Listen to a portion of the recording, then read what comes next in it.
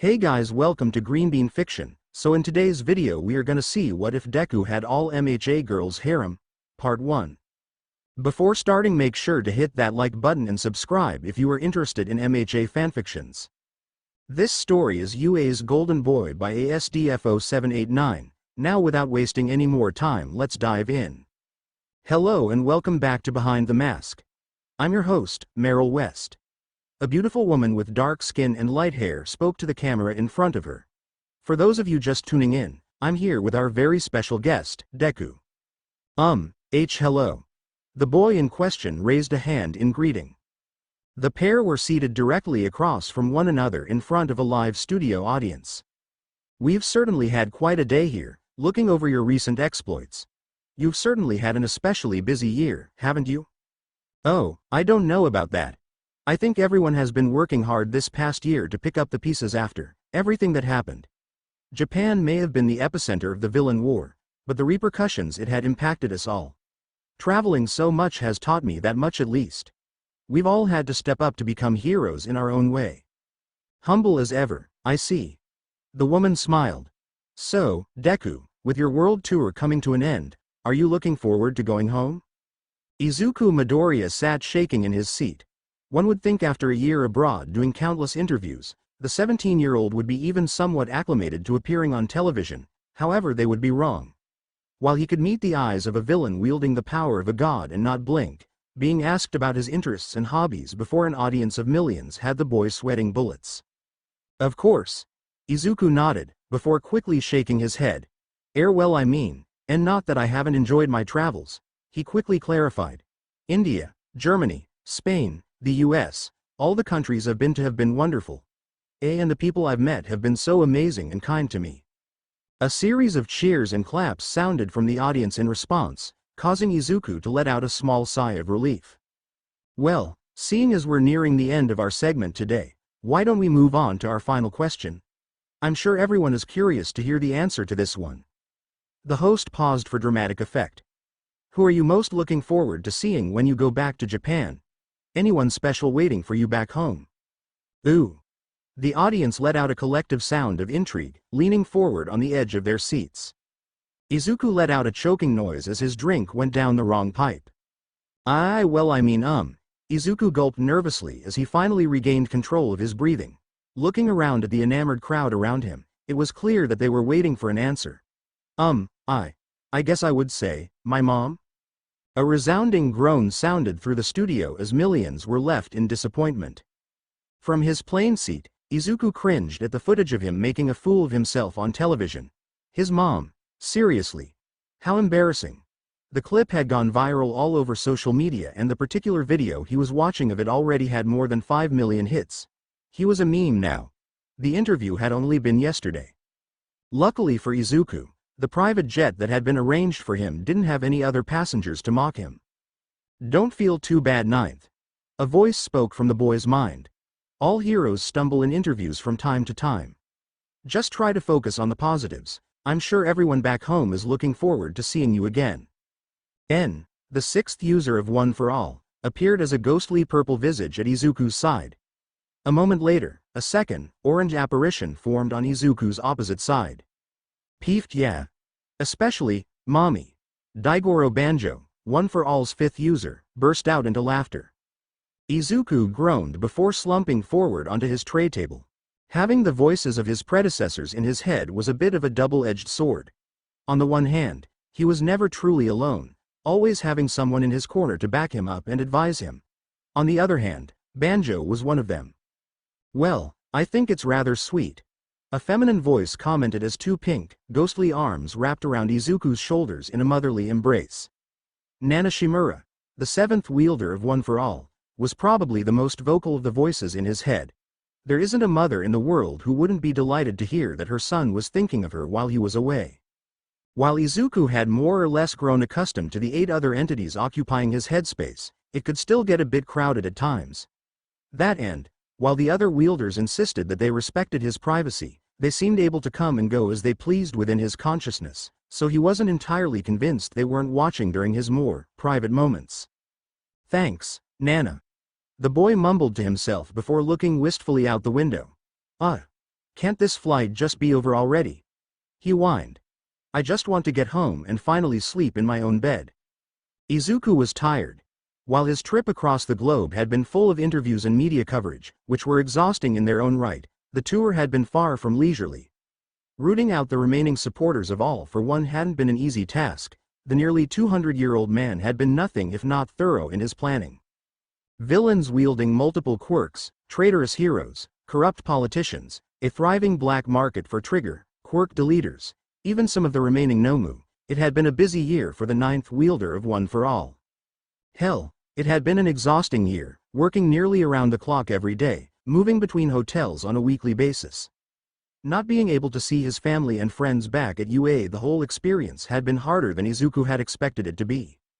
And while Izuku had been busy cleaning house on All for One's operation, his classmates were back home in Japan, helping pick up the pieces left over after the war with the Paranormal Liberation Front and completing their second year at UA, thankfully, by the grace of some higher power. Most likely Principal Nezu. Izuku was being sent back home to finish his last year of high school. Any sense of normalcy in his life would be more than welcome.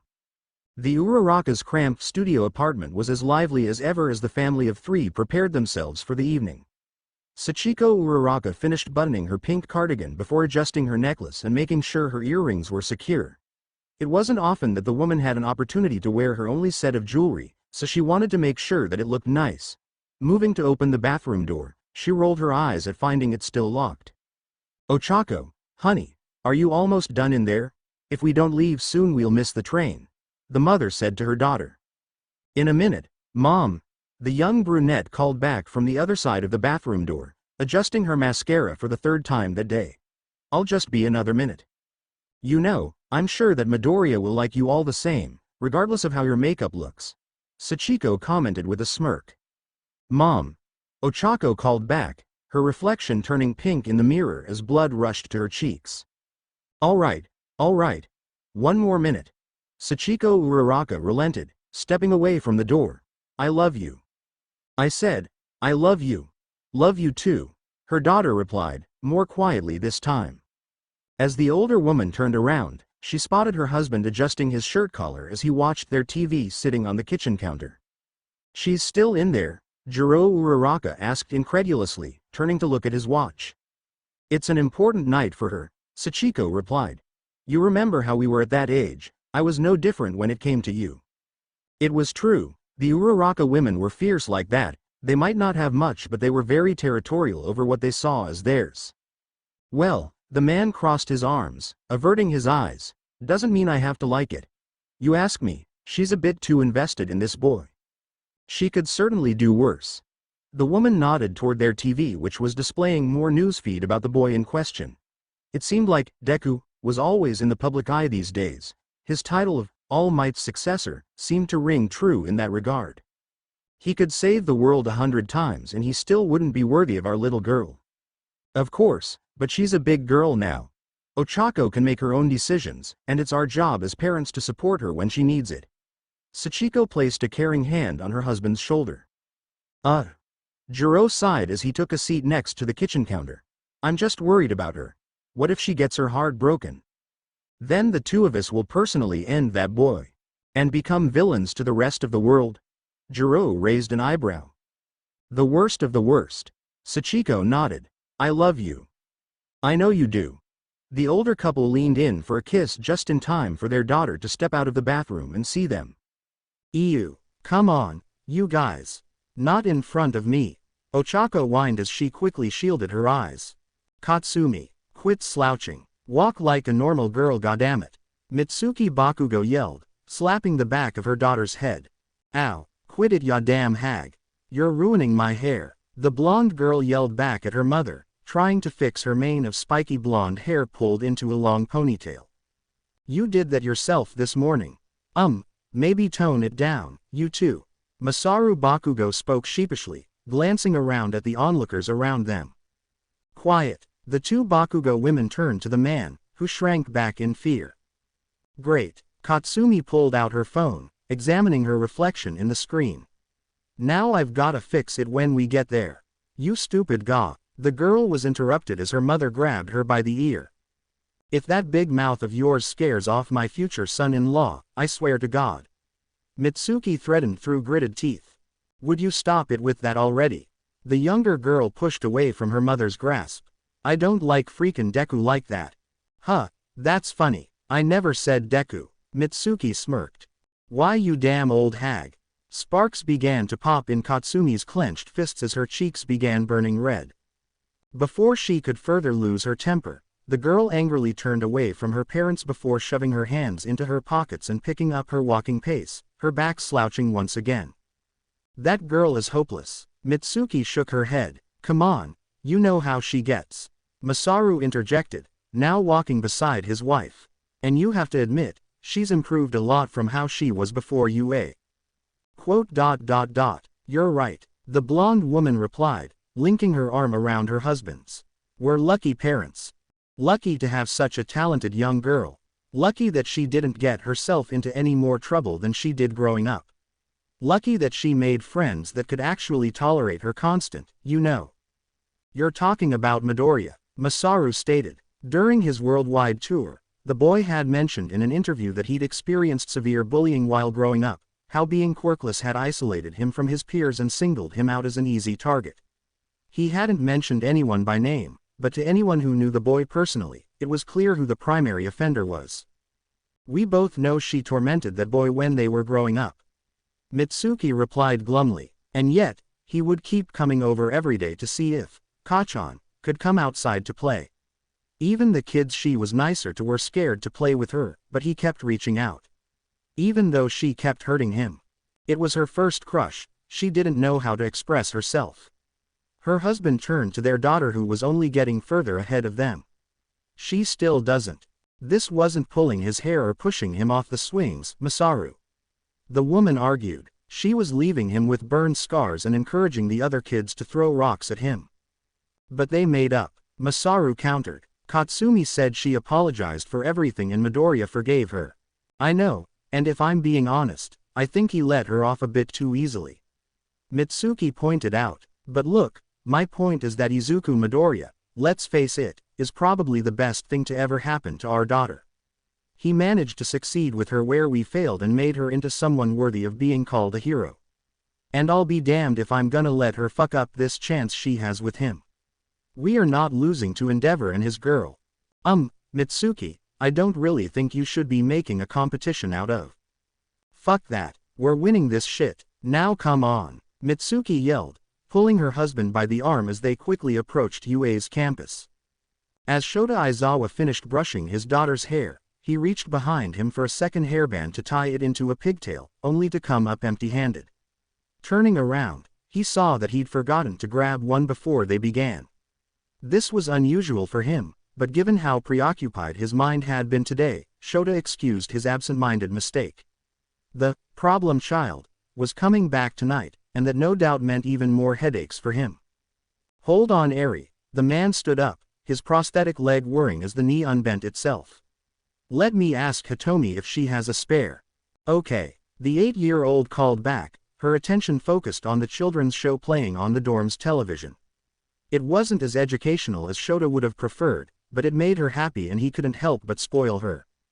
Heights Alliance was still mostly empty seeing as how this year's classes had yet to begin, with only the few students who lived on campus year-round still present at the dorms. One of which being Shota's personal protege, Hitomi Shinso. Shota didn't know much about the girl's family life but apparently her parents were split up and rather than living with either, she preferred to remain at UA in her off time instead. She claimed it was simply to train and help close the gap in skill between herself and the rest of class, but Shota had a feeling there was more to it than that. When the elevator stopped on the 3rd floor, Shota stepped out before walking over to his student's room. Music blared loudly from the other side of her door, loud enough that the sound of him knocking on the door and calling out her name was drowned out. Sighing to himself, he reached for the doorknob and was surprised to find it unlocked. Taking a cautious step into the room, the teacher searched the area with his one remaining eye, not immediately seeing the girl, he took another step in before calling out her name. Only after he was halfway into the room did the girl make her presence known, stepping out of her closet dressed in a pink bathrobe, curlers in her hair, and a green exfoliating cream spread across her face. The two held awkward eye contact for about 10 seconds before the girl finally spoke. "Gee, get out," she yelled in a higher pitch than the older man had ever heard from her. Grabbing a pillow from off her bed, she flung it at the retreating Shota as he quickly shut the door behind him. Now standing out in the hall, the man let out an exasperated breath as he leaned forward. If he was being honest with himself, he forgot that Hitomi was a girl half of the time. He more just saw her as a younger version of himself. Calm and rational, if a bit boring to others. But he supposed it was wrong of him to assume that she was her own person with her own life. Still, this was a side of the girl he'd never seen before. He was pretty sure Hitomi had never even heard of makeup, let alone knew how to use it. In the 2 years he had known and trained the girl, she had never once shown any interest in her outward appearance. So what made tonight so different? It took half a second for the man to connect the dots and realize what had his student in such a mood. Placing his head in his palm, the man let out a second, even louder sigh. Even halfway across the world, the problem child is giving me headaches. I'm going. No, Dad, you don't need to. It's mainly just for the students. Nice try, Shoko, but I'm in a group chat with the other parents. I know that they're all coming as well. Enji Todoroki said into his phone, immediately hearing an exasperated sigh from his daughter on the other end. I'll be on my way once I'm finished up here. Hey man, the criminal he was holding by the shirt collar spoke. If you've gotta leave early, I'd completely understand. Quiet you. Fine, you can come. Shoko finally relented. Just please try not to embarrass me in front of my friends. Embarrass you? Endeavor raised an eyebrow. How would I embarrass you? Is that a legitimate question, or are you looking for tips? Why must you always be so difficult, Shoko? The flame hero wondered to himself. Just try not to talk about. Shoko paused for a moment, considering her words. Just try not to talk. No child should speak like this to their father. The flame hero thought to himself, clenching the tiny phone in his beefy hand. I'll see you tonight then. Enji replied before finishing the call. Kids, am I right? The criminal asked casually, but Endeavor was far too lost in thought to pay him any mind. Anima, turn this man into the police before I incinerate him. Yes sir. The sidekick in question nodded, grabbing the criminal before carrying him off, leaving Enji with his other two flaming sidekickers. Shoko. The large man looked down at his phone before letting out a long sigh. If it's any consolation, sir, a hero wrapped in bandages, Kido, spoke up. She's probably just nervous about tonight. Nervous? Enji raised a flaming eyebrow. Well duh, a woman with burning green hair chimed in. The guy she's crushing on is coming back after a year abroad. Crush. Endeavor's eyes widened and the flames on his face suddenly flaring up. Midoriya. What she means is, Kido tried to intervene only to be cut off. Oh come on, you really couldn't tell, he's practically all she ever talks about at the agency. Midoriya this, Midoriya that, did you see what Midoriya did on the news today? It's gotten pretty damn annoying.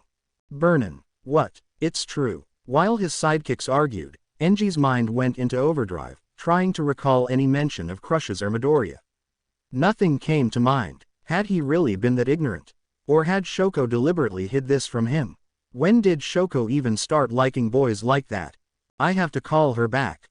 He finally said, turning back to his phone. No, both Kido and Burnin cried, causing the hero to pause for a moment. I'm sure she's already stressed as is, we don't need to add more onto that. Kido advised. And you definitely can't tell her that we told you about her crush. Burnin added.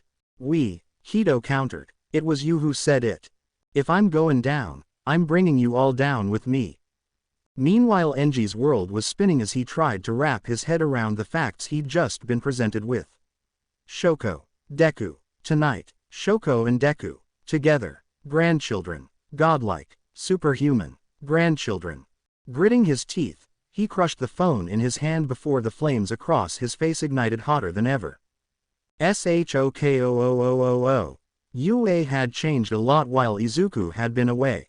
Granted, the last time he'd seen the school it had more or less been destroyed in a final battle against a truly monstrous Tamura Shigaraki. But still, seeing it completely rebuilt and renovated after only a year, It once again felt like the boy was viewing it in person for the first time. While the main school building was the same as ever, the area surrounding the school had been completely overhauled. Serving as an evacuation center during the Villain War, many new buildings had to be constructed to house and feed the refugees. Many had lost their homes during the conflict, and were still living on UA grounds even a year later, causing the area surrounding the school to become its own little town on campus. Some of the buildings were still serving as housing for the tenants while others had been converted into new facilities altogether. UA now had its own cafe, bakery, spa, even an adoption center set up for the stray animals rescued during the war. It was truly amazing just how different things were now. Walking up to the 3A dorms, Izuku noticed that the lights inside were shut off, and quickly wondered to himself if he'd gotten here too late. However, he'd be remiss if he didn't at least go inside to check first. Turning the handle, he was surprised to find that the door opened, and quickly stepped inside. Principal Nezu, are you here? He called out into the dark room, his hand fumbling for the light switch. Is this another test? Because I really. Suurpriiise. Ah, crash, asterisk. Izuku let out a scream, and with lightning sparking off of him, he jumped straight up into the air, bashing his head into the ceiling before falling back to the ground. Ow. Surprise. Kaminari's voice was the first to break the awkward silence. Everybody, what? I don't understand. Rubbing his head, Izuku sat up, his eyes widening as a short woman with green hair stepped out of the crowd. Mom, you said you were working late tonight. Sorry about that, sweetie. I had to tell a little white lie. The woman smiled with tears in her eyes before wrapping her arms around her son's waist. I missed you so much. Mom. Izuku's own eyes began to grow wet as he returned the hug. Come on Mom, sniff, other people are watching.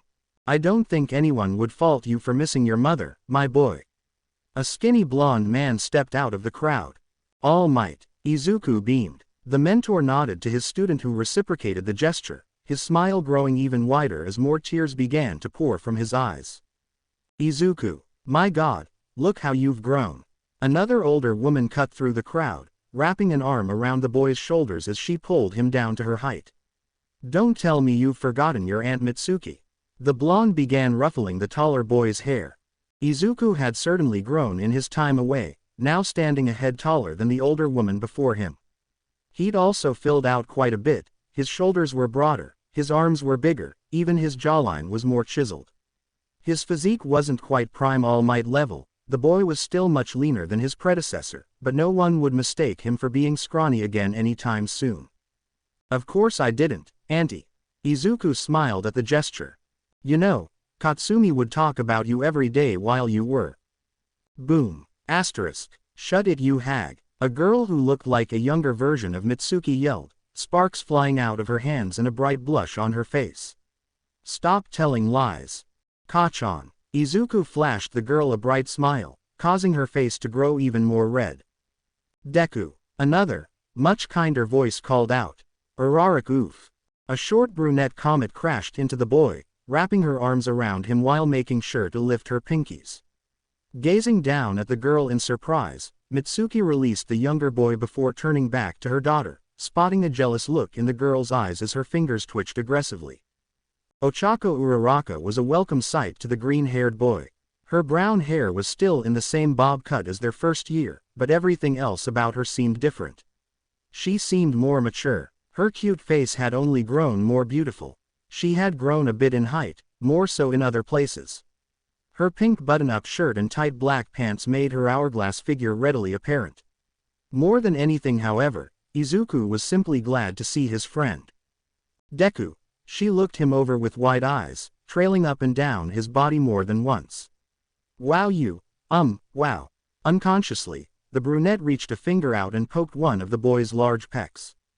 Realizing what she had just done, Ochako's face grew red in embarrassment and she quickly released her hands from Izuku's person. In response, Izuku gave a soft chuckle and a blush of his own in response, but otherwise brushed off the awkward situation. In the crowd behind them, several small explosions went off. Deku-san. Two small voices called out from the crowd, followed by the sound of tiny, shuffling feet. Kota, Eri, Izuku smiled as he crouched down, greeting the 7- and 8-year-old respectively. Look how big you've gotten. The two smaller children threw themselves into a group hug with their honorary big brother. Returning the hug with vigor, Izuku lifted the pair up in his arms, carrying one in each arm as though they weighed nothing to him. Eri smiled excitedly, laughing as she wrapped her arms around Izuku's neck. Kota flushed in embarrassment, pulling down his cap shyly, but accepted the embrace nonetheless. It's good to be back after so long.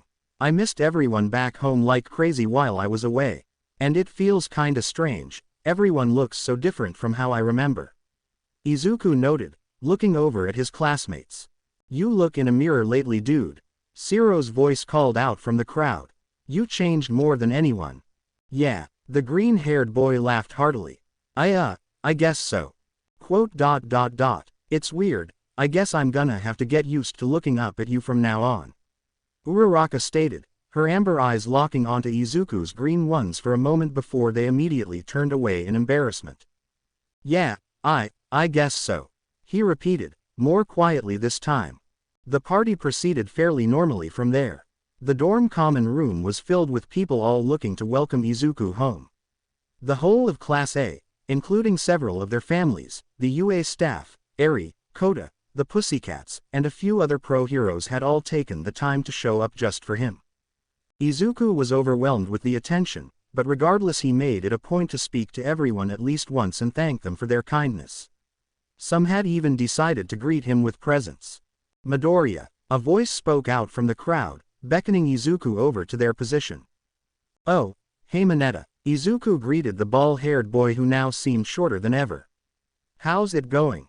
Hey man, I got you a gift to welcome you back. Mineta pulled a thin paperback book from his back pocket before handing it to the taller boy. I know how much you love taking notes on quirks and stuff, so I figured I'd give you some notes of my own. Mineta, you started taking hero notes. Izuku blinked in surprise. Setting down a potted plant from Kamui Woods on a nearby table, he accepted the book and opened its pages. I'm honored. Thank you so much. This is great, I'd love to compare thoughts about. Quote.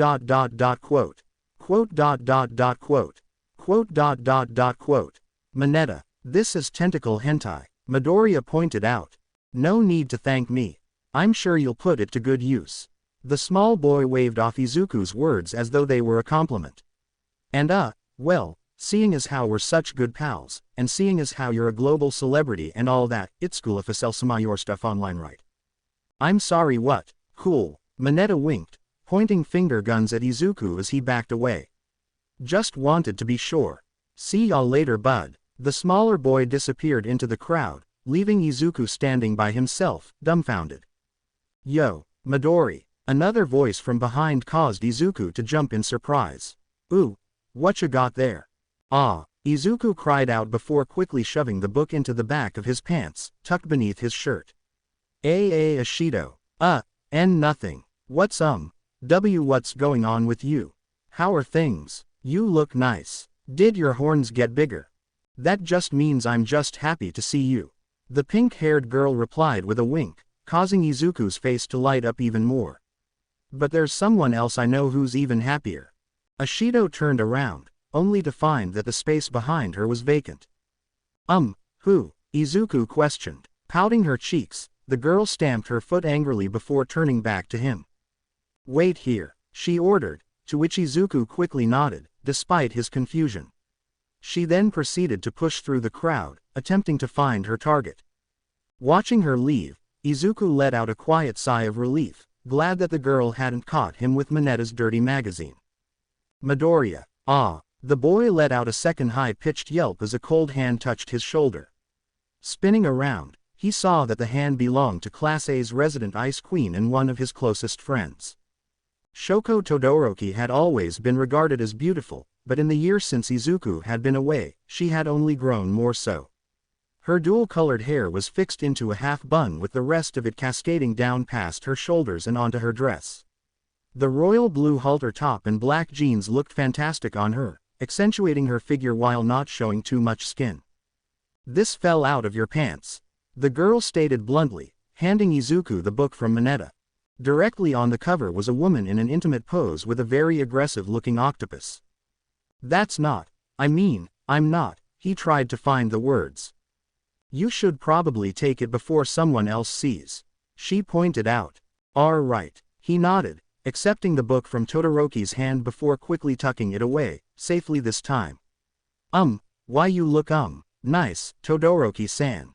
At his words, the girl gave a soft smile, tilting her head ever so slightly. Thanks, so do you. I take it you've gotten even stronger over the past year. Her eyes flickered from Izuku's freckled face to his large biceps before returning to his face. Of course, Izuku smiled. No doubt you've grown as well. Naturally, she smirked back at him. I expect we've got quite a match to look forward to at the next sports festival. I don't intend to lose this time. Me neither. The pair stared each other down intensely for a moment before losing their composure, laughing at the memories of their past selves.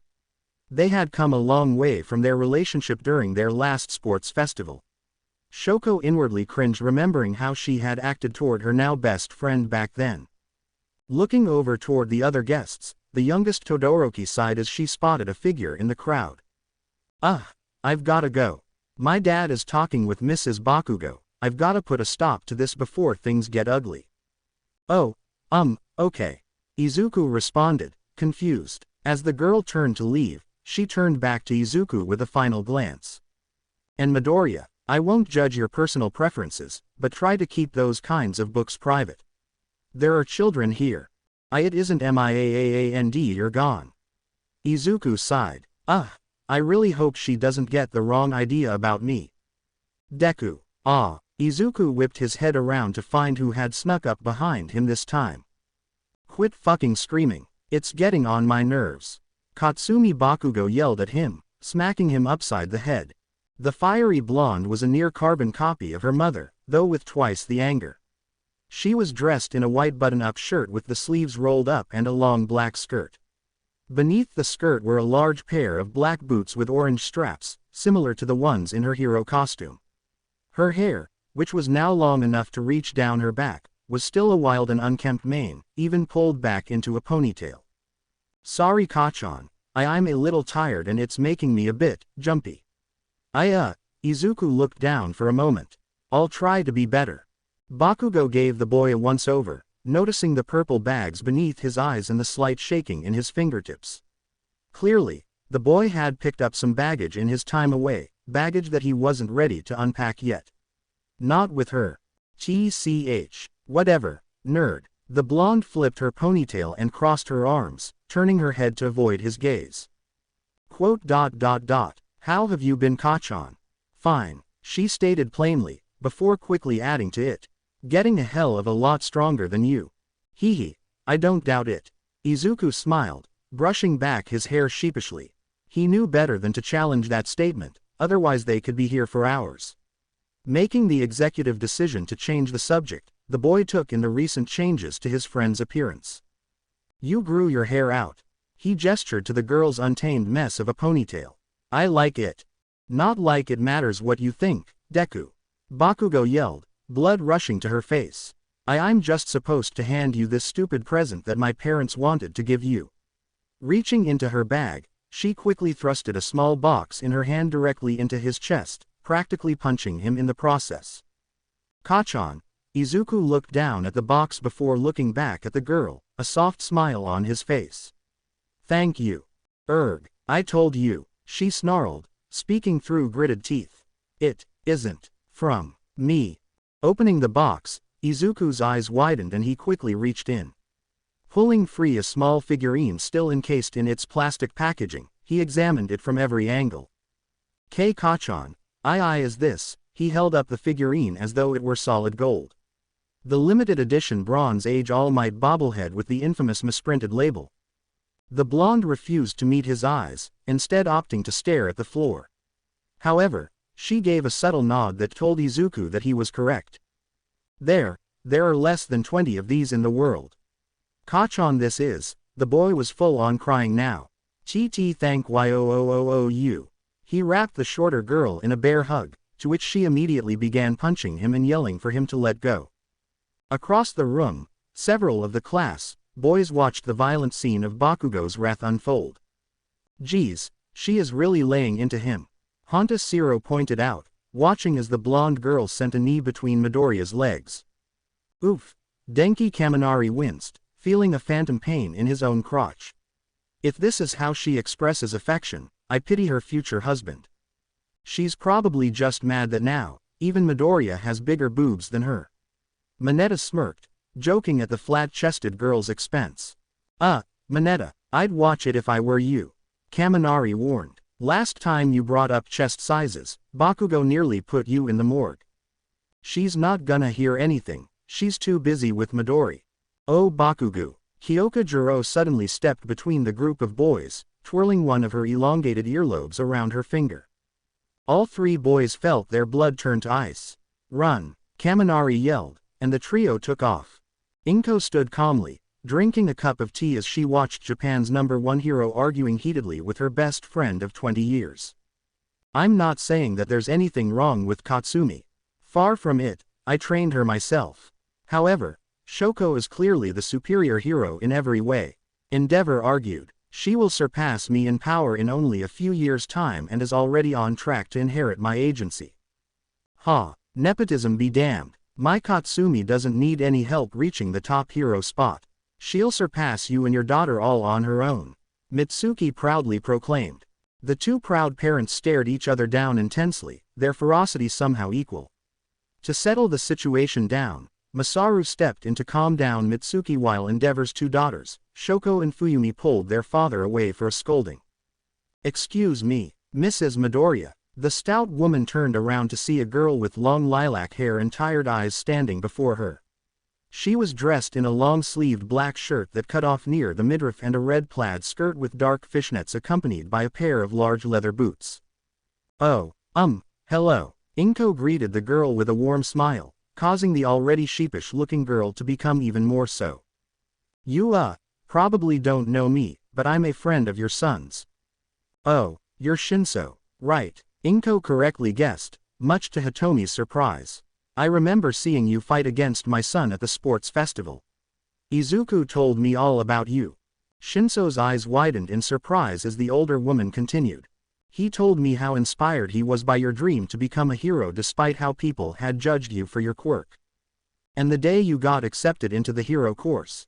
Inko wrapped the girl's hands in her own. "Oh my goodness, he was so excited for you.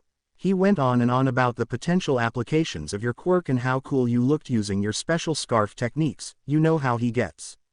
He'll talk your ear off if you let him, but I guess I'm not much better, huh?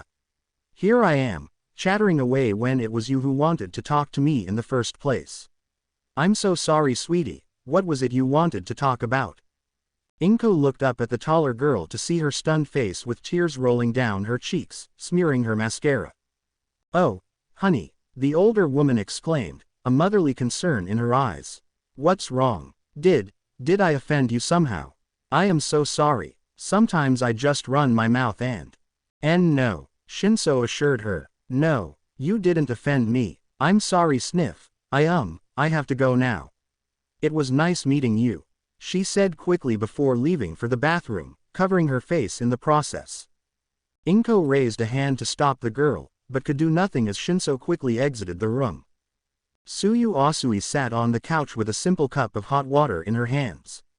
Despite it being April, she had opted to wear a large woolen sweater that went past her hands and waist, beneath it, a long black skirt that extended past her knees and tall white socks under her brown loafers. Ochako and several others had asked if she was feeling sick or chilly tonight, to which the girl had shook her head.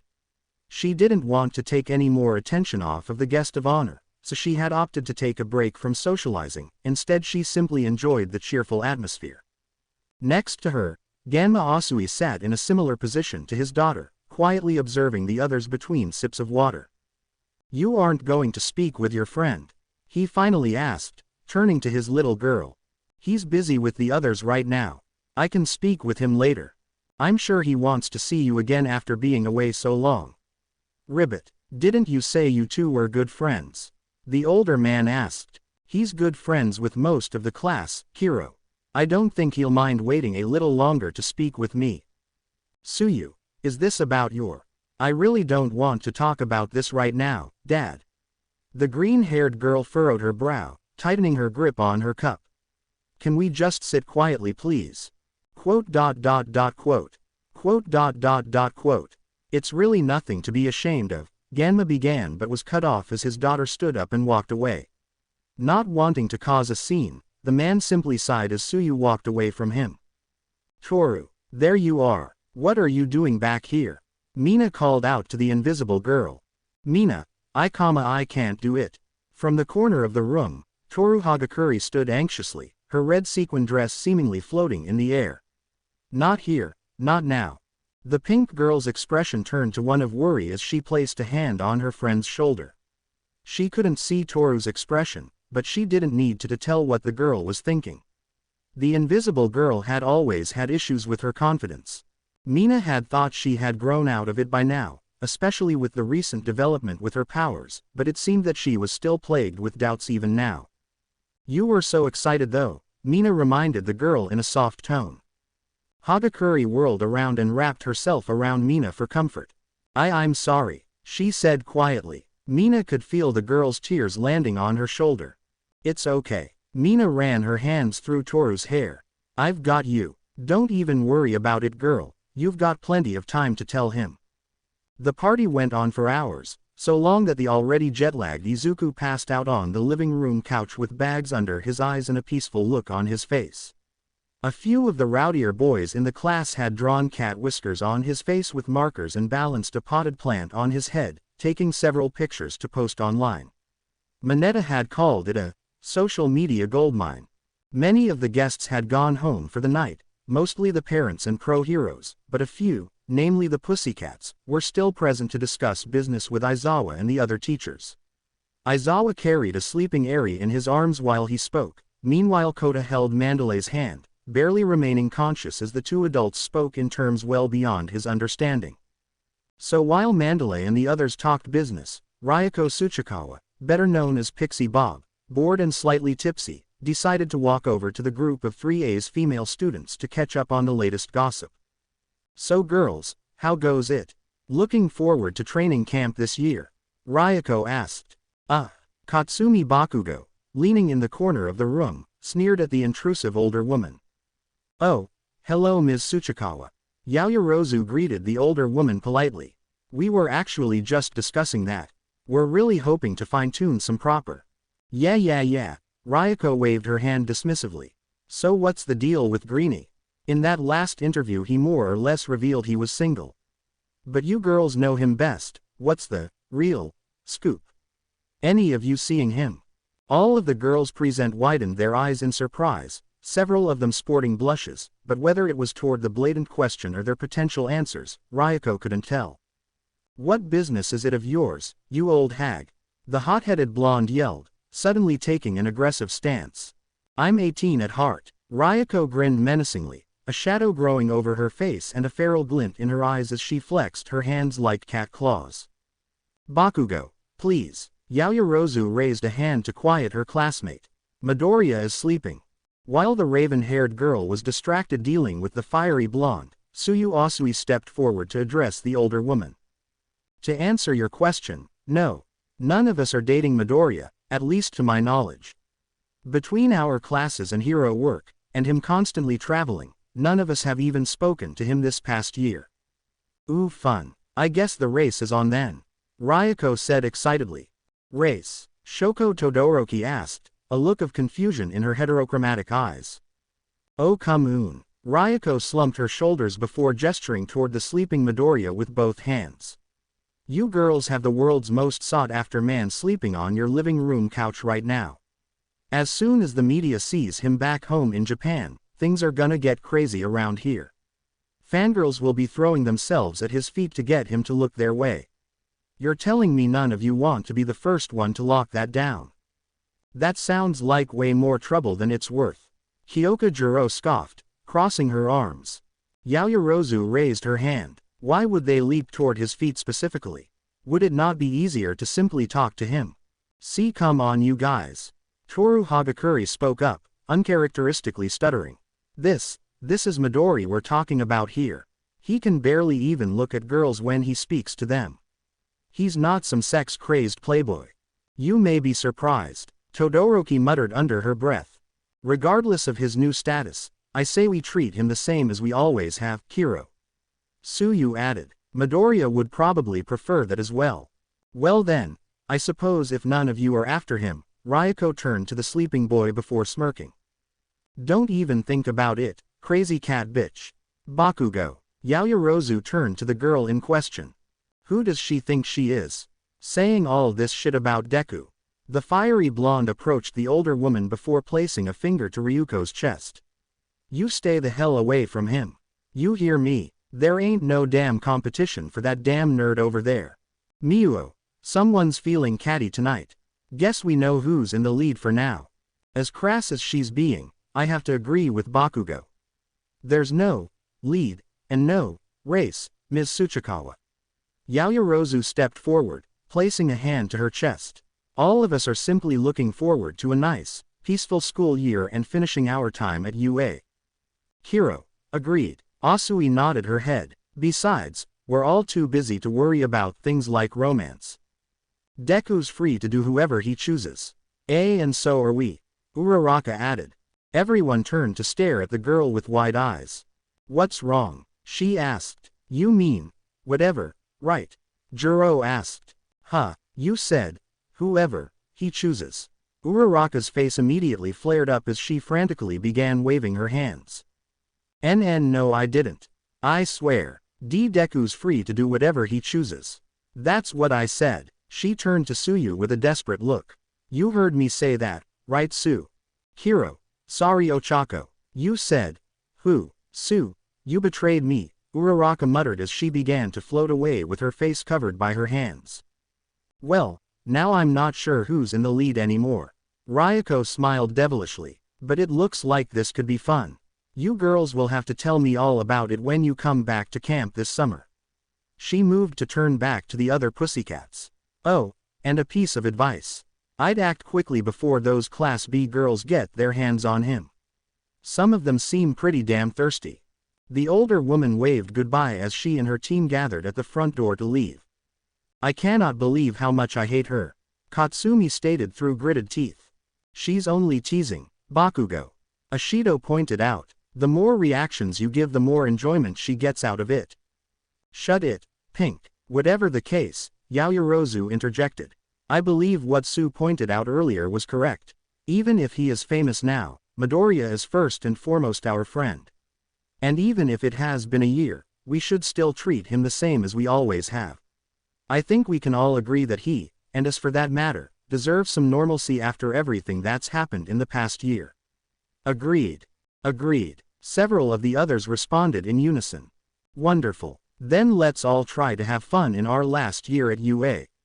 Right. Toru agreed. There is no such thing as a race for Midoriya. Totally. Ochako added, having floated back down. Obviously. Katsumi rolled her eyes. Shoko nodded. They were all in agreement. So why was the atmosphere so tense? Izuku was lying on a plush king-sized bed, the room dimly illuminated by candlelight. To his right he could hear the bathroom faucet shutting off as the door creaked open. Hey there, hero. A familiar brunette greeted him sultrily. Welcome home. Ochako Uraraka was dressed in elegant white lace lingerie complete with stockings connected to a garter belt. Running her hand up her thigh directly to her breast, she let out a soft moan while closing her eyes and pouting her lips sensually. Hey I mean ahem hey. Izuku greeted back in a deep voice, his eyes half-lidded. You look breathtaking. Oh Deku, you charmer. The girl blushed at the compliment, walking over to the bed with an exaggerated sway in her hips. You always know just what to say. Makes it easy when I love everything about you. She had made it onto the bed by now, slowly crawling toward Izuku on her hands and knees, like a lioness stalking its prey across a silk savanna. Her eyes trailed up Izuku's body, soaking in every detail of his lean physique before her amber eyes locked onto his emerald ones. Leaping forward, she tackled him down onto the sheets, pinning his wrists with her hands. With him now at her mercy, she lowered her head first to his mess of green hair, inhaling his scent before letting out a hot, satisfied breath. Lowering her head further, she began placing small love bites along his shoulder, working her way up to his neck. She stopped at his earlobe, biting down slightly harder on it before she whispered in his ear. "I brought along a friend for us to play with tonight." She spoke softly. "Please tell me that isn't code for, something's going into your butt." Izuku replied, half-jokingly. "No," Ochako giggled, shaking her head. "A real friend. One who's very excited to see you again too." Izuku, already very turned on, felt himself going to full mast between the brunette's thighs. Images of the various girls in his class flickered through his mind. Shoko, Suyu, who could it be? The possibilities excited the Izuku more than he was willing to admit. Despite being a symbol of heroism to millions around the world, he was still a teenage boy with all of the raging hormones that came with that. Knock knock knock. A rapping sounded at the bedroom door and Izuku suddenly felt a chill run down his spine and ice fill his veins. Paralyzed as though he'd been hit by Stain's quirk again, any feeling of arousal was quickly replaced by fear. Knock, knock, knock, asterisk. "Oh, sounds like they're here," the girl on top of Izuku said giddily, only now her voice was different. Blonde hair tied up in messy buns had replaced the brunette bob cut. A wide, fanged smile replaced the sweet, soft one that he loved. Two crazed cat-like eyes stared back into his own. Casting his gaze downward, he saw that a knife was at his throat, his own terrified face reflecting off the surface. "Are you ready, darling?" she asked Izuku with a wild look. Izuku tried to speak but no sound escaped. He tried to shake his head. No, but couldn't move his body. Knock, knock, knock, asterisk. "Come in," Himiko Toga called out playfully. Cracks formed around the doorframe and spread to the walls as the wooden door rotted into nothing. A figure stepped into the room, long stark white hair obscuring their face. Their body was a sickly color and their skin was pulled tightly against their bones and muscles, dark pulsing veins sitting just beneath the surface. "Welcome home," a raspy voice spoke from chapped, scarred lips. "Hero." Izuku sat up in his bed, caked in sweat and breathing heavily. Looking around, he saw that he was in his bedroom. His actual bedroom, in his actual home. Alone, safe. Memories of his time abroad, of the party with his friends, of coming home and finally resting in his own bed, all hit him at once. Letting out a heavy sigh, Izuku leaned back and let his head hit the wall behind him. His heart was still racing and his lungs still needed a moment to catch up with him, so he simply closed his eyes and tried to focus on calming down. "Izuku, Izuku, are you all right?" Nana Shimura's ghostly pink visage appeared at his side. Izuku simply nodded his head, unable to speak at the moment. "Jesus, kid, you scared the living shit out of us." Daigoro Banjo's voice chastised him as his ghost appeared on Izuku's right. Across from him, Nana shook her head and gestured for the fifth wielder to leave, to which he complied, raising his hands in surrender before fading into nothing. "Calm down, Izuku. You're safe. Everybody is safe." Nana's ghostly hand rested on Izuku's shoulder and the boy felt himself grow calmer. "Huff, thank you." Huff, he managed to get out between breaths.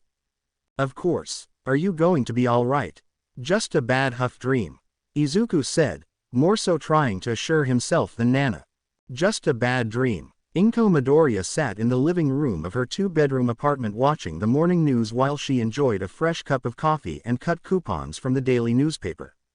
The space was small and modest with little decor to speak of aside from a few houseplants, but Inko enjoyed it that way. She could, of course, move somewhere bigger and nicer to live. Lord knows they had the money for it now with how much Izuku was being paid in royalties.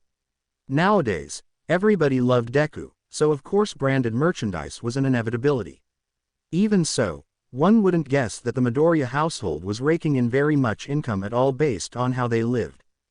"Mom," a voice called from Izuku's bedroom, causing the 42-year-old to spit out her coffee in surprise. "Oh my goodness, I forgot he was home," she thought to herself, calming her breathing. Between his time at UA and his year abroad, Inko had more or less gotten used to her son being away from home, so to hear her usual morning silence broken by another voice had nearly given her a heart attack. "Why yes," she asked, recomposing herself as she set down her mug and turned toward her son's bedroom door. The boy stepped out of his room dressed in a t-shirt that strained heavily against his muscular physique and shorts that barely covered half of his thighs. "I think I need new clothes," he said, gesturing toward his ill-fitting outfit. PFF'd. Inko couldn't help but giggle at the comical display. Izuku smiled seeing his mother in such good spirits. He had missed her while he was away, and even if he was currently a laughingstock, he would gladly bear it for her happiness. "Sorry, hee, sorry about that, Izuku," she giggled to herself. "But, you don't have clothes from your trip. What have you been wearing this past year?" "My hero suit mostly. Aside from that, my outfits were always picked out for me for interviews and stuff," Izuku admitted. "Well, I could drop by the mall later today and pick up some new clothes for you. I imagine you're still pretty exhausted from your trip." "No, it's fine. If anything, I need to get out and stretch my legs. Also, you have to get to work soon, don't you?" "Oh honey, I can take a day off," Inko quickly offered. "Mom, what you do is important, you shouldn't just push that aside for my sake. Besides, I'm an adult now, I can buy my own clothes." "Hun, you're wearing a shirt that says, pants, on the front of it. You don't like the pants shirt." "Nobody likes the pants shirt." Izuku walked through the Kiyoshi Ward shopping center in a hoodie, sunglasses, cap, and jeans borrowed from the neighbor. As he did so, he couldn't help but remember his encounter with Shigaraki at this same mall less than 2 years ago. It seemed like a lifetime ago now. Izuku had experienced several life-changing events since then and had grown into a far different person than he was back then. He had convinced his mother to let him go shopping by himself, which ended up being a lot harder than it reasonably should have been for a 17-year-old, let alone one who had saved the world. But now that he was here, Izuku really wasn't sure where to start. Spotting the closest clothing store nearby, he stepped in and began to survey the clothes on display. Most of it was hero merch. An embarrassing amount of it was his hero merch. Izuku still couldn't wrap his head around being famous. It all felt so alien to him at times. Less than 3 years ago he was a quirkless nobody collecting All Might action figures. Now Izuku had holographic trading cards with his face on them. Holding up a shirt with Deku printed on it in bold letters, he sighed to himself. Was this how All Might had felt when he first became famous? "So, fraudulent, are you planning on stealing that?" a voice asked from behind his back. "And no, I wasn't. I swear Izuku trailed off as he spun around. "Chi Tokage-san." His fellow brunette from Class B stood before him in full hero attire, a blue bodysuit covered in what looked to be scales. She had apparently made some additions to her suit in the past year. Her outfit now sported a series of small dorsal plates and spiked tail across the back, like that of a stegosaurus, and she had 2 curved horns attached to her mask just above the eyes. "Yo," Setsuna Tokage smiled, showing off her spiked teeth. "Heard you were back in town, Midori. What are you doing here? How did you find me?" "Well, that's certainly a way to greet a classmate." The girl crossed her arms but maintained her usual smirk. Sorry, how have you been?" Izuku asked awkwardly. It wasn't as though the two of them had ever really talked before now. He really knew nothing about her aside from her quirk and fighting style. "It's fine dude, I was just messing with you," Tokage assured him. "As for why I'm here, I'm on mall security duty today. With the hero shortage we've been going through lately, the students have had to pick up the slack and fill in on jobs for the pros. And how did I find you? Dude, you look suspicious as fuck in that outfit." Izuku opened his mouth to say something, but no words escaped. Looking down at his outfit, he couldn't exactly argue with her. He looked like someone who would appear in security camera footage on the nightly news. As soon as I saw those freckles, the girl detached a floating finger, poking one of Izuku's cheeks. "It was pretty obvious who you were." The finger returned to her hand and Tokage brushed her hair aside. Izuku couldn't stop the blood from rushing to his cheeks at the girl's touch. "Please don't tell anyone I'm here, Tokage-san. I'm really not ready to have a bunch of cameras stuffed in my face." "Don't worry about it man, secret's safe with me," Tokage pantomimed, zipping her mouth shut before leaning against a wall. "Besides, I've kinda got my hands full monitoring this place at the moment." The last thing I need is more people flooding the mall to get a chance to meet the Deku. You're watching over the whole mall. Izuku raised an eyebrow. Do you even have time for this conversation? It's fine. She waved her hand dismissively. Kodai's watching over the north side. Plus, I've got some tricks that help me keep an eye out.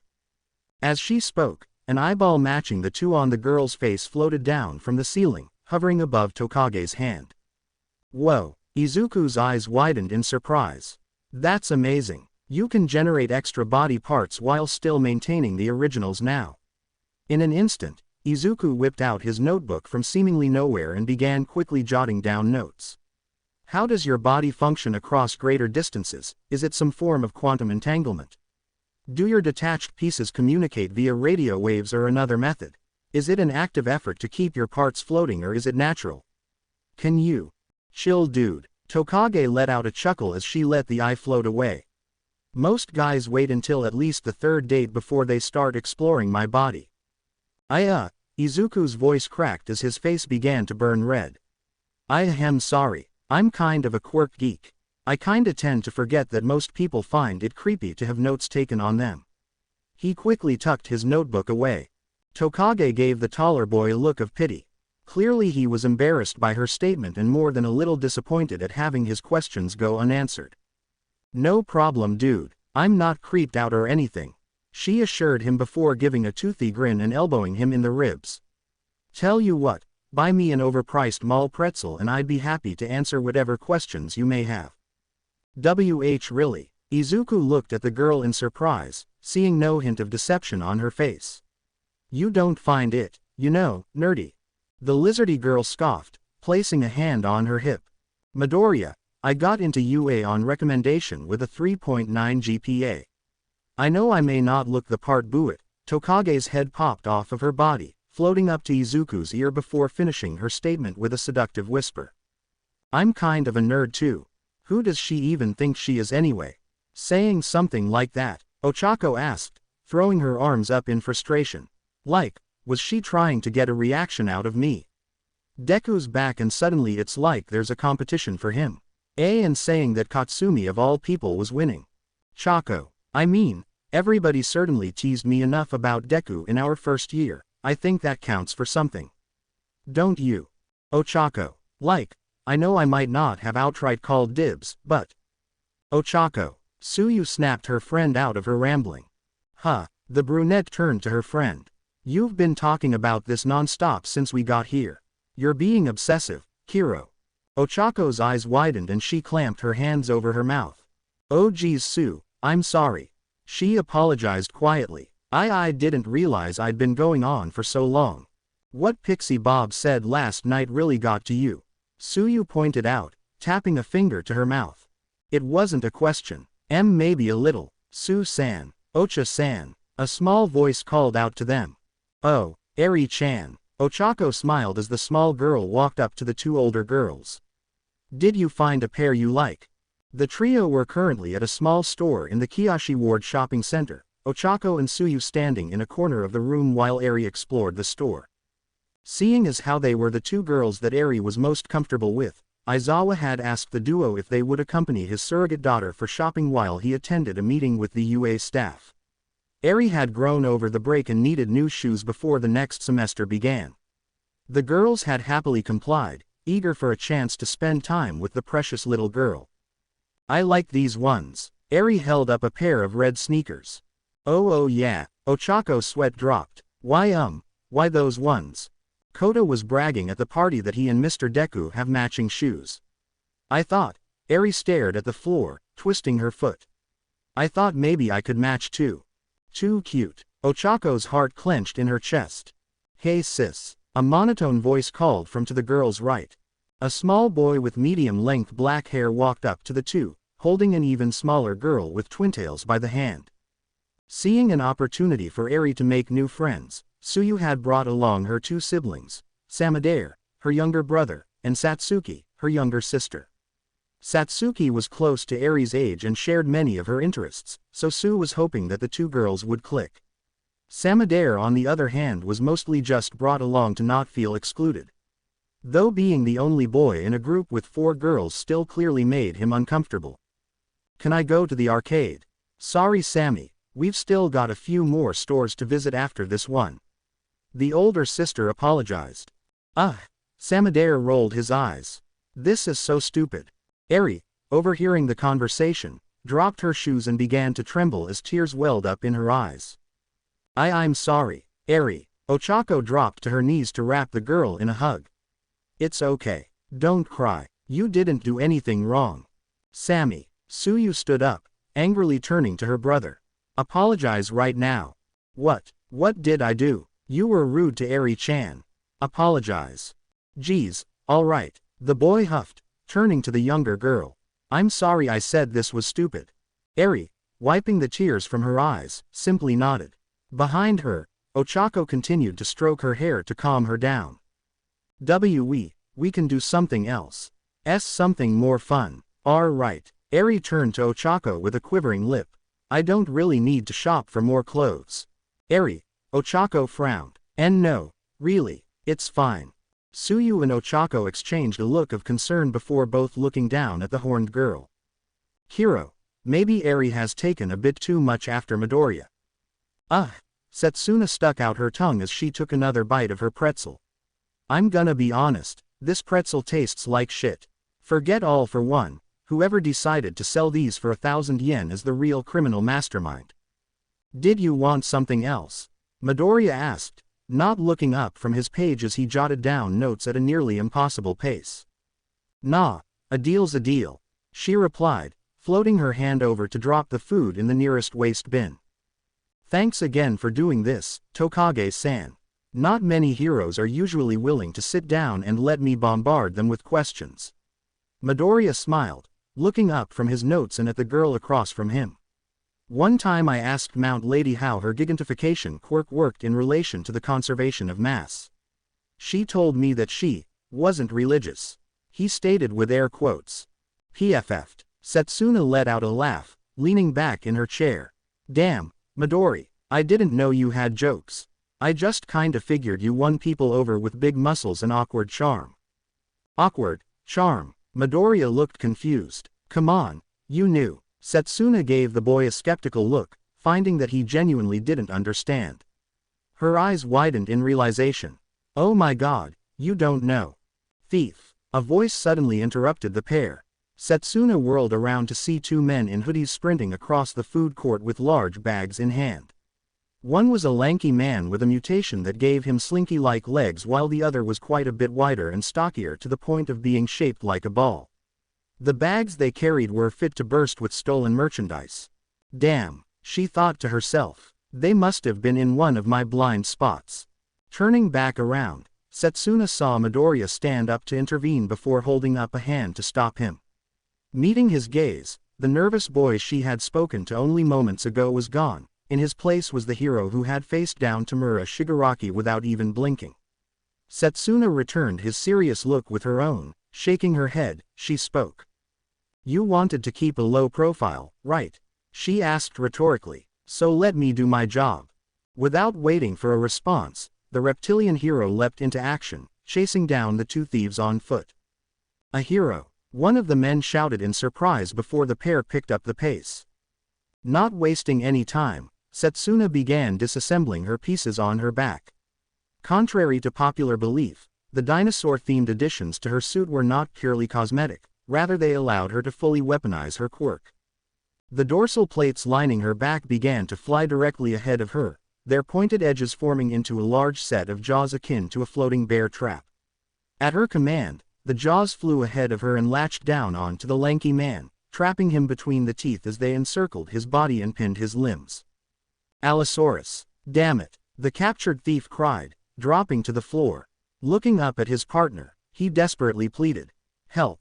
Sorry, his partner called back. Gripping his bag to his belly, the rotund man leapt into the air, curled into a large ball and began bouncing against the ground, causing havoc as he crushed tables and chairs beneath him in his attempt to flee.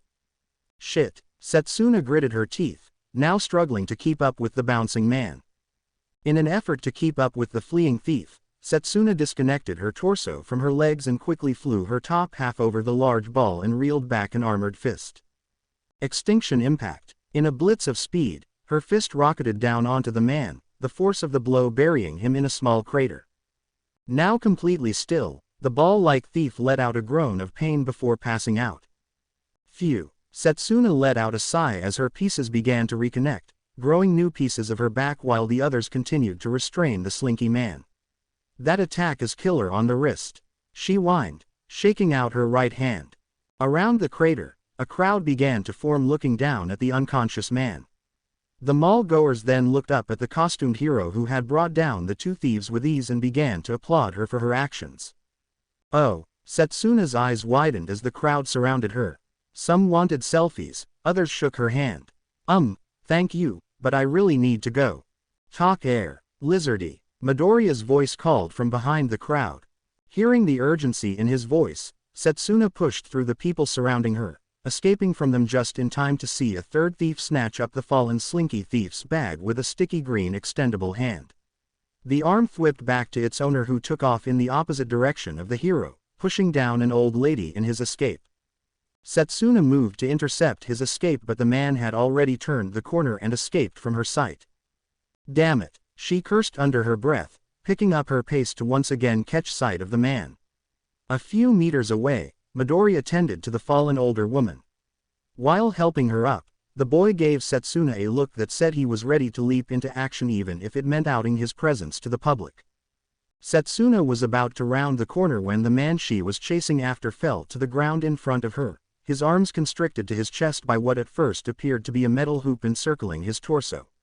Upon closer inspection, the girl realized what the object restraining the man actually was, an enlarged handcuff that had captured him like a lasso.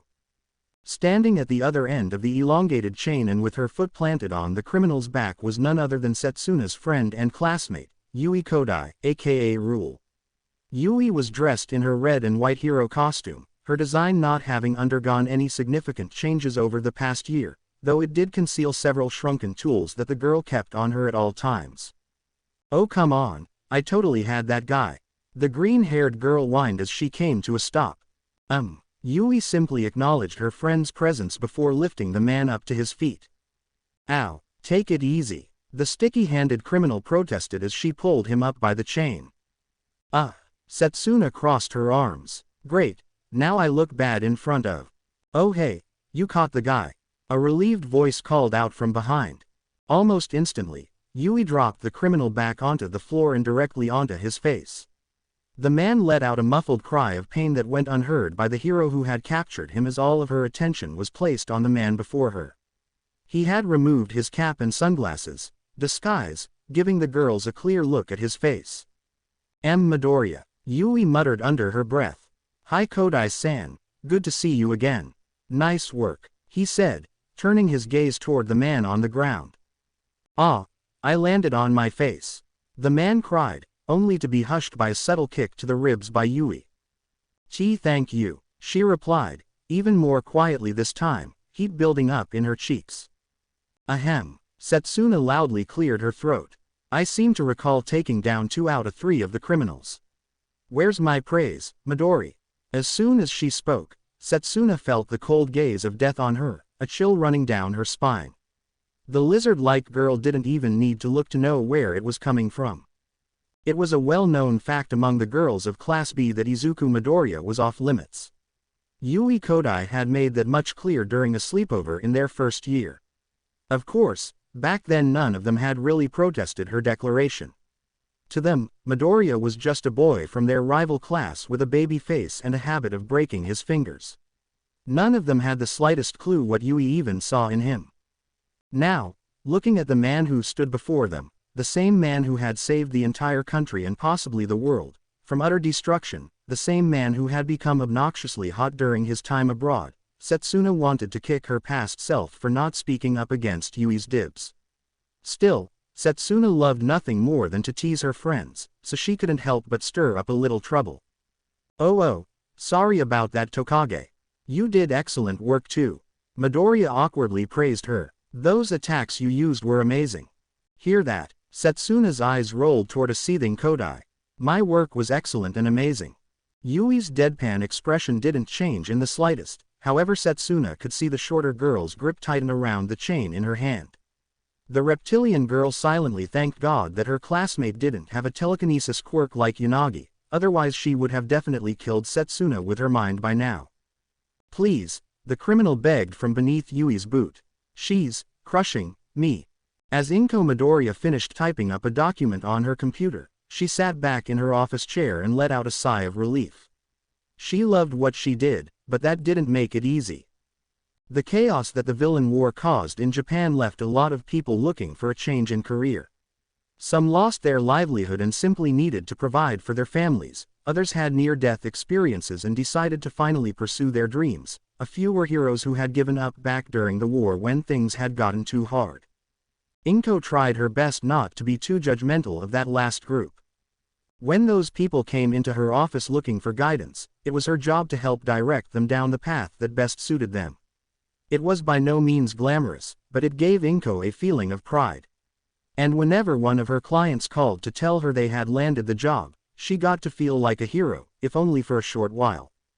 Closing out of the tab, Inko was confronted by an email that had been sent to her earlier that morning. One that was causing her a great deal of anxiety. Inko, one of the other workers in the office, a nice young woman in her early 30s, poked her head into Inko's office. Are you busy right now? Inko quickly closed out of her email. No, I'm not busy. Can I help you with something? And no, it's not that.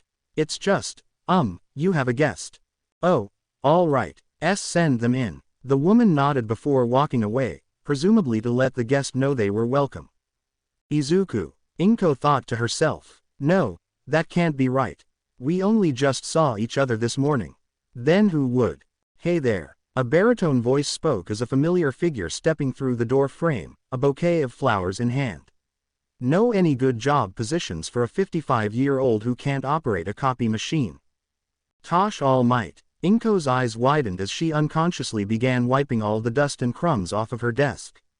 What a surprise. Please come in. Aaron, if you wouldn't mind closing the door behind you. The retired hero complied, shutting the door before he walked toward the chair in front of her desk. The former number one had suffered a lot of damage at the hands of All for One, their final encounter crippling Toshinori even worse than he'd been before. His legs were nearly completely destroyed and he had nearly lost one of his arms, however modern medical technology allowed him to continue to walk and operate normally without needing to have the limbs replaced. When he finally took a seat, Inko finally broke out into panic mode. What are you doing here, Toshinori? The press are going to have a field day when they find out. And the flowers, these are lovely by the way, thank you. What were you thinking? In response, Toshinori simply smiled, setting the bouquet down on her desk before leaning back in his seat. It's all right, Inko. I've dealt with the press for years. I know a thing or two about hiding from the press. Suffice to say, you aren't the only one getting flowers today. He gestured toward the window. Inko spotted several flower trucks parked in the lot outside and at least a dozen workers helping to deliver them to the office's employees. Yours is the third office that I've visited today. He further explained. I figured that the heroes who work outside of the spotlight deserve to know that their work is appreciated too. Toshi, how much did this cost? Isn't really a concern for me, Inko. I'll still be earning royalties long after I'm in the ground. He smiled. Toshi, how's Izuku? I know I only just saw him last night, but how is he? Really? He seems fine. Why do you ask? Inko tilted her head curiously. I worry about the boy. I see too much of myself in him. Toshinori stated with a grimace. There are certainly worse people he could emulate. You flatter me, Inko. But truthfully, neither of us want the boy to tread the path that I did. He replied plainly. I pushed away everyone close to me for the sake of justice. I don't think I ever truly understood the damage that choice could cause before Shigaraki. Toshinori, with all due respect, my Izuku is not you. I trust him to succeed where you've fallen short, Inko assured him. Of course, he nodded. I never meant to imply. And I trust you, Toshinori. I trust your teachings, and I trust you to continue teaching him whenever he might lose his way. He. The older man couldn't help but chuckle. What? Inko scoffed. What's so funny? For the longest time, I didn't understand where young Izuku got his optimism. He had every reason to think that the world had been unfair to him, that it had cast him aside. Toshinori explained, and yet he continued to smile brightly, continued being kind to others even if they didn't return it. Now, it's plain as day where he got it from. Chi Toshi. The woman's cheeks began to burn red for a moment, before a thought struck her and a grimace formed on her face. Noticing the sudden change in her demeanor, Toshinori leaned forward in concern. Inko, is something the matter? And no, it's just, I don't know. Her eyes looked away and she grabbed the hem of her pink sweater. Inko, please, if there's a problem, even if you just need someone to listen. Harem Izuku's father has gotten in touch with me. Inko suddenly blurted out, much to both of their surprise. Oh, All Might's eyes widened in surprise. He wants to see Izuku. Oh, sounds like there was a bit of a scene in the food court. Ochako stated as several mall security guards rushed past them. Having overheard one of their radios, it sounded like a couple thieves tried to make off with several 100,000 yen in merchandise. Luckily, some heroes had been nearby and put a stop to it. It's good to know that other heroes have our backs when we aren't on duty, hero. Suyu stated before turning to her younger sister who, along with her brother and Eri, was enjoying an ice cream that the group had picked up earlier. Would you like to go meet a hero, Satsuki? But aren't you a hero, sis? The little girl asked. Hero in training, hero, but heroes can still look up to other heroes. Actually, one of our good friends is a very famous hero, but even he has heroes that he looks up to. In fact, he probably looks up to heroes more than anyone else in the world. Whoa, the 7-year-old's mouth was agape. Can I meet him? I'm sure we can arrange that, hero.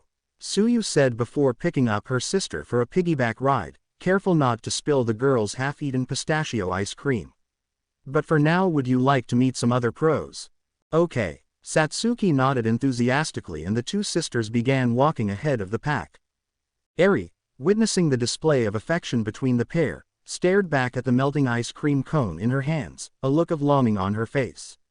Picking up on the young girl's feelings, Ochako walked over to Eri before kneeling down in front of her. Wanna show those two who's boss? She offered, holding out a hand. A large grin broke out across the horned girl's face as she rapidly nodded her head, taking Ochako's hand. With a whirl of speed, the brunette got the smaller girl placed onto her back and began racing to overtake Suyu and Satsuki who, upon seeing the challenge, returned it in kind. Samadare, meanwhile, trailed behind in the rear. Hands in his pockets, absent-mindedly kicking aside a piece of trash, he considered slipping away to find his own source of entertainment before realizing his lack of funds. Begrudgingly, he slowly followed after the girls to go see the heroes as well. A small crowd had gathered in the time it took the group to find their way to the food court. Looking out over the scene from the 3rd floor, the 5 spotted the pair of heroes who had stopped the incident. They were currently signing autographs and posing for selfies with anyone who came up to them. Behind them, mall security were escorting the trio of criminals who had been captured and one of the mall custodians gawked in horror at the mess that had been left for him. Oh, hero, look at that. Suyu pointed out, it's Tokage-san and Kodai-san, from Class B. Kodai. Ochako looked down at the heroes and spotted the familiar red and white costume. All of a sudden, her expression hardened and her brow furrowed. Kodai, she whispered ominously. From the ground floor, the hero in question suddenly turned her head upward, in an instant her eyes locked onto the brunette above her. Kodai's eyes narrowed as she sent a cold expression to meet Ochako's. Her gaze never left the girl even as she finished signing an autograph for a young boy in front of her. Ocha-san. Eri tapped the top of the older girl's head. Oh, sorry Eri-chan. Ochako quickly apologized. Did you still wanna go see the heroes? The white-haired girl looked away. I don't know anymore. One of them looks kinda scary. She admitted. That's okay, Eri-chan, if you don't want to. Why, you looked kinda scary too, Ocha-san. The girl added quietly, her eyes fixed on the ground. Ochako's eyes widened in shock and her jaw dropped as her neck slowly craned to look down at Eri. I'm Scary, the brunette whispered in shock, pointing to herself. I didn't mean, Eri began waving her hands frantically, trying to form an apology. I'm so sorry Eri-chan. Ochako prostrated before the girl, her forehead placed firmly into the ground. Please forgive me. Ochako please. Suyu looked around at the people staring at them. You're making a scene. It's okay Ocha-san, I didn't mean it. You're not scary, you're nice, and I love you. Eri quickly tried to reassure the older girl. So please stand up. She added nervously. Eri-chan. Ochako sat up on her knees, wiping the wetness from her eyes. You're too precious for this world, she exclaimed, pulling the girl to her chest. Eri hesitantly reciprocated the hug, resting her chin on her big sister's shoulder. She still wasn't entirely accustomed to physical affection. Aizawa was a great father to the young girl and Eri loved him dearly, but he was a bit awkward and unsure of himself when it came to comforting others. It's okay, Ocha-san. You don't have to. The 8-year-old suddenly cut off as someone on the ground floor caught her eye. Mr. Deku. Ochako's head whirled around to where Eri was pointing. The crowd below had dispersed by now, leaving the 2 female heroes and a third male figure standing together, chatting amicably. The third figure was taller than the other 2 and his face was harder to make out given the cap he was wearing, but when he turned his head, Ochako saw several unmistakable messy green curls of hair beneath it. Deku. Ochako raised an eyebrow. What was he doing here? Watching from above, Ochako saw Izuku whip out one of his hero notebooks that he always seemed to have hidden on his person and begin jotting things down as he spoke avidly with Yui Kodai. The ravenet in question took the opportunity to close the distance between them, subtly leaning her chest against his arm as she showed him one of her costume's support items. Kodai, so the extra mass doesn't actually weigh me down. Yui finished explaining as she lowered her arm, making sure to brush up against Midoriya's muscular arm once more as she pulled away. If the boy noticed her flirting method, he didn't show it, instead he simply opted to continue writing down notes on the information she had given him. He had already managed to fill up an entire page with information despite the fact that she had easily spoken less than 50 words to him. Amazing. He grinned widely. Your quirk is so much more versatile than it first appears on the surface. Great for both rescue and combat. Yui simply nodded, a slight frown forming on her typically unreadable face. She had heard in passing gossip that the green-haired boy was easily flustered, but it seemed like that general anxiety he kept about him diminished while he was obsessing over his hobby. You know, it's pretty interesting. Your quirk actually reminds me a lot of Uraraka from my class. That's because we're cousins. A voice spoke from behind Yui. Yui didn't need to turn around to know who had spoken, she had just seen the brunette only minutes earlier on the balcony above. Sighing to herself, she turned to face her cousin with a cold glare. Uraraka, Kodai. The pair stared down one another with matching glares, the intensity of which could be felt by everybody present. Despite their bloodline connection, both girls opted to refer to each other by respective family names. They had never really been close growing up, despite their parents' best efforts. They really only saw one another at family gatherings and even then rarely spoke. When Yui's parents found out that her cousin had gotten into the UA Hero course as well, they had tried once more to unite the girls, even suggesting that the two share an apartment near campus. It hadn't panned out. Cousins, Midoriya said in surprise, looking between the two girls before suddenly pausing. Wait, Uraraka.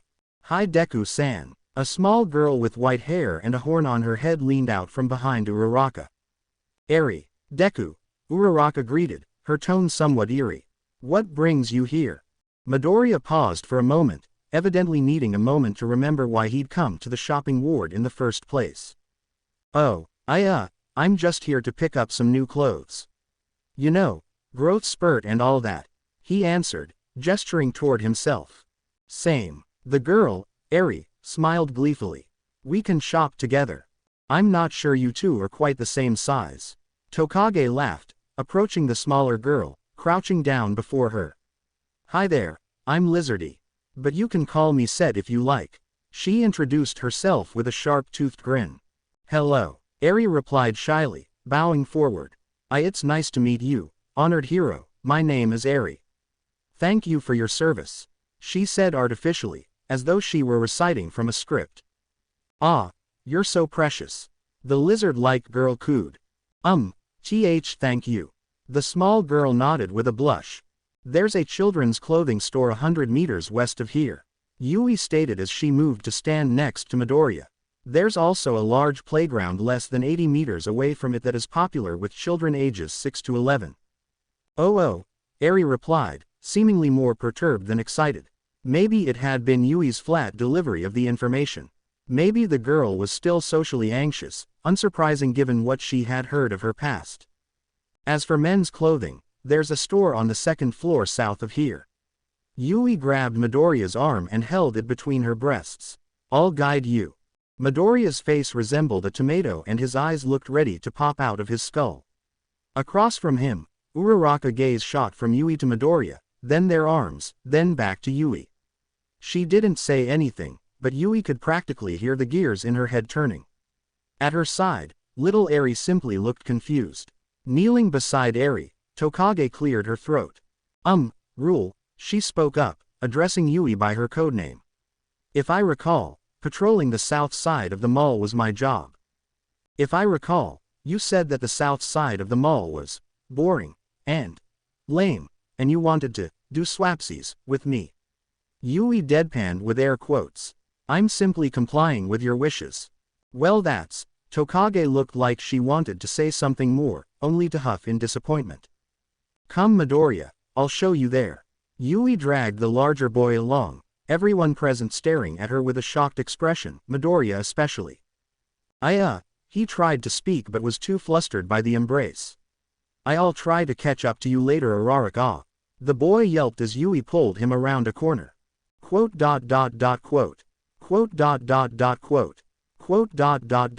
"Wow," Tokage said simply as the two disappeared from sight. "Now that's a girl who knows what she wants. Big sis Uraraka." A small girl's voice suddenly caught everyone's attention. A small girl with black pigtails and a slightly taller boy ran straight toward the brunette, panic in their eyes. The girl had her hand wrapped up in what looked to be a paper towel and tear stains ran down her cheeks. "Satsuki, Samadare." Uraraka looked at the two with concern. "What are you?" She suddenly cut off, looking around for another figure who appeared to be missing. "Where's Su?" A few minutes earlier, Suyu had stood alongside her brother and sister, observing the interaction going on just ahead of them. "Sis." Satsuki looked up at her big sister curiously. "Aren't we going to go meet the heroes?"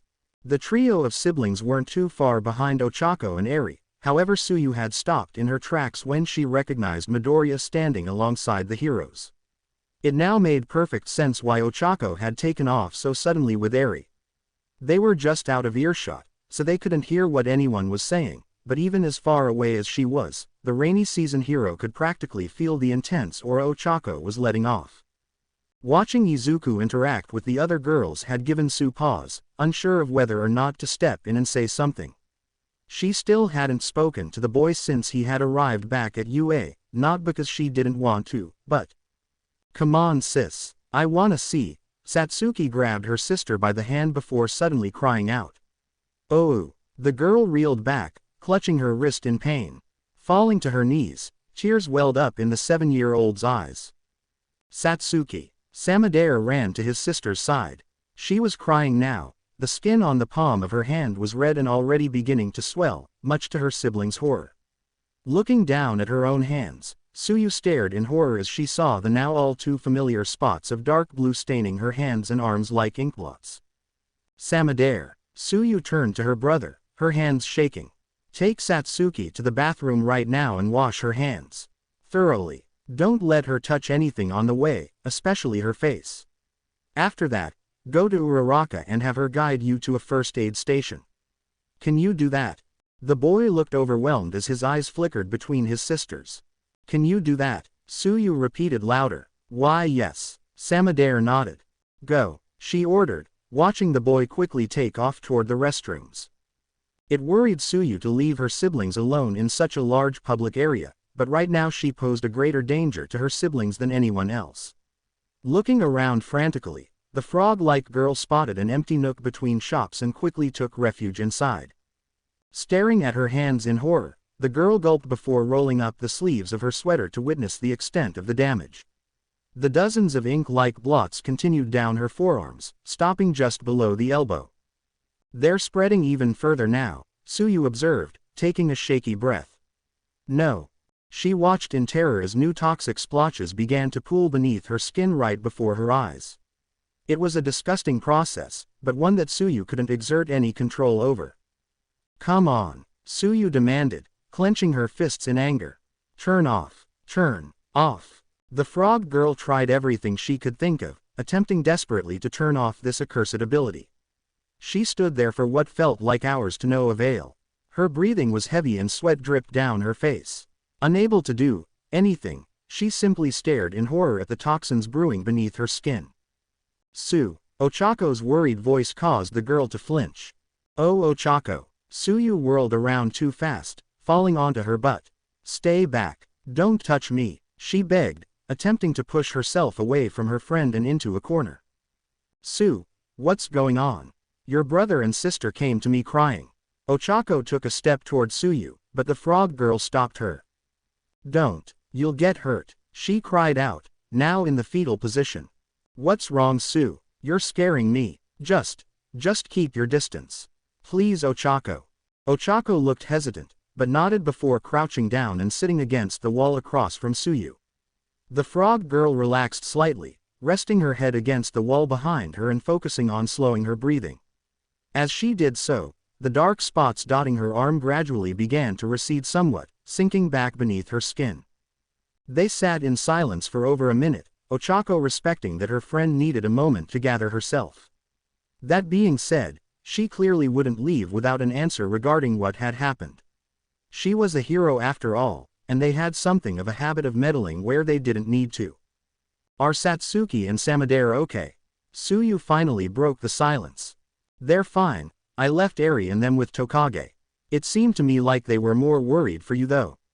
Ochako moved in closer to Suyu as she spoke, but when the girl looked up at her with tears in her eyes, the brunette stopped in place, taking a seat against the wall across from Suyu. Sue. Even as Ochako spoke, she felt her own lip beginning to quiver. It hurt to see her best friend like this. "If it's too difficult, you don't have to, but I would really appreciate it if you told me what was going on." Quote.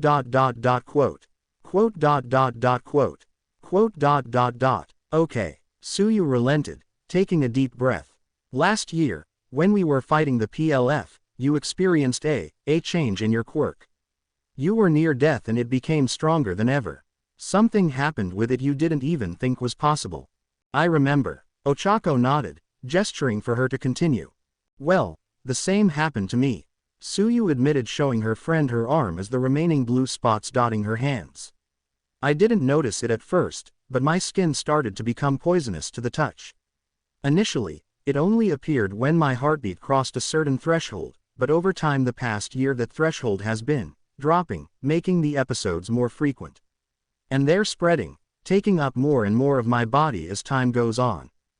Ochako held a hand over her mouth, attempting to mask her shock. "Pretty soon," Suyu continued, now staring at her own hands. I'm afraid that they'll take me over entirely." She let Ochako take a moment to digest the information she had just shared. Sue herself had had too much time to understand the gravity of that statement. Never being touched again, never feeling the embrace of another, never knowing true intimacy. The thought made her stomach drop. Ochako looked like she wanted to try to say something to comfort the girl. "It's fine, Ochako." She lied to spare the girl's feelings. "I've kept it under control this long, haven't I? I had my hero suit and gloves reinforced to prevent any tears in them, so I can still do hero work. That's what's important." Seeing the blots had fully disappeared, Suyu lifted herself up from the floor, brushing the dirt off of her jeans. "We should go back now, Hiro. Satsuki and Sammy will be worried if we're gone for too long." "No," Ochako said firmly, moving to block her friend's path. "We're not ending our conversation like this. I won't accept this. Chako, I appreciate the sentiment, but there's nothing to be done." Suyu shook her head, pulling down the sleeves of her sweater as far as they could cover her. I've spoken with numerous doctors regarding just that. It isn't a sickness to be cured. It's a part of me, a biological function of my body. I can't stop it from happening any more than I can stop my blood from pumping or my hair from growing. Please. Sue simply stared at the ground, not daring to meet Ochako's eyes. I'd like to go home now, Ochako. She spoke softly. I'll see you at school. No, really, I thought this one looked. No. Alright. Izuku slumped his head forward in defeat, walking back into the changing room. Kodai had brought him to a men's clothing store, sure enough, and had left him by himself while she left to finish her patrol, not saying a word. Izuku had figured that was the end of their interaction and went about selecting a number of shorts, pants, and t-shirts to replace his old wardrobe. Much to his surprise, when he stepped out of his third store for the day, bags in hand, he had run into Kodai again, now dressed in civilian clothing. The Ravenet certainly knew a thing or two more about fashion than Izuku. Her smart yet casual outfit had more than a few passers-by look her way. A white sweater accompanied by a plaid skirt and black jeans overlaid by stylish brown boots, she looked like a model pulled directly out of an autumn catalog. Hey again, K. Kodai. He had greeted sheepishly. Thanks again for helping me find the O. He was cut off as the girl had immediately begun rummaging through the bags he was carrying, pulling out the various items of apparel he had purchased, examining them with an unreadable expression before stuffing them back into their respective bags. A few of them she kept, tucking them beneath her arm before resuming her search. This had gone on for several minutes with Izuku simply standing there, unsure of what to do or say in this situation. Everyone around them probably just assumed she was an overly doting girlfriend making sure he didn't buy something without her permission. That might not have been too much of a stretch of the truth. She ended up searching through all of his items, much to the boy's embarrassment. He had bought underwear in there, and by the time she had finished his search, had about 8 or 9 of his things tucked under her arm. These stay, Kodai stated simply, patting the clothes she had picked from the bunch. These go back. She pointed to the remainder of the items in the bag, easily 80% of what he had bought. Pardon. Izuku looked at her with genuine confusion. Keep. She patted the clothes again before pointing to the bags. Return. You want me to return these? He held up the bags in his hands. All of these? Kodai nodded. But I just bought them. No good. She shook her head. But, come. Kodai grabbed his hand and dragged him back into the store. And that was more or less how they ended up here, back at the first store Izuku had visited. He had chosen several new outfits to try out and Kodai would judge whether or not the clothes would be worthy of him. Her words. Yui Kodai was a strange girl, Izuku decided. She was definitely unlike anybody he'd met before. She had her own way of doing things and he supposed that she was helping him, albeit a bit forcefully. The whole experience was just a bit awkward for him given that Kodai seemingly held no concept of boundaries. All right, he said to himself, stripping out of the latest rejected shirt.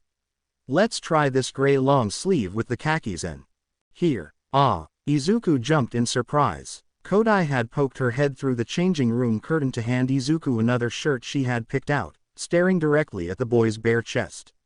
Her neutral expression shifted slightly as she examined him, his physique, his scars. Though what was going through her mind, he couldn't tell. K. Kodai, you can't be here, he cried out. She simply nodded, not even bothering to look up at his face. Sir, a woman's voice called out from nearby. Panicked and without thinking, Izuku pulled Kodai the rest of the way through the curtain and into the changing room with him. Between the two of them and the pile of clothes laid out, the space was fairly cramped and the shorter girl ended up with her head pressed against Izuku's chest. Shutting the curtains behind her, Izuku tried to calm his racing heart as he heard the attendant's footsteps approaching. Is everything all right, sir? The woman's voice asked from just outside, clearly a store employee. Why yeah, Izuku assured her. Sorry about that, I was on a phone call. His gaze flickered over to a sign above the door that read, "One occupant at a time," in large writing. Normally, a person would only get a slap on the wrist for breaking store policy, at worst they might be escorted out of the mall by security. However, Izuku was no longer a normal person in the public's eye. If he were to be recognized here, half-naked in the changing room with a pretty girl, there would be 100 slanderous articles about him online before he could even make it home. The damage it would do to his reputation, not to mention Kodai's, would be immense. Just below his head, Kodai seemed to have taken advantage of the situation and was exploring his body with her hands. The cold sensation of her fingers trailing down his back and sides nearly cost the boy his composure. Taking a deep breath in, Izuku unintentionally inhaled the scent of the ravenette's hair. She smelled like vanilla and citrus.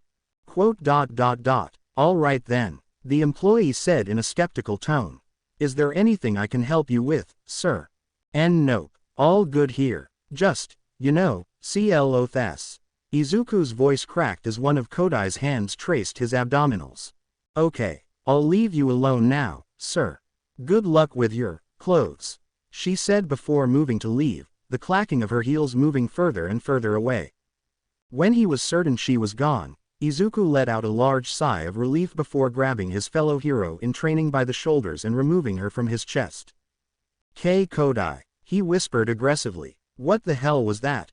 Why were you, Kodai? The girl in question was unresponsive, her gaze transfixed on Izuku's right arm where a large number of his scars lay. More specifically, however, she seemed almost entirely focused on his right wrist, where a vertical scar traced up to his forearm. Turning up to face him, her neutral expression had disappeared, replaced with one of worry and sadness. She opened her mouth to say something, but quickly closed it and looked back down at his arm. It's not what you think it is, Izuku assured her, his tone much calmer now. I had a joint resection, it's a surgical scar. See, there's a matching one on the left. He held up his other arm to reveal another scar just like the first. When Kodai didn't respond, he decided to elaborate. Too many Detroit smashes kind of wreaked havoc on my wrists.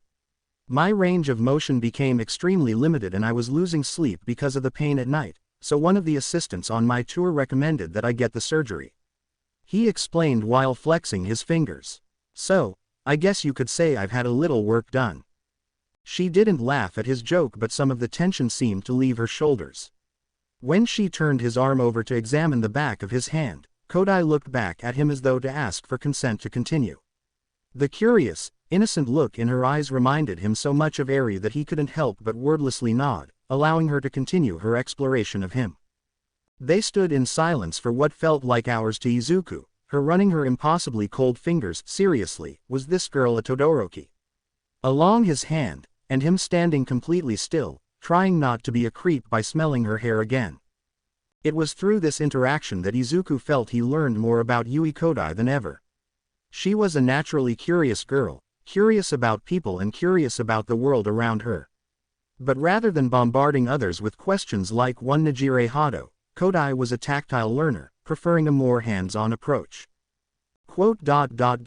Did they hurt? She finally spoke as her hands finally left his. No, well, not nearly as much as they used to, Izuku replied, slowly pulling his arm back. They're more like tender, I guess. Scar tissue is more sensitive than normal skin, so certain sensations are a bit more intense. As he spoke, the taller boy slipped back on the original shirt he'd come in wearing. Kodai seemed a bit disappointed with that, but even more so, she seemed intrigued by Izuku's words. Almost as though a few ideas were forming in her mind. Thanks for your help today, Kodai. But it's about time I started heading home now, Izuku said awkwardly as he continued to dress himself in front of a girl. Pulling on his hat and jacket, he grabbed the remaining clothes in the room before turning back to the girl. I'll step out and make sure that the coast is clear, you follow out a few seconds after I signal you. Does that sound good? Izuku asked before realizing how all of this sounded.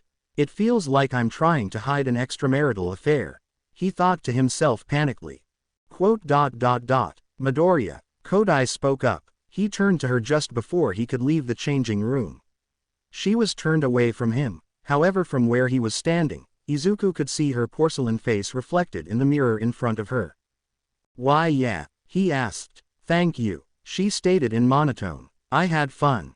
And while in that moment, it could have possibly been a trick of the light, or his imagination going into overdrive, Izuku could have sworn that he saw Yui Kodai smile for the first time.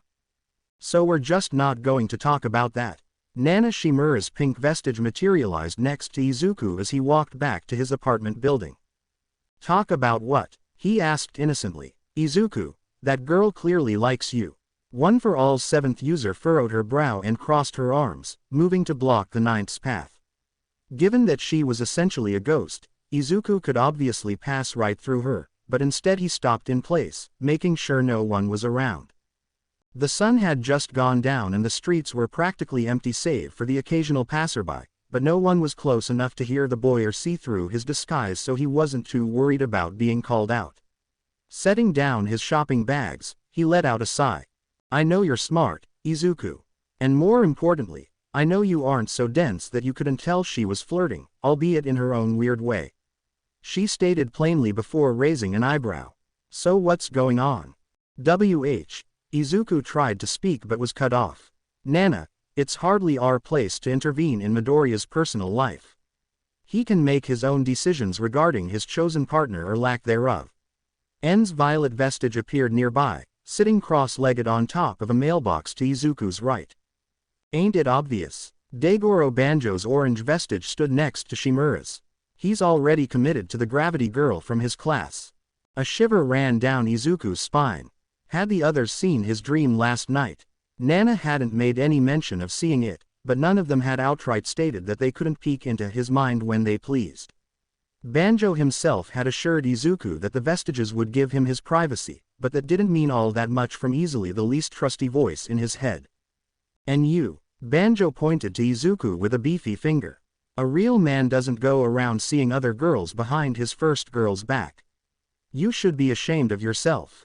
Call up what's-her-name right now and beg her for forgiveness. It's Uraraka. Nana facepalmed and shook her head. Look, I'm not saying he has to marry this Kodai girl, or even go on a date with her. Nana contested, turning to Banjo. But if a girl shows her feelings for a boy, it's that boy's responsibility to respond to those feelings, regardless if it's a yes or a no. I think Midoriya handled the situation rather well. A tall green vestige placed his hand on Izuku's shoulder. Hikage Shinomori, one for All's fourth user, stepped up in Izuku's defense. This was rather odd as he was one of the less vocal voices among the vestiges. Shimura, Banjo, and N were by far the ones he communicated with the most. The rest tended only to advise him when he practiced their quirks or had a question for them. You don't get a say in this, ya big hermit.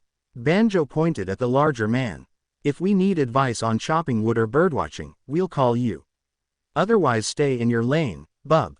Guys, like you know any better. The seventh user said to the fifth. I had a child. Have you ever even spoken to a woman who wasn't trapped with you in a teenage boy's head? She then turned to Izuku. And not that we feel trapped or anything, sweetie. It's actually fairly roomy here Ladies and gentlemen, the leading authority on relationships. N clapped sarcastically. Everyone, please, say what you will, but Izuku needs to call that girl. No, what he needs to do is. I say he should talk to. Guys, Izuku yelled out, grabbing the attention of the vestiges who stared at him in surprise. Sorry, can I have a moment to talk? Our apologies. N bowed his head. Please, go on. Thank you, N and everyone else. Izuku bowed his head in gratitude. Look, I understand that you all just want to help me. And Nana, you were right, I'm not that dense. I gathered that Kodai likes me, probably. But look, can I just take some time? I just got back to Japan like 5 minutes ago and already everything is so different and weird and I'm operating on next to no sleep. I don't know how I feel about Kodai, or Uraraka, or anyone, or any of this. He raised his hands in exasperation. So can I please just have some time to think? To unpack, to pretend like things are normal. Pretend that I'm normal for even a second. Quote. Quote. Quote. I'm sorry you guys, I didn't mean to blow up at you all like that. None of this is your fault and. No Izuku, you're right. Nana finally spoke, placing her hands on Izuku's shoulders as she met his gaze. I don't think any of us have truly appreciated how difficult this must be for you.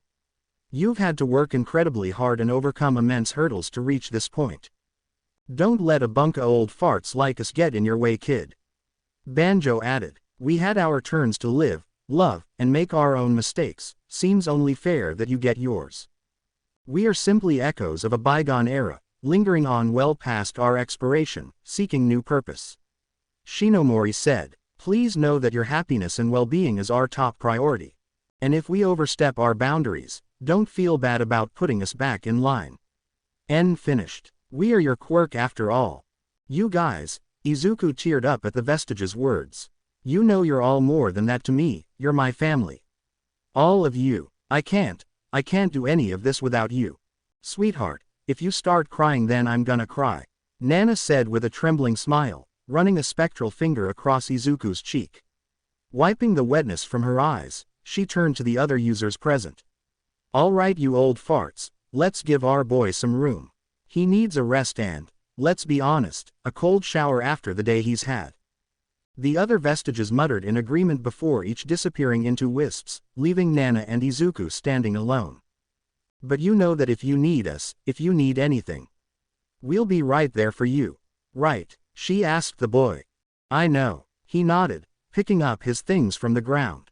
Thank you Nana, for everything. I promise I'll find some way to repay you all for all that you do for me. Don't worry about us kiddo. You need to start thinking more about you. She poked his chest playfully. And maybe a bit about which poor girl's heart you're gonna break. Have fun. With that, Nana disappeared, leaving Izuku standing alone in the street.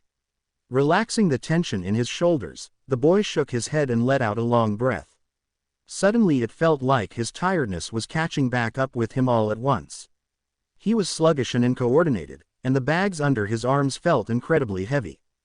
He arrived back at the apartment not long after, fumbling around for his keys in his pocket for a moment, only to find that the door was unlocked and slightly ajar. Curious and more than a little alarmed, Izuku braced himself for what may be waiting for him. He would have prepared a Delaware smash in his hand, but last night's fiasco still lingered in his mind. Clenching his fist anyway, Izuku pushed through the door and entered his home, only to be surprised by the sound of laughter and the smell of candles. Oh my, Chitoshi, where did you learn oh? Inko's voice cried out. There's plenty that I've picked up on over the years, if you'd like, I could show you a whole lot more. Izuku, mouth agape, stepped into his living room to find a truly shocking sight. Inko Midoriya was laid out on their living room couch, her usual pink sweater rolled up to expose her back, and Toshinori Yagi, the country's former #1 hero and Izuku's personal mentor, sitting beside her with his hands on her back. All Might was giving his mom a very thorough massage. Dropping his bags with an audible thud, the two adults turned to the boy with equally shocked expressions. Izuku, I didn't think. Young Midoriya, this isn't. He didn't hear their explanations though, rather his line of sight was beginning to shift downward all of a sudden as his vision blurred. When did the floor get there? Thump. Izuku. Move in day. The day signifying the end of Hitomi's peace and quiet. The lavender-haired girl groggily sat up in her bed, rubbing the gunk out of her eyes as she let out a groan. Sitting still for a long moment, her eyelids heavy, she contemplated simply lying back down and sleeping in until tomorrow. Growl. It seemed that her stomach had other plans. Tossing her covers aside, Hitomi slowly dragged herself out of bed and toward her dresser. Standing before her mirror, the girl could see her long hair standing straight up on her head. She had no idea why it seemed to naturally defy gravity, but regardless, she grabbed a hair tie from off her dresser and fixed her rebellious locks into a messy bun. Not bothering to change out of her oversized white shirt and purple boxer shorts, the 17-year-old put on a pair of cat slippers and walked down the stairs, making a beeline for the refrigerator. Still half awake, she leaned into the fridge, feeling the cool air on her face while she looked over her choices. Most of it was just leftovers from the party, not really ideal for breakfast.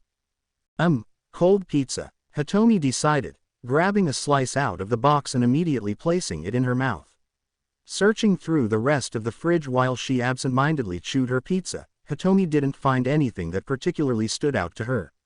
Shutting the door, she moved to head back upstairs and begin preparing for the day. She still had a few hours before the other Class 3A students began arriving, so she could probably. Good morning. A cheery voice greeted her. Izuku Midoriya stood in the common room, suitcase in hand, dressed in a tight blue t-shirt and sporty black shorts with his now signature red shoes on his feet. He was wearing his usual compression sleeve over his right arm, only now it was longer, reaching down to his wrist. He also had one for his left arm and right leg as well. If he didn't have his luggage with him, Hitomi would have thought he'd just gotten back from a jog. Standing next to the boy was Hitomi's mentor and pseudo-father figure, Shota Aizawa, dressed in his yellow sleeping bag with built-in sleeves for the arms and legs. He looked ridiculous, but comfy. Standing next to him was the man's foster daughter, Eri, dressed in a matching red sleeping bag and looking much cuter than her father. It seemed as though Midoriya had been discussing something with their instructor before Hitomi had entered the kitchen. "Oh, Hitomi, good." Aizawa greeted her as she reached the bottom of the steps. "Midoriya is going to need a tour of the campus, and seeing as how you know it well enough by now, you'll be giving it to him. Unless you had other plans for the day." Hitomi's breakfast landed on the kitchen floor with an audible plap sound, smearing tomato sauce onto the tile floor.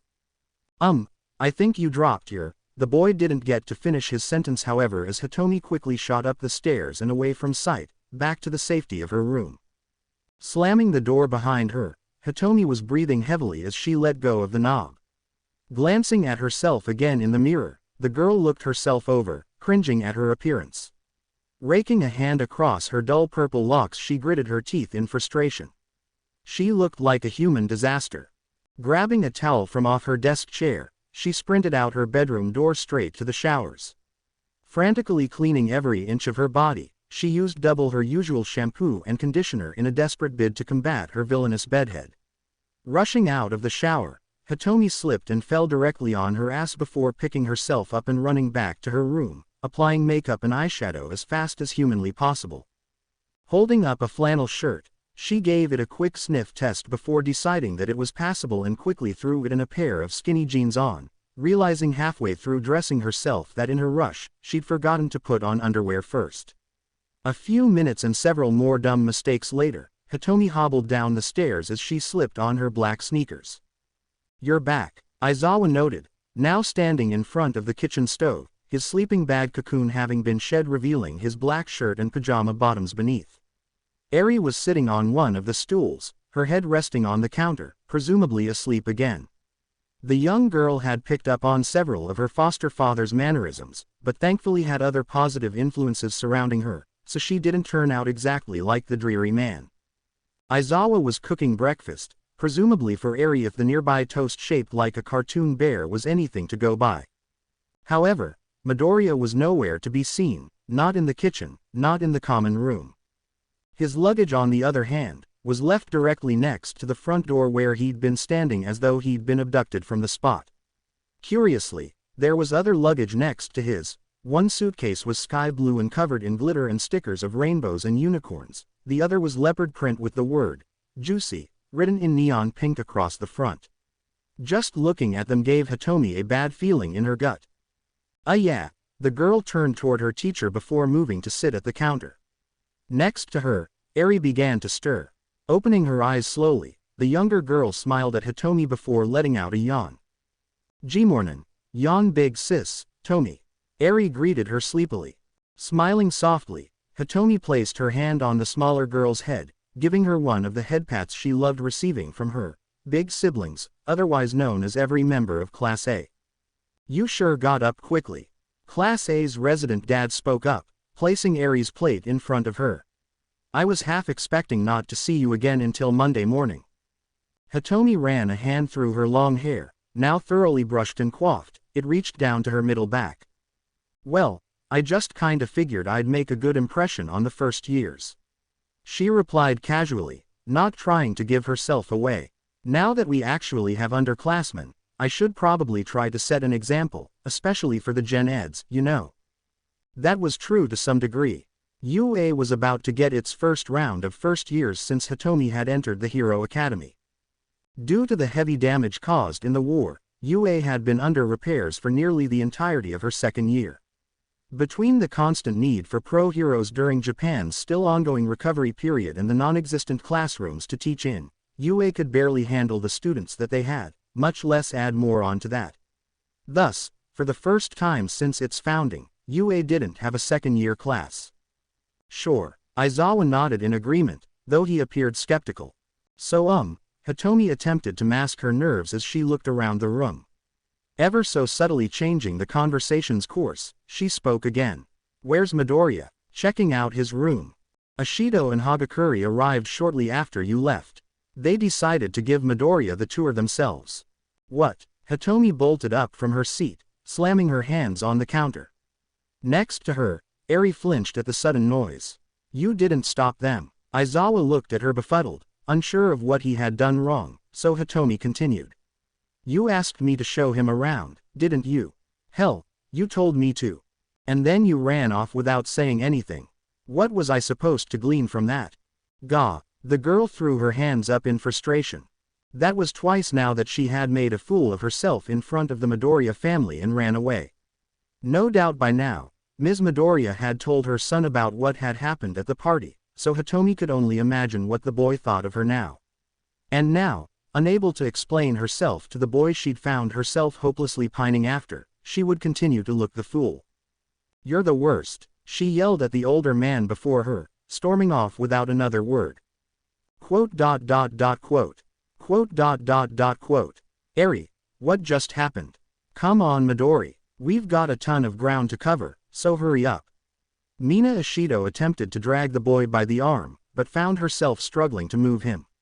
This used to be a lot easier when you weren't huge. Geez, I can't even get my hand around your stupidly thick wrist." The alien girl was wearing a black and pink shirt along with a pair of Daisy Dukes that showed off her greatest asset. At most schools, she likely would have broken a dress code, but Yui had let Midnight work there in costume, so their tolerance was pretty high. On her right wrist, she wore an ungodly amount of bracelets from colorful beads to simple leather straps, and on her feet she had a pair of well-worn blue high-tops. Mina," Toru Hagakure spoke up shyly, raising an invisible hand to stop her friend. "Maybe just let him walk on his own." The transparent girl had opted to dress more conservatively than her flamboyant best friend. She more or less had to if she wanted anyone to keep track of her. Wearing a light blue sweater and long white skirt, she had on a pair of tall black socks beneath white sneakers. At her side she had a small satchel that doubled as a stuffed animal, and on her head she wore a black headband with a small bow. Fine. The pink girl relented, releasing her grip on Midoriya's arm. "If you wanna take all the fun out of it, then fine." Turning to look up at the taller boy, Toru saw the greenette smile at her appreciatively, causing the girl to suddenly avert her gaze to hide her blush despite the fact that he couldn't actually see her expression or her face in general for that matter. We should start with the Animal Rescue Center, shouldn't we? It's the closest and everything else is probably still closed this early in the morning," Toru suggested, to which the other two nodded. "Yeah, I've been wanting to check that out since I heard about it," Midoriya exclaimed. "I heard that Yui's been doing some really cool things while I've been gone." "Oh, you're gonna love it, Midori," Mina assured him. "There's the cutest puppy ever in there, you will literally die. Every time I see him I just wanna squash his little face." The girl pantomimed holding a small animal, squishing its imaginary face. "Well, if I'll literally die, then how can I pass that up?" The boy shot her a playful grin. "Cute," Toru whispered under her breath. "Pardon," Midoriya turned to the girl curiously. I just said that the puppy is really cute," she quickly lied, regaining her composure. "Well, you are the authority on cute things if I recall," he said jokingly, only causing the girl's blush to deepen. For a brief moment, her silhouette almost appeared to glow. However, before Midoriya could ask the girl about it, he was caught by surprise as a sudden weight landed on his back. "Onwards Midoriya," Mina called out as she adjusted herself on the larger boy's back for a piggyback ride. "Ashido," Midoriya protested as he tried to regain his balance. "What, I must weigh practically nothing to you, right?" she asked. "That's not the issue," Come on, Midori. Mina suddenly changed her tone to a sultry one. Don't you want me to ride you? All day long. Mina. Toru suddenly moved to remove the girl. That's taking it too far. You're no fun at all. Besides, he'd tell me if he really wanted me to stop. Wouldn't you, Midori? Quote. The two girls looked at the boy in question, who was now blushing furiously with an unreadable expression on his face. Clearing his throat, he adjusted Mina's position on his back and hooked his arms beneath the girl's lusciously thick legs. Let's just go, he stated, his voice briefly cracking. They arrived at the rescue center not long later, though to call it a rescue center might have been underselling it. UA practically had its own ranch at this point. The animals they had taken in over the past year ranged from dogs and cats to chickens and even cattle. On top of their hero duties and studying, UA's students were expected to assist with the caretaking of the animals, among other things. The civilians living on campus helped out as well, giving them an opportunity to interact with the students in a constructive environment. Principal Nezu had been the one to think up this program, viewing it as a way to help mend the gap between heroes and civilians that the war had made deeply apparent. On top of repairing public relations, the program also focused on instilling potential heroes with a more grounded view on heroism. The war had also made clear the dropping quality in modern pro-heroes. Too many had rested on their laurels, content with receiving the fame without actually benefiting their community. Kota. Mina waved to the large boy from their class. Aside from Shinso, Koji Kota was the only other student from Class A who stayed at the dorms year-round. In the past year by far, he had spent more time at the rescue center than any other UA student. Hello Ashido, Midoriya, Hagakuri, he greeted the trio with a wave as he tended to one of the cows. Already one of the larger students in the hero course, Kota had grown even more so in the past year, and while Midoriya may have matched him in height, the horned boy was nearly twice as broad, stretching his UA tracksuit to its limit. This is amazing, Midoriya said gleefully as he looked around at the center.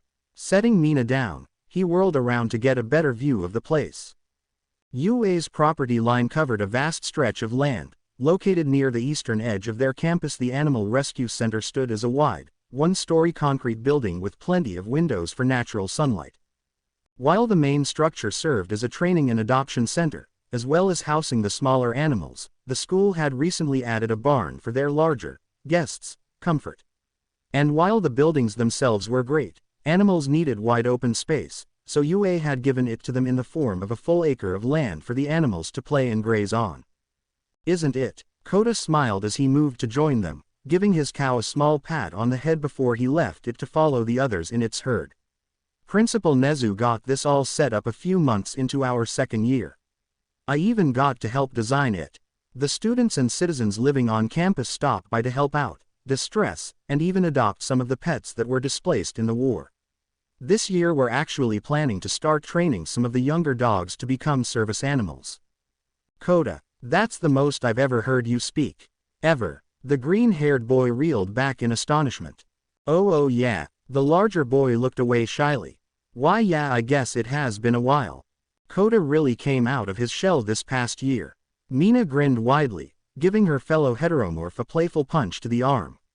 You should hear him when he really gets excited. Ashido.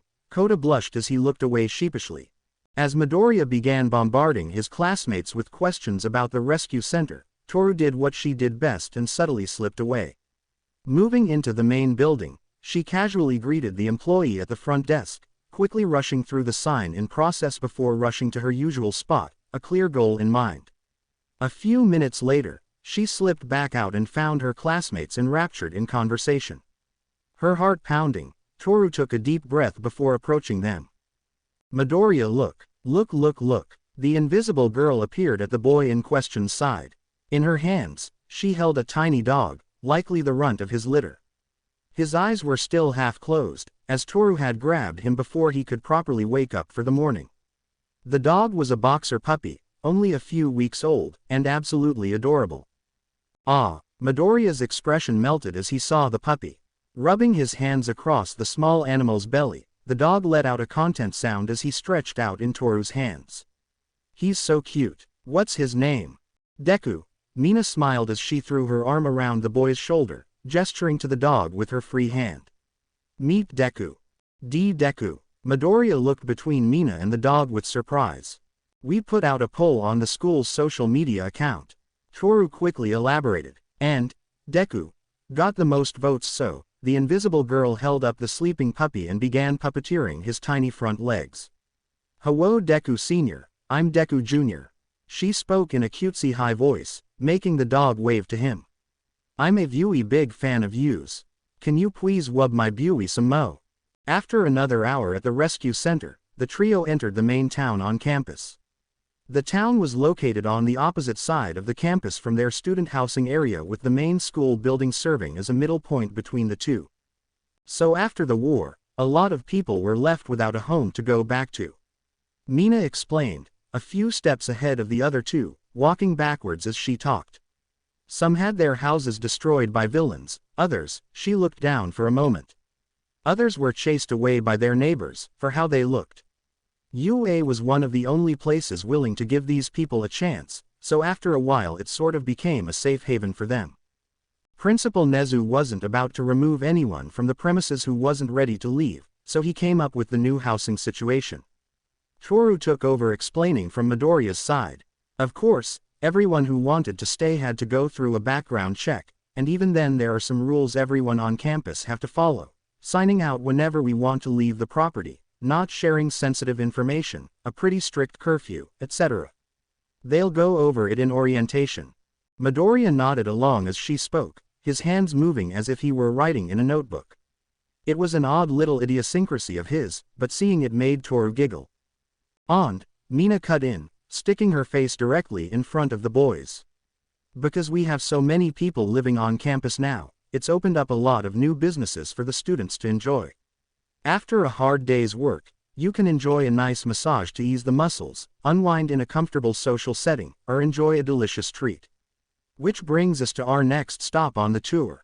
The pink girl held up her hand, presenting the building they were now standing in front of. The front window read, Bakery, in white paint, and next to that was a drawing of a cartoon fox curled into a ball. The building was rather tall for such a small shop. One might have guessed that it had a second floor if they couldn't see the building's interior. In reality, it just had a high ceiling. They entered the shop a moment later, a small bell above the door ringing as they walked in. In an instant, a large blur caught the trio by surprise before it engulfed Midoriya entirely. It's you, a feminine voice cried out.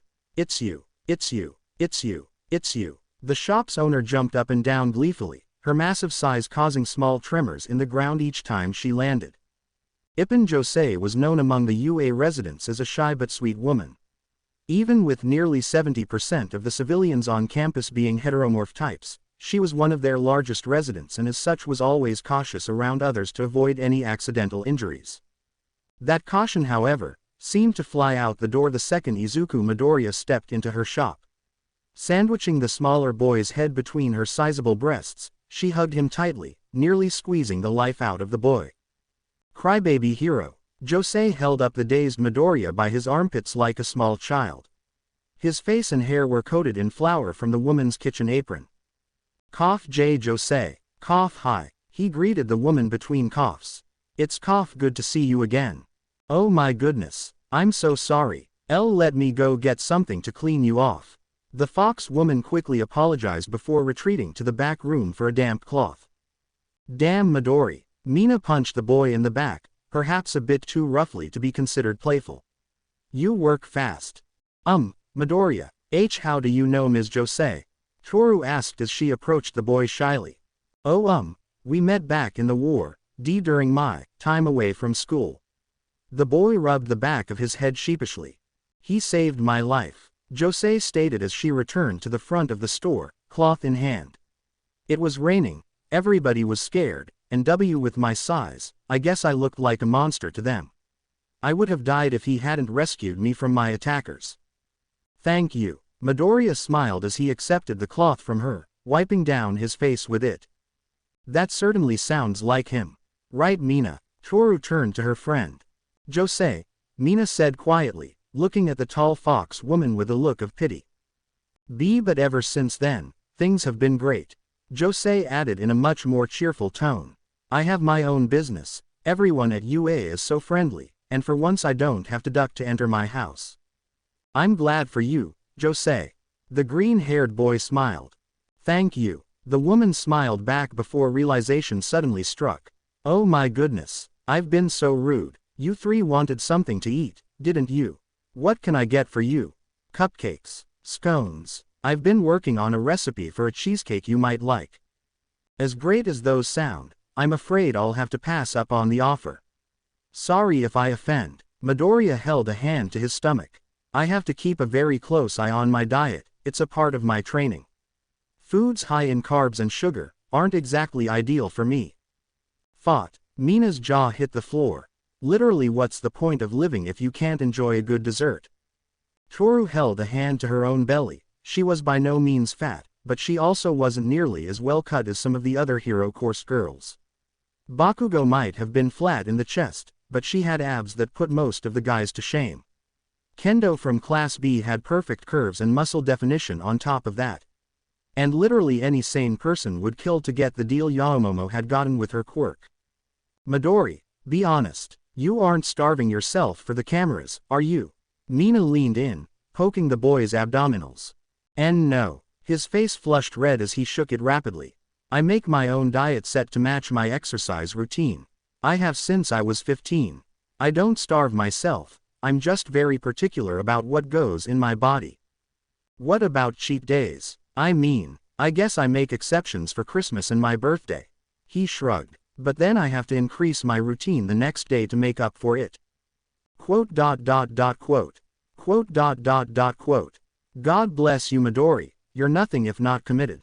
Mina finally relented. Committed to making me feel self-conscious, that is. No, that's just what works best for me. Midoriya frantically waved his hands in apology. Different heroes have different dietary needs.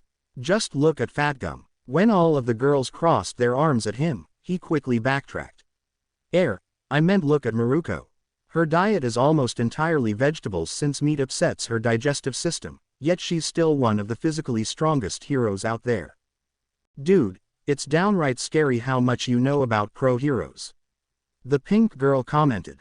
I really dug myself into a hole here, didn't I? He placed a hand on his temple. Don't worry about it, Dory. Mina elbowed him in the side. You're cute enough that it cancels out. The boy blushed fiercely, but before he could find a response, Josei spoke up. I actually have some sugar-free options if you'd like to try them. She suggested, perhaps a bit too excitedly. New customers get a free sample of their choosing. So please, pick out anything you'd like. On the house. It was just past noon when Kiyoka Jiro entered the 3A dorms, duffel bag under her arm and headphones over her ears, music blasting. She didn't actually use the headphones to listen, her earphone jacks plugged directly into her phone after all, they were simply there to help block out ambient noise. A few students were already in the common room. Thunder Dolt and Kirishima were roughhousing on the floor while Siro recorded it on his phone. Shoji was speaking with Tokiyami in the corner, and Momo was standing in the kitchen with Sato discussing what they should make for dinner. Kiyoka let her eyes linger on the heiress for a moment longer than the others, long enough for Momo to spot her out of the corner of her eye. Smiling, the Ravenet waved to her friend, to which the punk girl responded with her own, albeit much more reserved, wave. Pointing toward the stairs and holding up her bag, Kiyoka subtly conveyed her intentions to her friend, to which Momo seemed to understand, giving the girl a nod before turning back to Sato. The rocker girl began ascending the stairs to her room, her studded leather boots clacking against the tile as she walked. They still had the same room assignments from their first year, so Kiyoka knew where to go by heart. Tossing her bag onto the bed, she soon followed after it, flopping onto the bed back first. She had elected to wear a simple gray hoodie and black shorts today, so she got to lounge with some level of comfort. Though she didn't know why, Kiyoka had been feeling drained lately. From the moment she woke up, to the moment she went to bed, the girl struggled to find the energy to do anything really. Maybe she'd been pushing herself too hard at her internship recently. Maybe the fact that she was in her final year at UA had finally settled in, and the adrenaline high that had carried her through the majority of her second year was finally wearing off. Whatever it was, Kiyoka couldn't seem to shake it, no matter how long she tossed and turned in bed, staring up at the ceiling in hopes of getting a moment's rest. On the rare occasion that she actually fell into unconsciousness, it was dreamless and she would wake the next morning feeling just as tired as the night before. She had asked some of the others in her class if they were experiencing similar symptoms, however their experiences couldn't have been more different. While all of them were on a hectic schedule, balancing classes with internships and their new campus duties, most would pass out as soon as their head hit the pillow, gratefully accepting whatever time they did get to sleep. Kiyoka Juro wasn't one to overshare, so when they prodded her on if she was still struggling, she would lie and tell them that she was past it. But it weighed on her. She was slowing down at school, at her internship, speaking less to others. It was becoming harder to keep up the facade. As the song on her phone finally drew to a close, Kiyoka turned off her phone and simply laid there, staring at the ceiling with tired eyes. She pictured Momo in her mind's eye, the pinnacle of beauty and perfection, a true hero who managed it all with ease and still kept her place at the top of the class. Did she ever have moments like this? Moments of such weakness? She was as human as anyone else, but just so composed, as though she had everything in life figured out. Kiyoka wished that a bit of that would rub off on her, however she was as much of a mess as ever. Life could just be so unfair. I think I'll just stay up here until dinner, she said to herself before shutting her eyes. Maybe this would be the time she would finally get some rest. As the campus tour finished up, Midoriya excused himself to use the restroom, locating a public one near the center of the small town. When he was finally out of earshot, Toru turned to her friend before speaking. "All right Mina, what's the deal?" she asked less than politely. "Huh?" the heteromorphic girl asked, clearly confused. "What are you talking about?" "The touching, the innuendos, the piggyback ride. You've been flirting with Midoriya all day."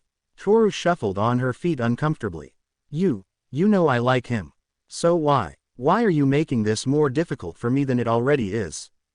"Toru, honey, I'm doing this for you," Mina replied, placing her hand on her friend's shoulder. "You heard Pixie Bob back at the party. You're trying to net the most famous guy on the planet. If you want to have a chance with him, then you're gonna have to grow some balls and actually talk to him." "Mina," Toru pushed her friend's hand away. "Gross. Figure of speech. Anyways, my point is that this is training. Let's say you do start dating Midori. Here's a scenario. The two of you are on a date when all of a sudden, a random passerby on the street goes, 'OMG, Deku.'" Mina pitched up her voice, doing an impression of a rabid fan. "I'm like your biggest fan. Are you doing anything later? We could go to dinner and then back to my place for dessert." She licked her lips to drive home the point. Nobody in history has ever said that line unironically. Toru countered. "So what? You're just gonna sit there and let him flirt back? Be a fly on the wall?" Mina crossed her arms. "Midoriya's not that type of guy. He's a guy. He'd flirt with a tree if it made the first move." Mina stated plainly. "If you want to be seen, first you need to make yourself heard, Toru. You should know that better than anyone. Take some initiative and talk to the damn boy." "About what?" "About anything. You've got a year's worth of time to catch up on, that's plenty to talk about." "What about your quirk? You know Midori's a total quirk nerd. You start talking about that and before you know it you won't be able to shut him up," Mina suggested before realization struck her. Wasn't he the one helping you to develop your powers? If you showed off some of your new moves to him, you know he'd be beaming with pride. I don't know if I'm ready for that." Toru turned away sheepishly, her invisible hands covering her invisible face. "It's just like training, Toru. You've gotta go plus ultra." As Mina said that, Toru's mind flashed back to over a year ago, back when she had first approached Midoriya. Past. Toru Hagakure was frustrated to say the least. 0 wins and 3 losses in combat training was an outright embarrassing showing of the Invisible Girl's skill set. After her time working under the equipped hero, Yoroi Musha, she had gained a new sense of confidence in her abilities, only for that confidence to be completely shattered in the face of her classmates' progress. Losing to Shoji had more or less been a given. The two of them had trained together plenty back at the summer camp, so if anyone could find her, it would be him. And with that huge body and multiple arms of his, she stood no chance in close combat. Even her attempts to disorient him only served to help give away her positioning. He'd had her captured in less than 3 minutes. Losing to Todoroki was another given. She was Shoko Todoroki after all. Daughter of the current #1 hero, hybrid quirk user, nearly won the UA Sports Festival using only half her power, unstoppable ice queen of class 1A. Toru had thought herself clever, avoiding prolonged contact with the floor to avoid a repeat of their first exercise in hero training. However, her efforts had meant nothing in the face of pure, raw power. That fight had only lasted 1 minute. When her final opponent ended up being Tokiyami, Toru had thought she had finally caught a break. Dark Shadow hated light and, as much as she loved the guy, she wasn't afraid to refract the shit out of him. Her confidence had turned out misplaced, however. Flanked from the side, an anxious Toru had rushed to blast what she thought was Dark Shadow with an immense burst of light, only to be tricked and quickly subdued before her cooldown period had ended. You were sloppy out there today, Hagakure. If you're going to fight stronger opponents, you need to be more clever, Mr. Aizawa advised as the girl returned to the observation area. I know, all right? She retorted, clenching her gloved hands into fists. Aizawa gave her a stern look before raising an eyebrow. I'm very sorry, sir. Toru apologized meekly, letting her arms drop to her sides as she bowed. It's all right. He closed his eyes and nodded in understanding. Go and join the others, we still have a few more exercises to get through for the day. Nodding silently, not that it mattered, she left to go observe the remaining matches alongside her classmates, finding them all watching the screen intently as the next round had nearly begun. They never got chairs to observe the exercises in, only ever being given the option to stand or sit on the floor. That really sucked because after being knocked onto her ass 3 times today, the last place Toru wanted to sit was the floor. Hey Hagakure. Some pretty tough matchups today, huh? Mashirao Ojiro greeted the girl, awkwardly rubbing the back of his neck. Why yeah, Toru couldn't bear to meet his gaze, again, not that it mattered, looking away in a vain attempt to hide her shame. I wouldn't let it bother you too much, he attempted to console her. You've still made some amazing improvements since the beginning of the year. It was hard to hear him speak like this. Every word of sympathy from his mouth grated on her something fierce. Today she had wanted, more than anything, to show Ojiro her growth as a hero, to show him that she was more than just the invisible girl. She had wanted to be seen. Sniff thank you. Sniff excuse me, I need to go to the bathroom now. She quickly lied, slipping past the blonde boy as she rushed to be anywhere else. Toru eventually did reach the bathroom and, entering one of the stalls, slammed the door shut before cradling her legs to her chest and bawling her eyes out. She had looked like an idiot out there, not that anyone could even see her, like a pathetic girl pretending to be a hero while the others who wielded actual power trampled her. In any real scenario, she would be killed several times over without saving anyone. Opening her eyes, she looked at the gloves in front of her with no trace of limbs around them. Clenching her fists again, she let out a cry of frustration as she punched the wall of the stall, sending a small echo through the otherwise empty room. Toru. Mina's worried voice called out from outside. You doing okay in there? Toru couldn't even find her voice to respond. Her throat felt tight and tears blurred her vision. Everything was awful. She had messed up big time in front of the boy she liked. Her progress wasn't nearly as far along as everyone else in the class, and she couldn't see a way to ever even begin to close the gap between them. She just wanted to be alone right now. It was only later that night, in the pits of self-loathing, that Toru had been ready to throw away her pride, whatever small shred of it she had left, and ask for help. Reaching the boy's side on the second floor of the dormitory, she could see the lights inside peeking out from the closest door to her and hear subtle noises going on behind it. Good, he was still awake. Knocking on the door gently, Toru listened as the noises behind the door suddenly stopped, as though listening for a second knock, unsure if the first had been real. After a brief pause, Toru knocked on the door again, a bit louder this time. Now she was sure he had heard it, because the silence was quickly replaced with a cacophony of sounds as the dorm room's resident panically moved about the room, tossing objects aside.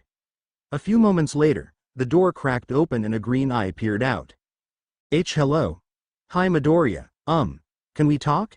So you wanted to know if I had thought of some alternative applications for your quirk? Midoriya asked Toru, the pair sitting in the boy's room. The former was sitting in his desk chair while the latter sat on the edge of the bed. Midoriya's freckled cheeks were rosy at the mere fact that there was a girl in his room. In the middle of the night. Just the two of them. Midoriya's room was mostly the same as Toru remembered it being a few months ago in the Room King competition. The only real difference being that it was noticeably messier now. He had a lot of dirty clothes lying across the floor, papers were scattered across his study desk, and colorful sticky notes dotted just about every surface of the room. Toru was dressed in her UA track pants and a pink V-neck, while Midoriya was wearing an orange t-shirt with the word pajamas scrawled across the front and a pair of green boxer shorts. From the way he sat cross-legged in his chair and kept adjusting himself, Toru had a pretty good idea of what the boy had been up to when she had knocked. She wasn't grossed out by it. He'd been in the privacy of his own room and hadn't been expecting a guest at this hour. More importantly, she knew he wasn't Mineta who would be completely open to talk about such things in the completely wrong setting. If anything, it put her at ease a little to know that she wasn't the only embarrassed person in this situation. Yeah, I've been, struggling a little to keep up with the others in our class, if you hadn't noticed. A and you stopped by in the middle of the night because I'm scared. Toru admitted, shifting her position on the bed.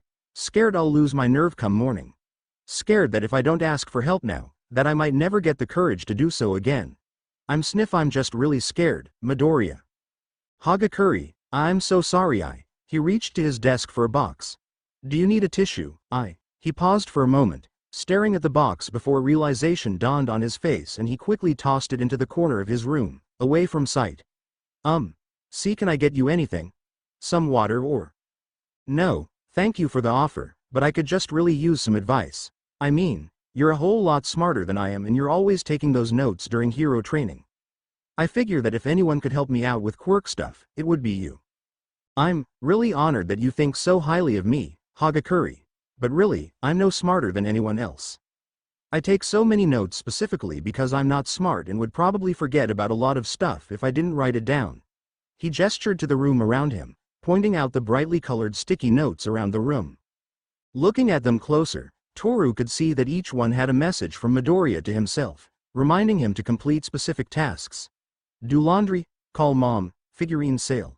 Sunday, do laundry, report due Friday, airy playdate, do laundry.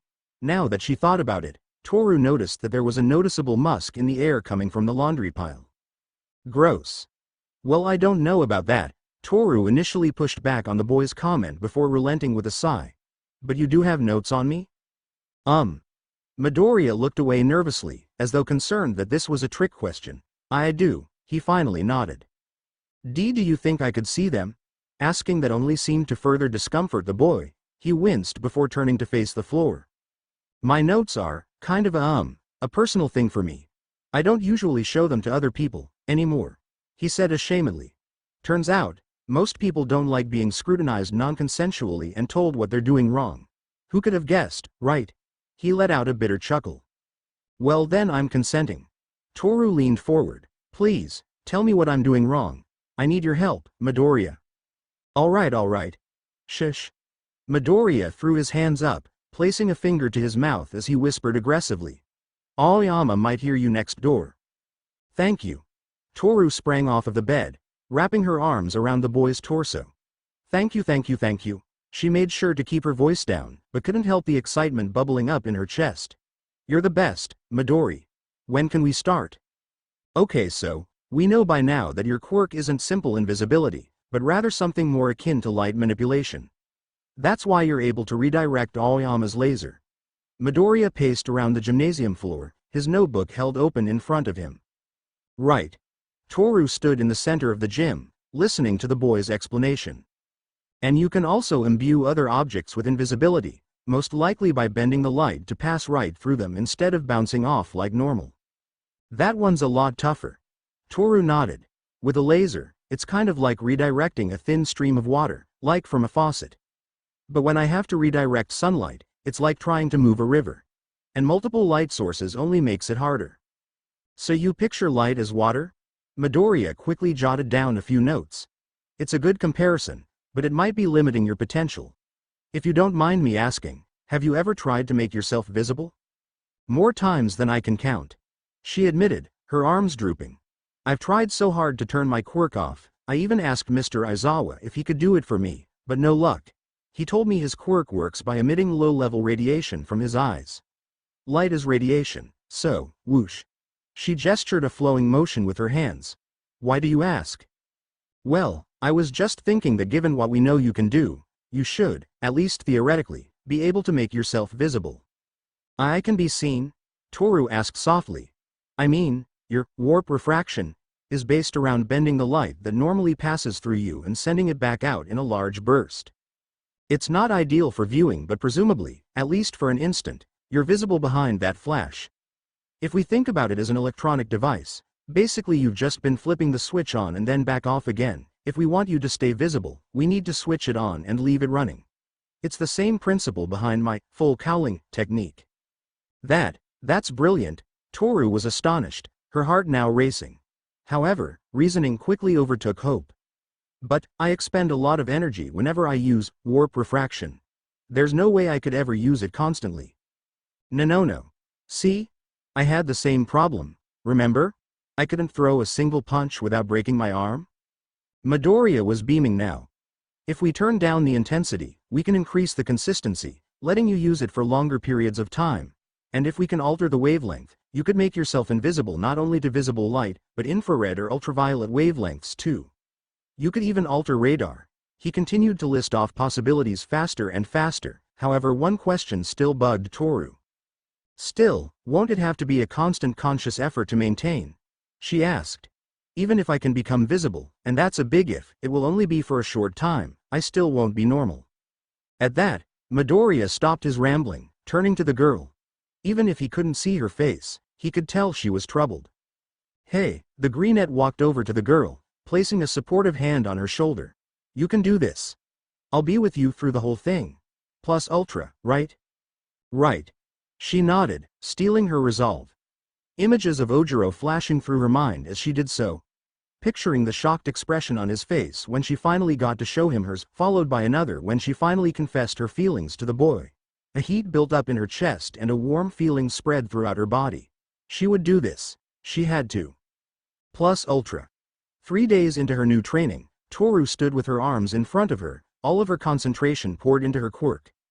Midoriya had given her plenty of visualization techniques to try out, but all of them boiled down to one basic idea. Contain the power, don't let it explode.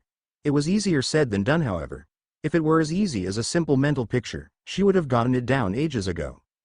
I'm not sure that it's working, Midoriya. I'm really not getting anything here, she said plainly, dropping her arms to her sides. I think you're too focused on the content step. You're so worried about letting out too much power that you aren't letting out enough. That's just my take, of course.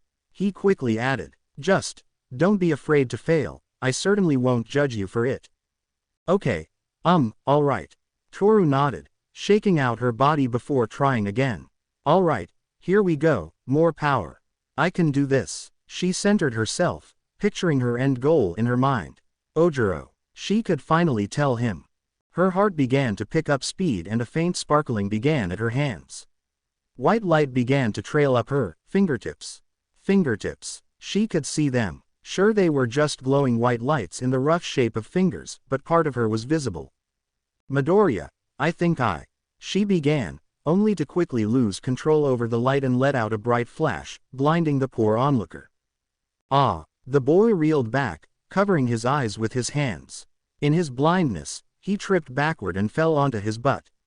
Oh my gosh, I'm so sorry, are you okay?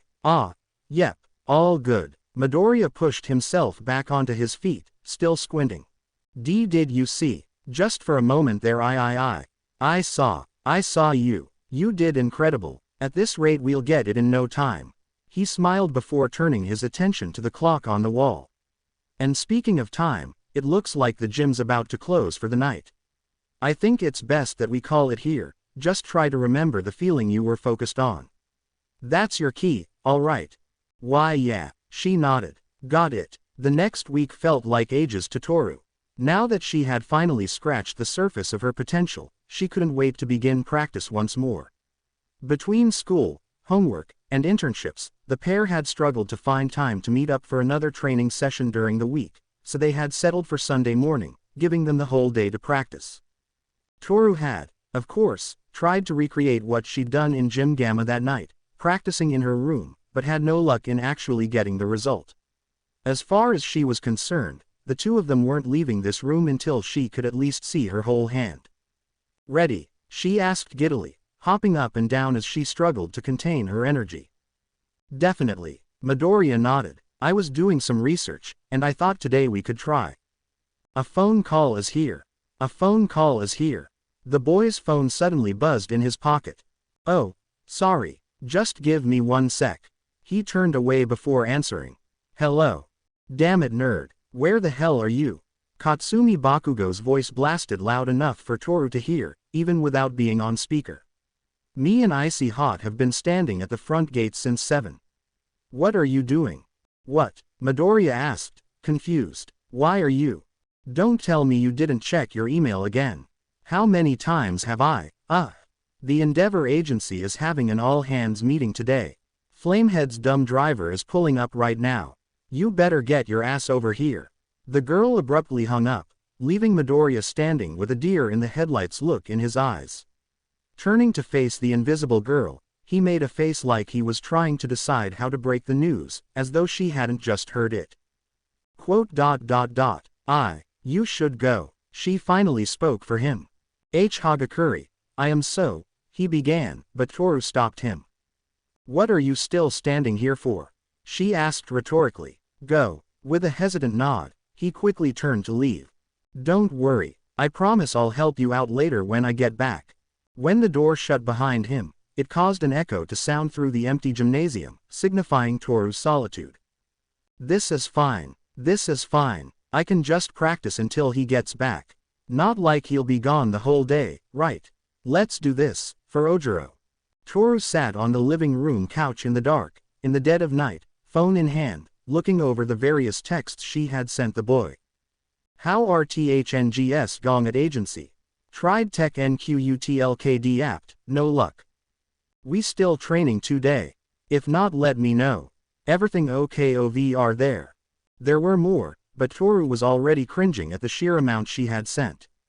It had been nearly a month since their missed training session together, and since then she had made no progress toward becoming visible. Every time Toru had asked Midoriya about meeting up for a possible training session, he would say the same thing. "Sorry, it's just, things are crazy at the Endeavor Agency right now." She was sick of it.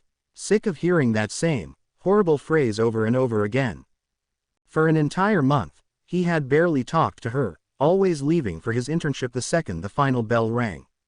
And now he wasn't even answering her texts. She was beginning to think that he was intentionally avoiding her. Maybe he'd seen the wall of texts she had sent him and gotten scared away. He was a pretty meek guy after all. Even so, if he wasn't going to help her with her quirk, could he at least tell her outright instead of keeping her on the line? The girl's train of thought was interrupted as Midoriya, Bakugo, and Todoroki all stepped through the front door in their school uniforms. They were chattering amongst themselves about the events for the day, Toru having caught them mid-conversation. Bakugo was bragging about something while Todoroki replied with a flat remark that made Midoriya burst out laughing, which in turn made the blonde girl extremely mad. Eep! As they flicked on the lights, Toru quickly made her clothes and phone vanish from sight, making a small noise as she did so. The trio didn't seem to notice, however, and as the two girls walked up the stairs to their side of the dorm for the night, Midoriya did the same in the opposite direction, flicking the light back off as he left. Toru waited a solid 5 minutes before returning her belongings to sight. The invisible girl couldn't help but feel miffed. This was what he was busy with. The whole train ride home and he couldn't even be bothered to respond. No, he was too busy chatting it up with his two best gal pals. Well, now she needed to have a word with him. Standing up in a huff, she marched up the stairs to the boys' dorm to tell Midoriya off. Seeing his light on and door open, she stepped through the doorway ready to give him a piece of her mind. She would not be ignored any longer. "Midoriya, you," Toru trailed off as she entered the room. The greenette was laying on top of his covers snoring away, shoes and uniform still on. Hell, he still had his backpack on. Looking at him now, it was hard to stay mad at him. Midoriya slept like a kitten, curled up into a ball and making soft noises every so often. While that sight alone had caught Toru off guard, what really floored her was the sight of his room again. It was covered in easily twice as many sticky notes as last time. Stuck to virtually every surface in the room, you couldn't look in any direction without seeing at least half a dozen. A majority of the sticky notes on the walls were red, which, knowing Midoriya, probably denoted some kind of color-coordinated system.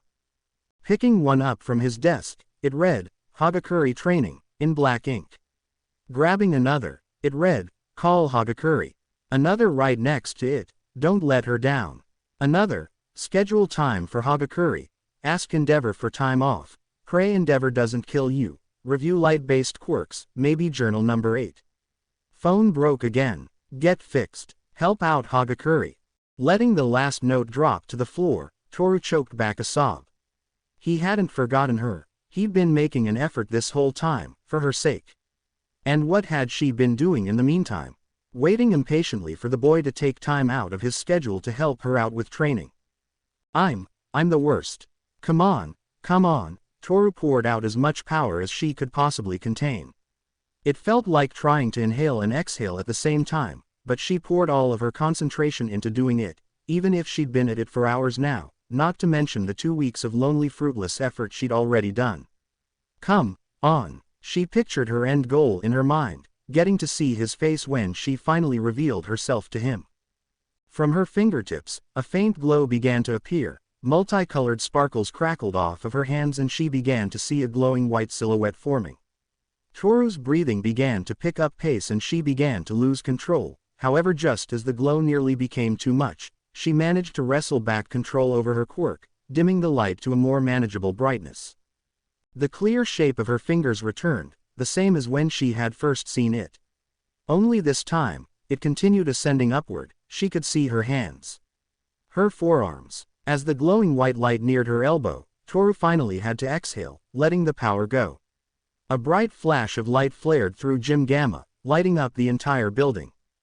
Toru collapsed to her knees, panting in exhaustion, tears welled up in her eyes. She had done it. She had managed to recapture that initial spark. All on her own. And not only that, she had pushed it much further than before. Still on her knees, she quickly shuffled over to the notebook she had nearby, writing down everything she could remember about this attempt before she forgot. She had started taking detailed notes during her training lately. It was a pain, both on her mind and her wrist, but she was taking this more seriously than ever now. She had to. She promised him that she would go plus ultra. As the thought crossed her mind, a realization struck Toru. Him that she had begun doing this all for, was no longer the same him that she was thinking of during her training. When she had first managed to make herself visible, 2 months ago, she had been picturing telling Ojiro how she really felt about him upon revealing her true face. However, she hadn't really thought about the tailed boy in weeks. Now whenever she pictured becoming visible, the only face she could picture looking back at her, was Midoriya's. Present. Toru. You. Earth to Toru. Mina's voice snapped the invisible girl back from her memories. Sorry about that. Toru quickly apologized. I kinda zoned out.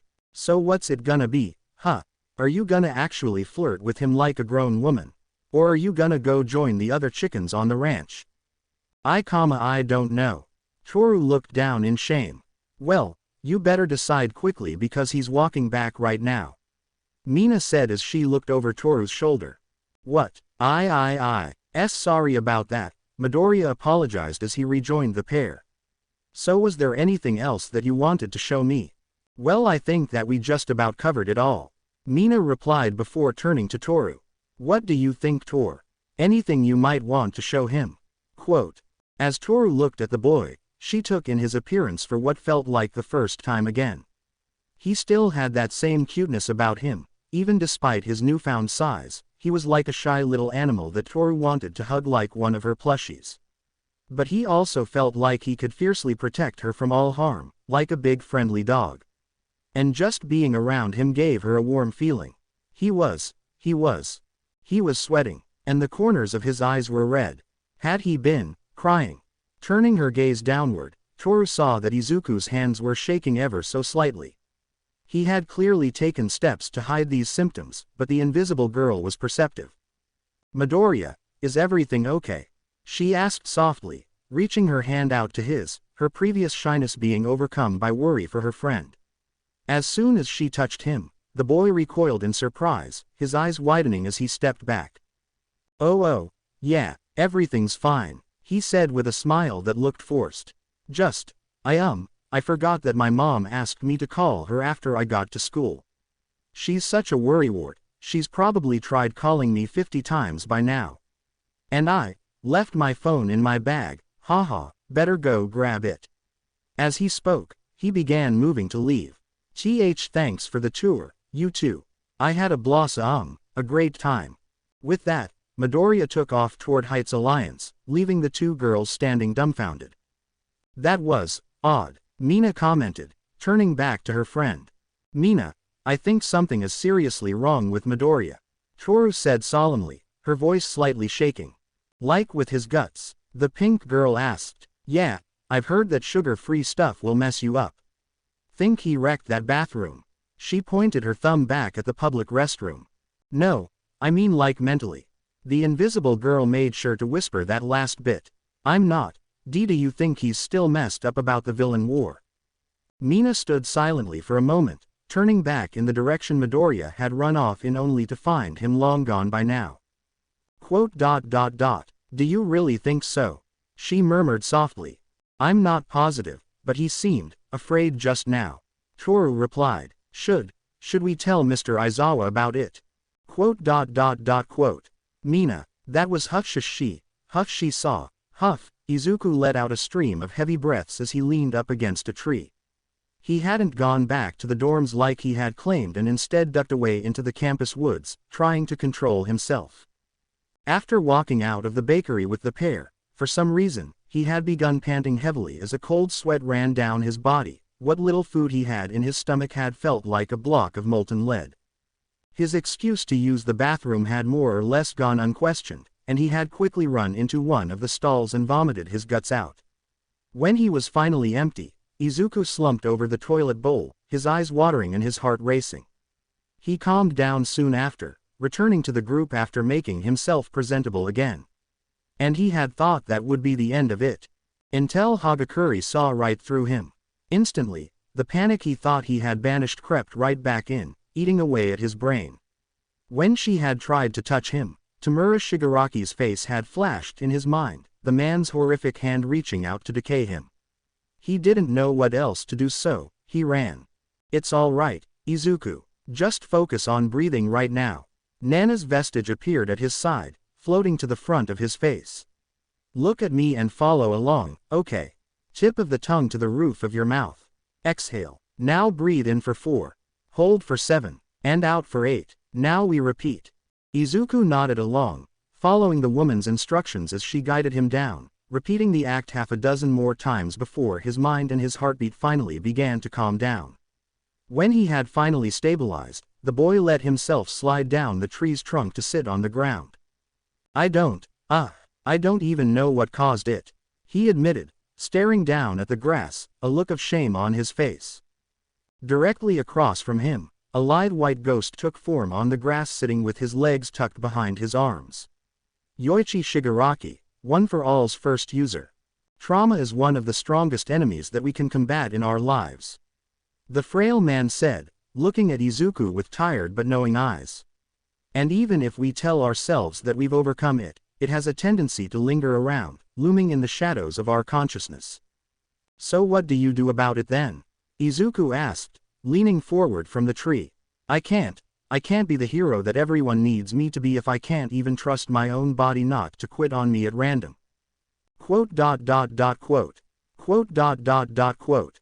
I was alive, I never quite had the chance to properly come to terms with my early life. For as long as I could remember, I was my brother's prisoner, long before he ever put me in that cell. Yoichi admitted, and in the end, I only had 2 months of freedom before dying at his hand. I'm so sorry." Izuku leaned back, pressing his hand to his forehead. "Here I am shaking at the thought of my experience, but that was your entire life." "I didn't bring up my past to diminish your own experiences, Izuku. I can assure you, there's no competition for most traumatized one-for-all user. The first user gave a soft chuckle before continuing his explanation. In those 2 months, I lived. I experienced more life than I had ever thought was possible. I ate solid food. I laughed at jokes. I knew love. He gave a soft smile. And when I awoke at night, screaming in a panic and unsure of what was real, there was always a supporting hand ready to hold mine. Yoichi clasped his hands together. Being alone for all the time that I had plenty of time to think, to form my principles, to dream of a better future, but it was only when I found the rebellion, my family, that I truly began to heal. Izuku smiled at the man's story. He wanted to know more about him, about all of One for All's users, but now didn't seem like the right time. So then, did you overcome it? There really isn't a point in time where one can say that they've overcome a traumatic event, at least not in my experience. Rather, you simply choose to live and to dwell on the good memories over the bad ones. Eventually you'll find that you haven't thought about the bad ones in a while and, the vestige shrugged. I suppose that's it. There are good days and there are bad days, but if you accept that there will be both, then the change doesn't hit you quite as hard. Oh, that wasn't exactly what Izuku had been hoping to hear. However, the ghost of Yoichi stood up for the first conversation and walked over to the younger boy, kneeling as he put a hand on his shoulder. If it helps, since we've awoken inside of One for All, you've given the other wielders and I plenty of good memories to look back on. Izuku looked up at the man, seeing his smiling face through his ragged mop of hair. Thank you. The 9th wielder nodded. It helps a lot. Pulling himself up from the ground, Izuku brushed off his clothes before looking outside of the forest. What do you plan to do now? Yoichi asked at his side. You have your own family waiting for you out there. Are you planning to tell them? I don't know yet. I really do appreciate your advice, and I'll definitely think about it, but I don't know if I want to burden them. I'm sure that everybody else is going through their own experiences themselves. To add my own problems on top of that, I'm not sure. The choice is ultimately yours, Izuku. But if I could offer a compromise, find one person whom you trust deeply and confide in them. Your mother, or perhaps Toshinori. Definitely not. Izuku shook his head. My mom doesn't take news like this great. Her health would deteriorate again in just number. And it can't be All Might either. Things with him are too awkward right now. Plus with how close he and my mom are getting to be, he shuddered remembering the other night. I can't trust that he wouldn't tell her. No offense, Ghost might. The yellow silhouette of a vestige appeared before silently shaking his head. Whether that was to signify that he didn't take offense or that he did and was expressing disapproval, Izuku couldn't tell. Luckily this vestige couldn't relay information to the living All Might, so Izuku was safe. But finding one person, someone that I trust and can talk to. He wondered aloud for a moment, the faces of his friends flashing through his mind. I guess I could do that. Principal Nezu took a final draw from his cigarette, holding in the smoke for a moment before letting it out in a thin stream in front of him. Making sure that the cigarette was completely extinguished, he tossed the butt into the proper waste receptacle. He knew smoking was a terrible habit. He could list the exact statistics of how many people died from smoking in the past 25 years. And yet, he still couldn't break the habit. Sighing to himself, Nezu opened the door and stepped out of the waiting room to find one Anon Kuros, better known as the Space Hero, 13, patiently standing outside in full hero costume. With her helmet on, Nezu couldn't read her facial expression, however her body language indicated that she had news for him of the less fortunate nature. Good morning, Kuros. The principal greeted his colleague with a smile. I apologize for the wait. Have all of the students gathered in the auditorium as of yet? I do hope that none of our senior students are causing a ruckus among the first years. Well, the teacher shifted on her feet, placing her fingertips together. You see, there are more than a few absences for the orientation this year. She hesitantly explained, her anxious voice heavily filtered through her suit's microphone. Aizawa is up to his usual trouble then. Nezu shook his head disapprovingly. For a man who preaches efficiency as much as he does, Shota certainly seems to enjoy causing problems for his fellow staff members. Not to worry however, I made preparations for such an event and typed out a detailed summary of the orientation as well as a 5-page quiz to ensure that Class A is properly prepared for the semester. We may need to print more of those. Kuros spoke up. A lot more. Oh, don't tell me that Khan has fallen in with Aizawa's antics. That man is far more competitive than can be reasonably healthy for his students' growth. Sigh. Very well, perhaps we can. Sir, I think that you might want to look out into the auditorium. It might do a better job of explaining what exactly we're dealing with here. Tilting his head at the woman curiously, Nezu moved toward the curtain separating them from the audience. Pulling it back enough to fit his small head between it and the wall, the principal looked out onto the crowd of students waiting, or rather the lack thereof. Out of the 800 seats available in the auditorium, less than 100 of them were currently occupied by students or faculty. Oh my, Nezu placed a paw to his chin. That isn't good. Sir, I am so very sorry. Kuros bowed repeatedly. I did everything I could to try to dissuade them, but I'm afraid they were quite persistent on. It isn't an issue, he assured her, shaking his head. If the times are changing, it is our responsibility to change with them. I am, however, quite intrigued by what must have drawn such a crowd away from my presentation. Just what, pray tell, are they up to this time? Well, AAAALLLLRIIIIIGHT.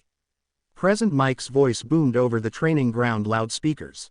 Who's ready to go plus ULTRAAAA? A resounding chorus of cheers sounded from the UA students, both new and old, waiting in anticipation. General studies, support, management, first-year heroics, and even a good amount of faculty made up their ranks, all equally excited for the unofficial kickoff to the new school year. The bleachers surrounding the outdoor training area were filled to the brim with the audience members to the point where most had to either stand or fight for a place to sit among the crowd. What about you, Aizawa? Are you ready to go plus ultra? This is asinine, the tired man replied through his own microphone. The two friends sat together at a table directly in front of the field, a hastily assembled announcing booth around them. Come on, Eraser, Snipe yelled from his seat in the bleachers behind them. Give us a show, it'll be good for the young'uns. Everyone please observe studiously, Smintos advised his students, trying to be heard over the roaring crowd. Try to learn something from this experience and apply it to your own exams. The new homeroom teachers for Class 1A and 1B respectively tried to calm down their classes and turn this into a learning experience for everyone present. However, the only ones learning anything from this experience were the teachers, slowly coming to find that perhaps bringing a group of young potential heroes to an impromptu meet and greet with their celebrity peers was a recipe for chaos.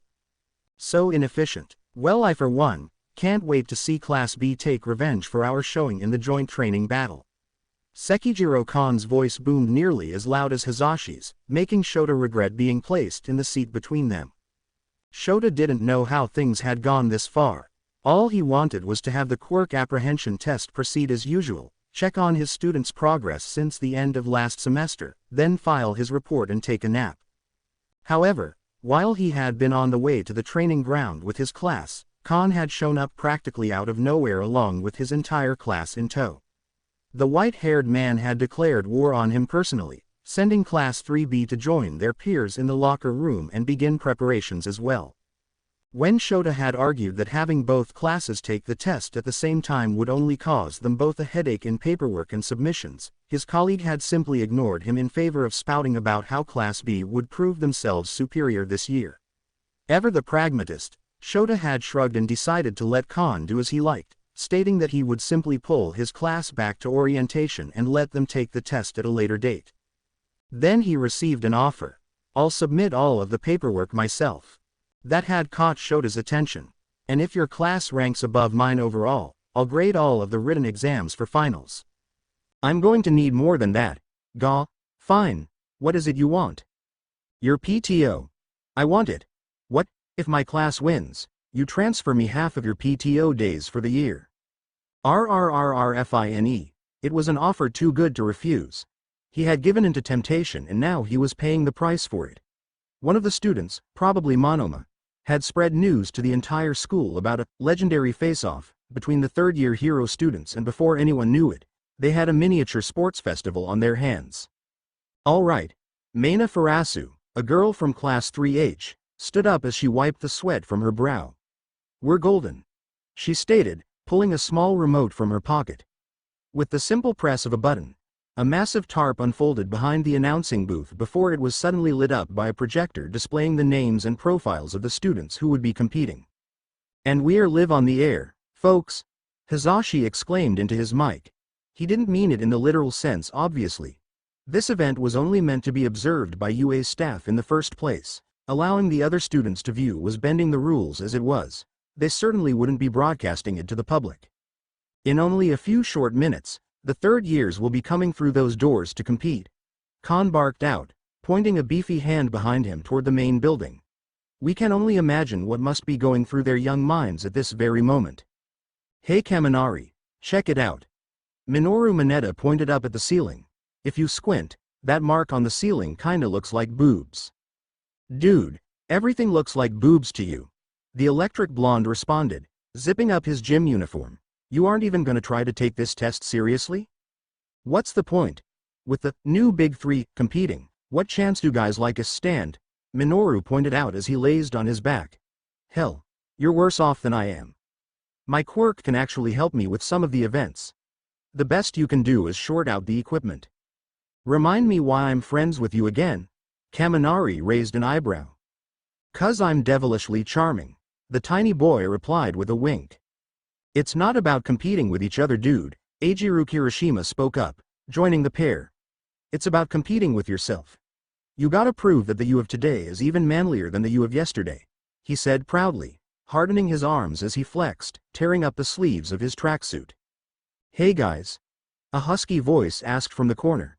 Izuku Midoriya leaned out from behind his locker. "Has anyone seen my gym towel? I could have sworn I left it in my locker, but now I can't find it." "Nope." Kaminari shook his head. "Sorry bro," Kirishima shrugged. I don't know man." Minoru quickly sat up, his eyes darting around nervously. "You sure you even brought it with you today? You looked pretty tired earlier."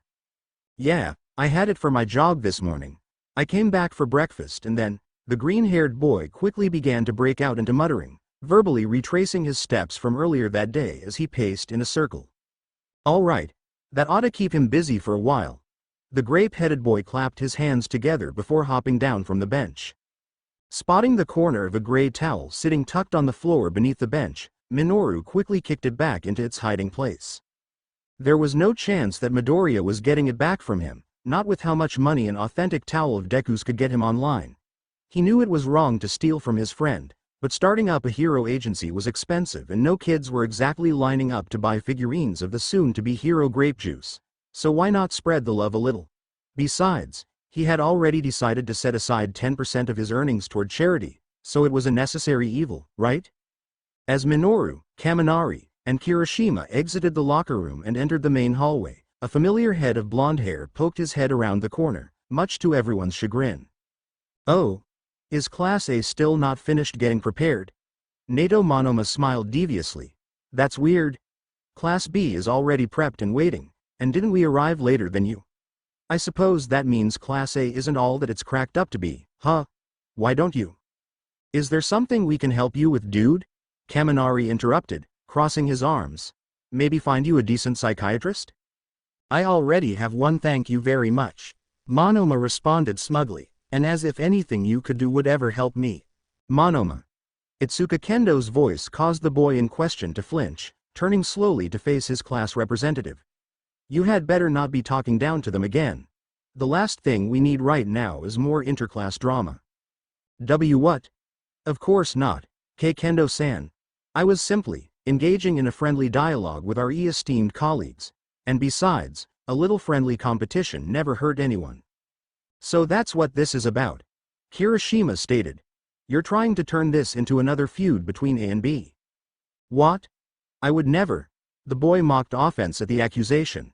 "But now that you've brought the subject up, I suppose it's inevitable for us to view this as a competition of sorts." "All right. You're getting slapped, Monoma." Class B's representative began marching over as she rolled up her sleeve.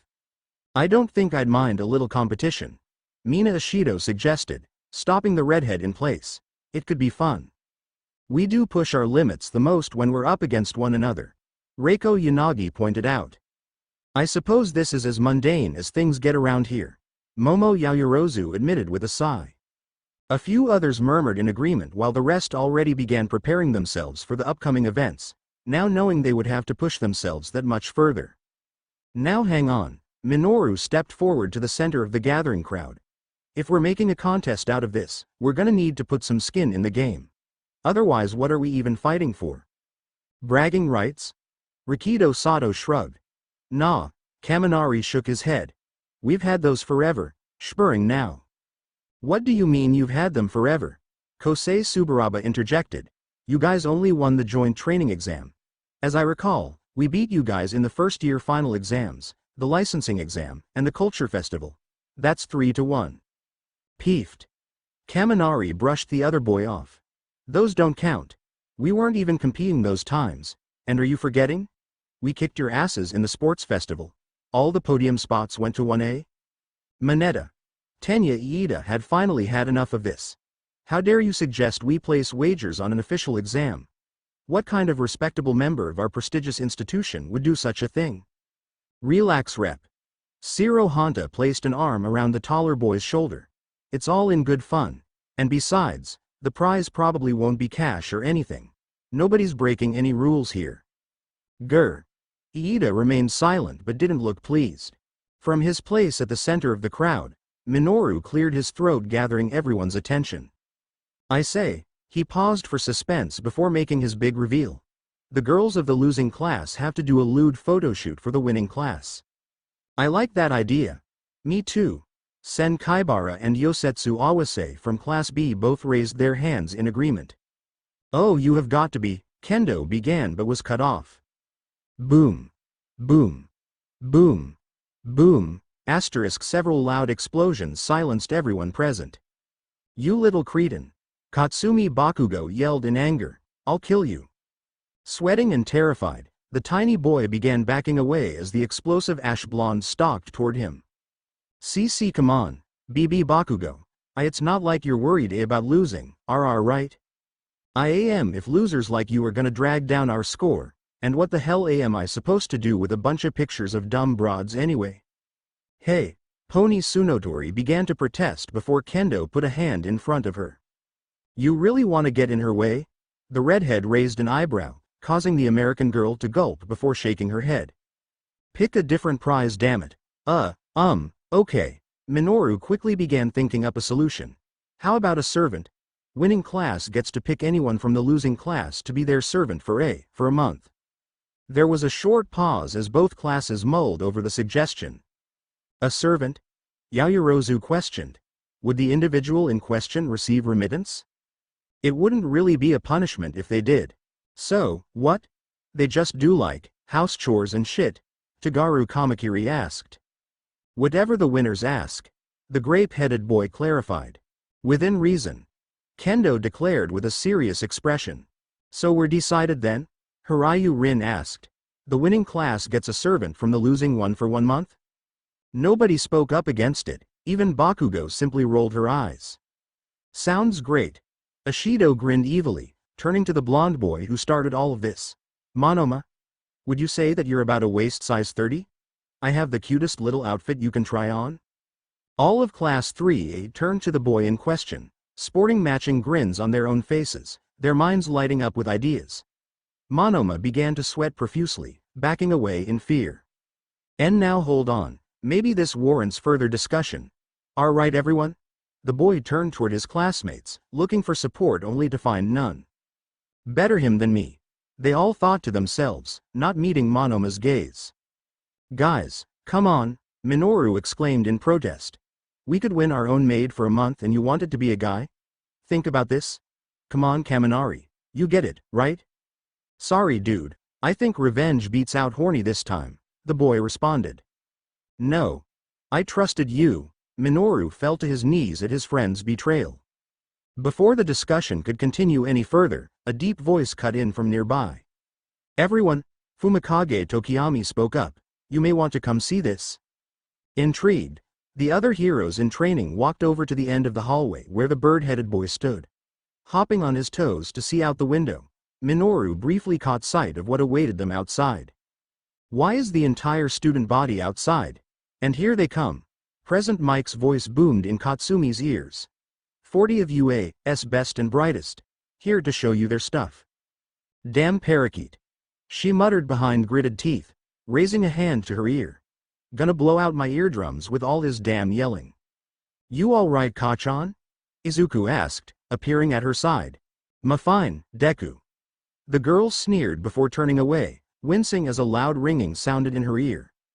Gah! She leaned forward in pain, clutching at her head. When the taller boy leaned down to her level, a look of concern on his face, she knew she wouldn't be able to hide it anymore. Kachan. It's my damn hearing aid, alright? She answered in a low whisper, pulling the small device from her ear. It was made to be discreet, so not many people even realized that she wore one. You have a hearing aid? The boy asked in surprise. That a damn problem, nerd. No, I guess I've always just thought of you as being invincible.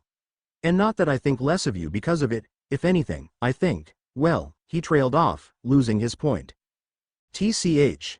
She turned away again and the pair continued to walk quietly while Present Mike introduced the classes and the audience cheered for their favorites.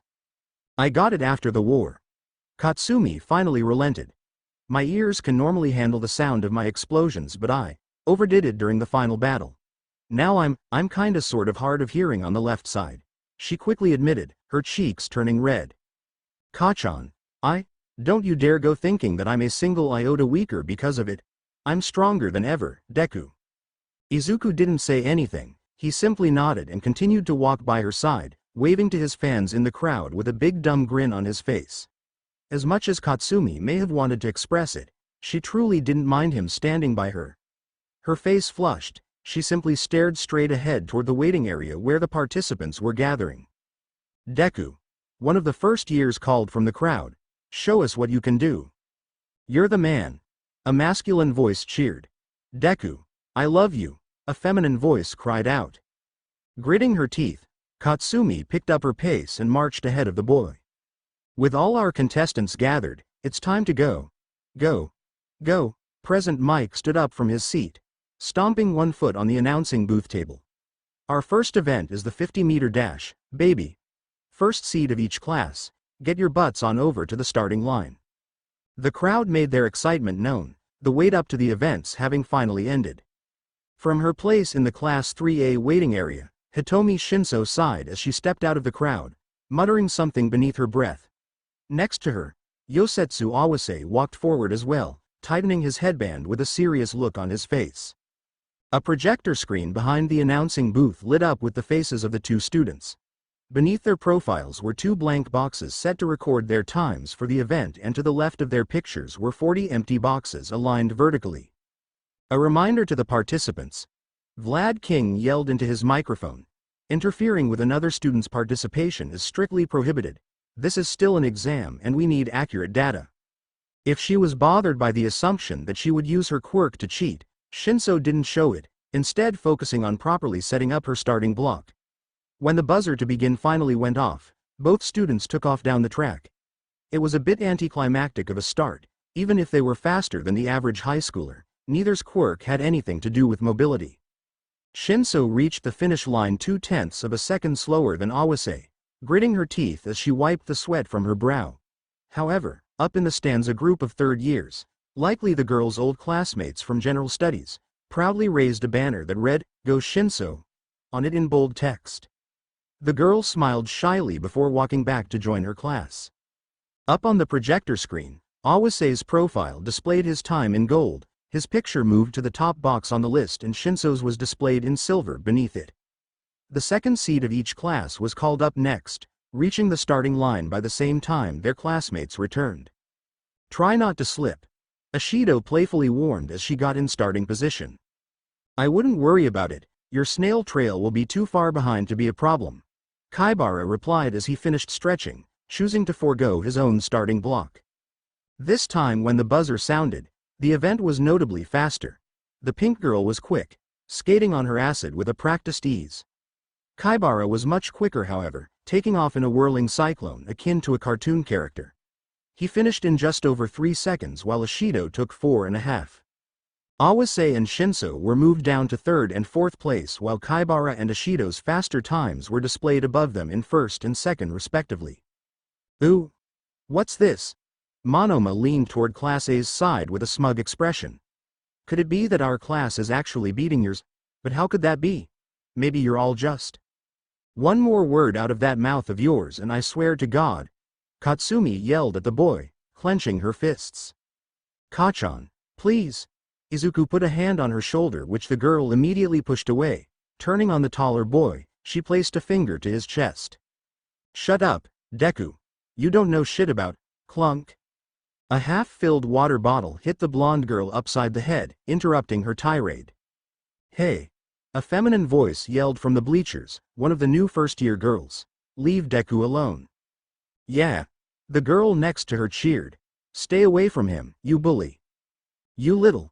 Katsumi growled, turning to yell back, only for Izuku to step in the way, an angered look on his face. Only he wasn't facing her. Hey. Izuku yelled in an octave that Katsumi had never heard from the boy before. Don't you dare throw anything at my friend. Eep. The two girls quickly ducked away, disappearing in the crowd of students around them. Kachan, the larger boy turned around, his anger now replaced with worry. Are you all right? Did they hurt you at all? In an instant, Katsumi was brought back to their childhood, 13 years ago. The forest. The log. Falling into the river. Izuku's outstretched hand. And that same look of worry in his eyes. I'm fine, Deku. Katsumi struggled to speak as her blush overcame her. She had refused his help back then, her mind still unwilling to accept what her heart had decided. But she was different now, she was better now, she hoped. Izuku placed a scarred hand on the side of her head, parting her hair as he checked for any potential bleeding or bruising. When he found nothing of concern, he looked down at her.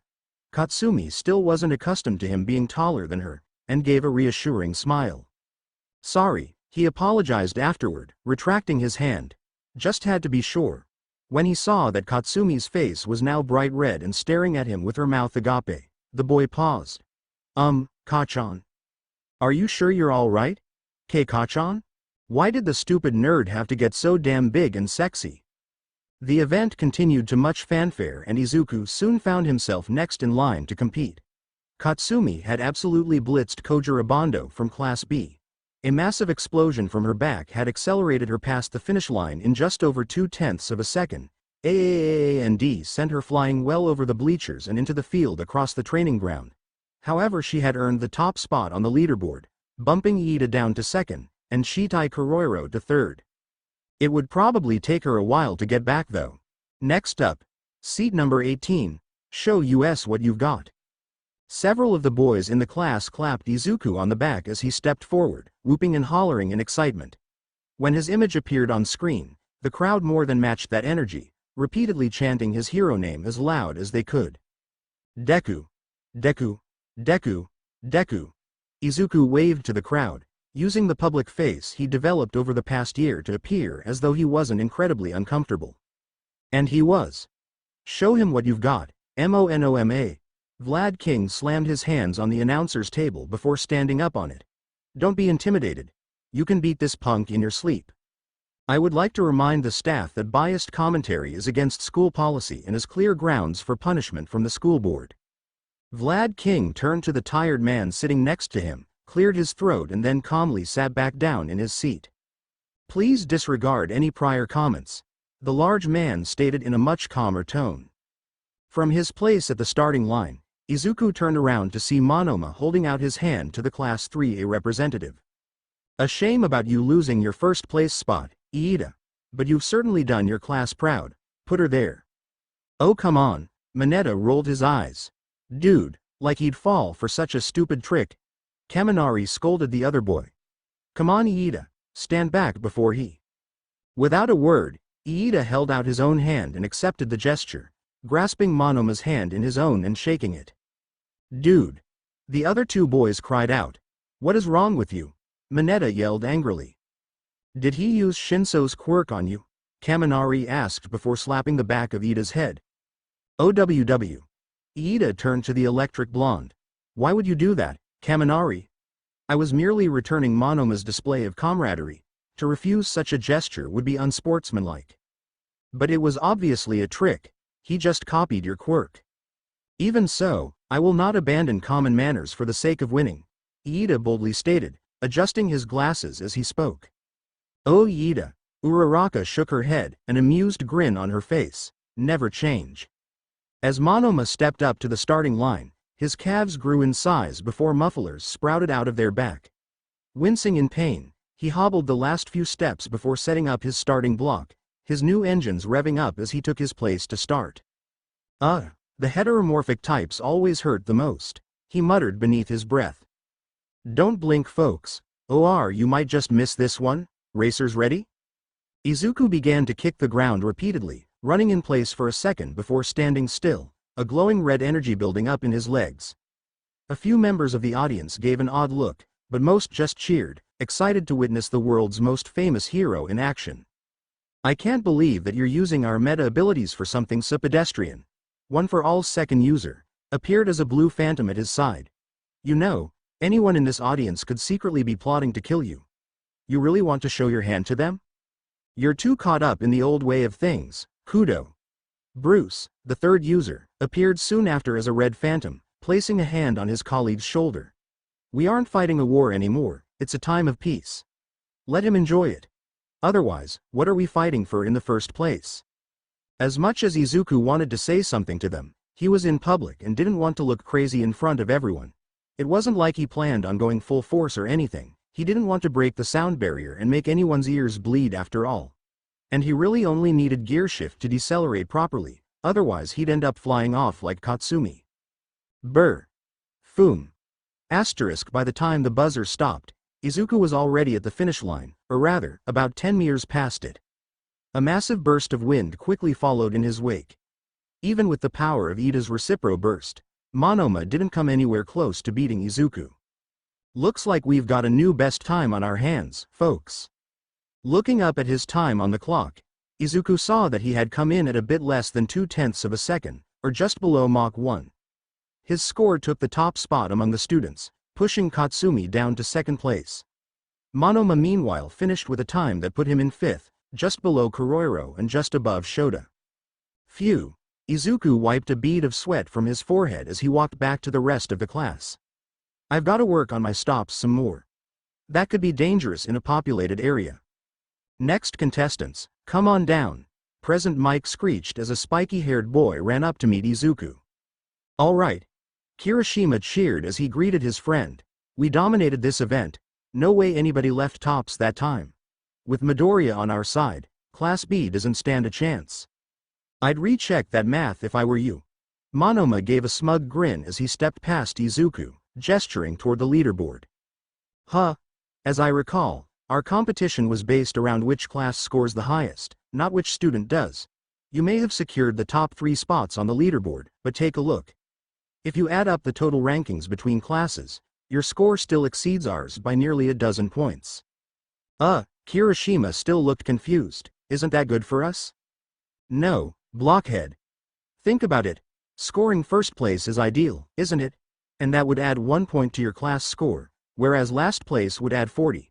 Therefore, having a lower score is better for your team. The blonde clarified. It's like golf. So points are bad? The redhead scratched his head before turning back to the projector screen, quickly adding the numbers together in his head. Oh crap dude. They're kicking our butts. It's all right, Kirishima. Izuku reassured his friend. We can get them back in the next event. Easy for you to say, dude. You'll fly through these events like nothing. It's the rest of us that have to worry about dragging you down. He faced Izuku in a panic. I don't want to be a servant. Nobody's dragging anyone down, we're a team. All right? We beat the League of Villains together, this is nothing compared to that. Kirishima nodded at his words before slapping himself across the face and clashing his hardened fists together. Sorry about that, bro. That was totally unmanly. Let's kick their asses, together. He raised his fists high before running back to the others, chanting, together, repeatedly as he did so. Boy, he is really easily swayed, Izuku commented to himself as he followed behind his friend. Wait, What was that about a servant? Izuku Midoriya was a man of great strength and far greater will. That much was obvious to anyone who had heard tales of his extraordinary efforts in the war against the Paranormal Liberation Front. Like the biblical warrior of old, Samson, he seemed an unstoppable force capable of toppling buildings, slaying beasts, and waging wars by his lonesome. And while Ibara Shiozaki detested the worship of heroes as false idols, if there was ever a hero, nay, a man of such biblical proportions, it was Midoriya. Born of humble origins with no prospects save for a burning desire for justice, through what was surely divine intervention, he rose to become their generation's greatest champion. However, it was that same greatness that Ibara saw in the green-haired boy that worried her so. Every great hero had their fatal flaw. Achilles had his heel, Superman had kryptonite, and Samson had Delilah. And while she could see the line between reality and story, Ibara still worried for their country's savior. Fame changed people, and when she looked at Midoriya, she no longer saw the small and meek boy from her first year. In his place she witnessed a proud and confident man, eager to show off his incredible abilities and physique chiseled by the Lord himself. Why else would anyone wear that tight of a shirt? There had to be larger sizes available. As Midoriya sent the ball in his hand directly into the stratosphere, the right sleeve of said shirt tore from the sheer force of his throw. He wore a black compression sleeve beneath, but the definition of his large arm was clearly visible beneath. As the crowd behind her erupted into cheers, Ibara clasped her hands together, sending a silent prayer toward the man. "Hello, fellow Green O. How's it hanging?" A voice from behind caught Ibara's attention. Setsuna Tokage. The vine-haired girl let out a sigh. "Great job on the grip test, by the way," the lizard-like girl congratulated her. "Second place is nothing to sneeze at. I'm pretty envious. Most people would kill to be sandwiched between Midori and Yaomomo. Was there something that you needed, Tokage-san?" It was no secret that Ibara didn't get along with Tokage in particular. The girl was a serpent in the grass if ever she had met one. Every other word out of her mouth was crass, sinful, or some blatant double entendre. That being said, the serpent herself either didn't seem to mind or somehow didn't notice Ibara's distaste for her. She was always acting as though they were good friends and their constant disagreements were some kind of comedy routine they performed for the others. They were not. Ibara genuinely disliked her, just wanted to have a chat with my spiky pal about the competition. Tokage shrugged, leaning into Ibara's side before continuing. More particularly, the prize. Are you all still on about that utterly ludicrous proposal? I had taken it for another one of those disgusting jokes you all enjoy indulging in. The vine-haired girl separated herself from her classmate. "Oh, we're dead serious." Tokage gave a sharp-toothed grin. "Ashido's already looking into a maid outfit for Monoma and he is sweating his ass off right now, it's great. Joke's on her though, we're still beating them by 3 points. Quote. Speaking of," she continued, ignoring that Ibara was ignoring her. "Some of the others and I were debating who we're going to pick if we win. A lot of the boys are voting for Yaomomo, Subaraba's dead set on Asui, Tetsu wants Kirishima, and a few of the others are undecided. I'm after the big fish, Midoriya," Tokage explained, holding her hands apart to exaggerate her point. "I figure I can pretty much get the girls on board easily enough, and probably a few of the guys if we play up the humiliation angle a bit. Put him in a couple outfits, maybe braid his hair, take some pictures. Sounds fun, right? What'd say, you in?" Ibara didn't say anything, rather she turned to the shorter girl with an expression of shock and disgust on her face. Did I?" Tokage began, only for Ibara to cut her off. "Delilah," she yelled, pointing an accusatory finger at the lizard girl. "Why you, Delilah?" Quote. No, Setsuna," the girl responded, pointing toward herself. "You doing all right? Do you need some water or?" "Silence. I will no longer tolerate this egregious behavior you and our classmates have demonstrated. We must be better than this." Ibara quickly stomped away from the other girl. "Where are you going?" "To inform our instructors that you all are behaving as heathens." "No, don't tell on us," Tokage pleaded, reaching out her hand. "Come on, Zaki." However, Ibara was hearing none of it. Instead she walked directly toward the announcer's booth to inform Vlad King of what was going on behind his back. She would accept her share of the blame as well, of course. She should have informed the staff right away when she first heard tell of such atrocious actions going on, regardless of whether or not they were a joke. All right, Vlad King's voice echoed over the speakers. With the ball throw now concluded, only 3 events remain. Please stand by as we take a short intermission before we begin sit UPS. By now the competition was winding down, the more flashy events had concluded and the audience's adrenaline was beginning to fade. A few were beginning to leave, but most still wanted to see how things panned out, possibly even getting to meet their new peers afterward. Vlad-sensei, the girl called out to her instructor as the large man was standing up from his seat. Next to him, Aizawa was scrolling through his phone casually while present Mike was nearby conversing with a group of students. "Ah, Shiozaki," he greeted her. "Was there something you needed? I was just headed to the men's room. Sensei, some terrible information has reached my ears recently." Abara considered her words for a moment before continuing. "I have come to learn that a set of individuals have placed a wager on the outcome of this exam." She winced as she spoke the words. "I know, this is a most horrible accusation against a member of our esteemed academy, but I am willing to testify to its authenticity." Her instructor stared back at her, his eyes widening as he turned to face Aizawa, whose one remaining eye was equally wide. No doubt they were in shock to hear of their students' less than heroic exploits. Such an act can only be seen as heinous and requires the most serious punishment for all parties involved. She continued, shedding a tear. It pained her to condemn her friends and classmates so. However, such an act was the only considerable solution to maintain Midoriya's purity and rescue him from the acts of temptation and debauchery that Tokage had no doubt planned for him. Well, Shiozaki, I see. Thank you for bringing this to our attention. Aizawa spoke up, looking perturbed. I felt it was my duty to inform you before I sought forgiveness from a higher authority. The highest authority. She only hoped he could find it in his infinite love to forgive her. I don't think that will be necessary, Shiozaki. Vlad King waved his hands erratically. We don't need to inform anyone else of what is going on here, let alone him. He's a very busy man, after all, and this seems beneath his notice. Abara was taken aback. How dare you, sir? How dare you refer to him as a mere man? How dare you presume to know his will? I can assure you that he sees all and is already well aware of the situation. I would suggest that you seek his forgiveness as well. All right, of course. Vlad quickly bowed his head to her. Of course, but if may I ask, just how many of the other students know about this wager?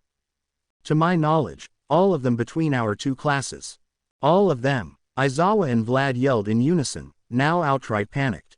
I know. Abara shook her head, shameful. However, I trust you both as heroes and as our trusted mentors to take appropriate action in response to this revelation. Quote. You're right, we should take responsibility. Thank you, Shiozaki. Please, give us a moment to speak in private. Of course. The girl nodded. I will rejoin the others and await the details of your punishment. She gave a polite bow. Thank you for your understanding. As Shiozaki stepped away from the table, Sekijiro-kan turned to his fellow teacher with a look of shame. His student had been correct in everything she had said. They had made a mockery of this fine institution, gambling on the success and failure of their students. Truly shameful. How did she even find out? Aizawa asked as he leaned an elbow against the table. Obviously we were careless, Sekijiro replied with a sigh. One of the students likely overheard our conversation and informed the others. You have quite a few who specialize in stealth and reconnaissance, don't you? I do. The long-haired man nodded.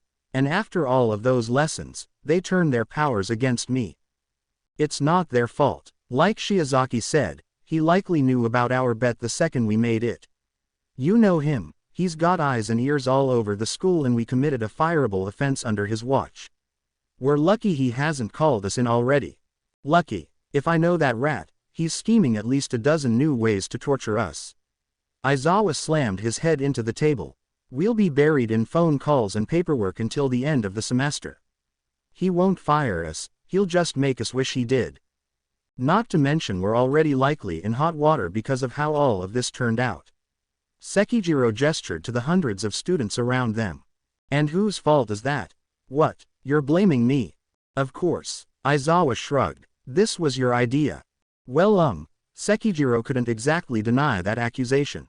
This had, in fact, been his idea to begin with. Maybe we can still make this up to him, you know.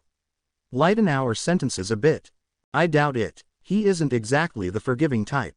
The best we can do is prepare ourselves for what's to come.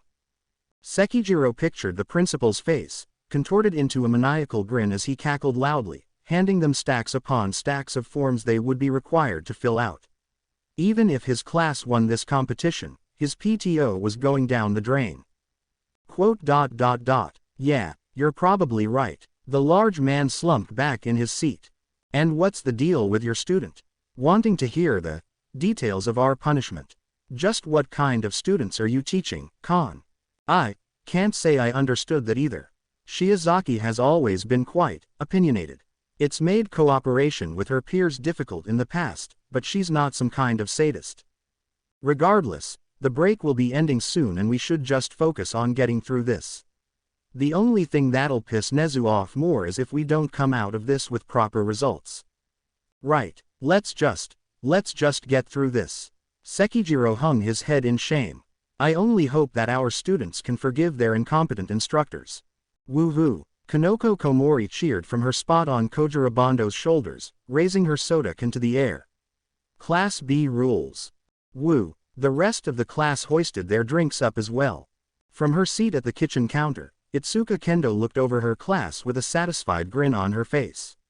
4 points. In the end it came down to 4 points between winning and losing. And despite not placing first in a single event, their class had consistently ranked middle of the pack in practically every event. When it came down to it, that turned out to be enough. Class B had won the competition. By the skin of their teeth, sure, but they had won. And while that on its own had been great, getting to watch Monoma nearly piss his pants in fear of losing. Priceless. Come on, Rep, what are you doing over there? Tetsu asked from his spot in the living room. It's a party. Join in. The orange-haired girl gave a dismissive wave to her classmate. She wasn't much of a party girl, per se, more of a party mom. She just liked making sure everyone was having a good time. Speaking of, their guests should arrive any crash. All right, there. Katsumi Bakugo yelled as she kicked in 3B's front door. I showed up to the stupid party. I'm leaving now. Oh no you don't. A male voice called out from behind. As she turned to leave, the blonde was grabbed on either side by Kirishima and Midoriya, the taller boys hooking their arms beneath hers and lifting her off of the ground. Damn it, let me go, the girl yelled out, her legs flailing beneath her. Sorry, bro, but you're gonna have to mingle whether you like it or not. The red-haired boy apologized as he and Midoriya carried her inside the house, leading the pack as the rest of Class 3A followed behind them. They all seemed as cheerful as ever, save for Bakugo, despite their loss only hours ago. I brought dessert. Rikido Sato held a large platter over his head, stacked on top of it were numerous brownies stacked in a pyramid. Ooh, Homi Tsunotori eyed the treat with a trail of saliva leaking from her mouth and a glimmer in her eye. Reaching for a brownie, the American girl was caught by surprise as her hand was slapped away. No, Monoma cried out. Pony, what are you doing? They're the enemy. You can't trust any food they give you. After their loss, there's no doubt they've planned some kind of trick to take revenge on us. It's the only logical conclusion. Itsuka walked up behind the boy before chopping his neck, causing the blonde to fall unconscious. Or they're just decent people who aren't completely insane like you. She caught the boy by the shirt collar before he could hit the ground, tossing him backwards onto the couch. Turning back to Class A, the girl let out a sigh. I'd apologize for his behavior, but what would be the point? We all know he'll be up and at it again soon enough. We appreciate the thought, Kendo-san. Momo Yaoyorozu smiled, giving a slight bow in greeting. Congratulations on your victory today, we are truly fortunate to have such strong rivals in all of you. Itsuka was glad to see that there was no bad blood between classes, especially from Yaoyorozu. Over the years, The bond between herself and Class A's vice representative had grown to the point that the heiress was like a sister to her. The two constantly strived to outperform one another whether it was in grades or hero work, yet still remained amiable despite it all. Class B feels the same. Even that blonde idiot. Itsuka nodded back, extending her hand out. You sure made us work for that win though. I doubt it will be the last competition between our classes. Yaoyorozu gave a slight chuckle. Don't expect the same outcome next time however. Looking forward to it, but for now, why don't we enjoy the party? Itsuka gestured to the rest of the room.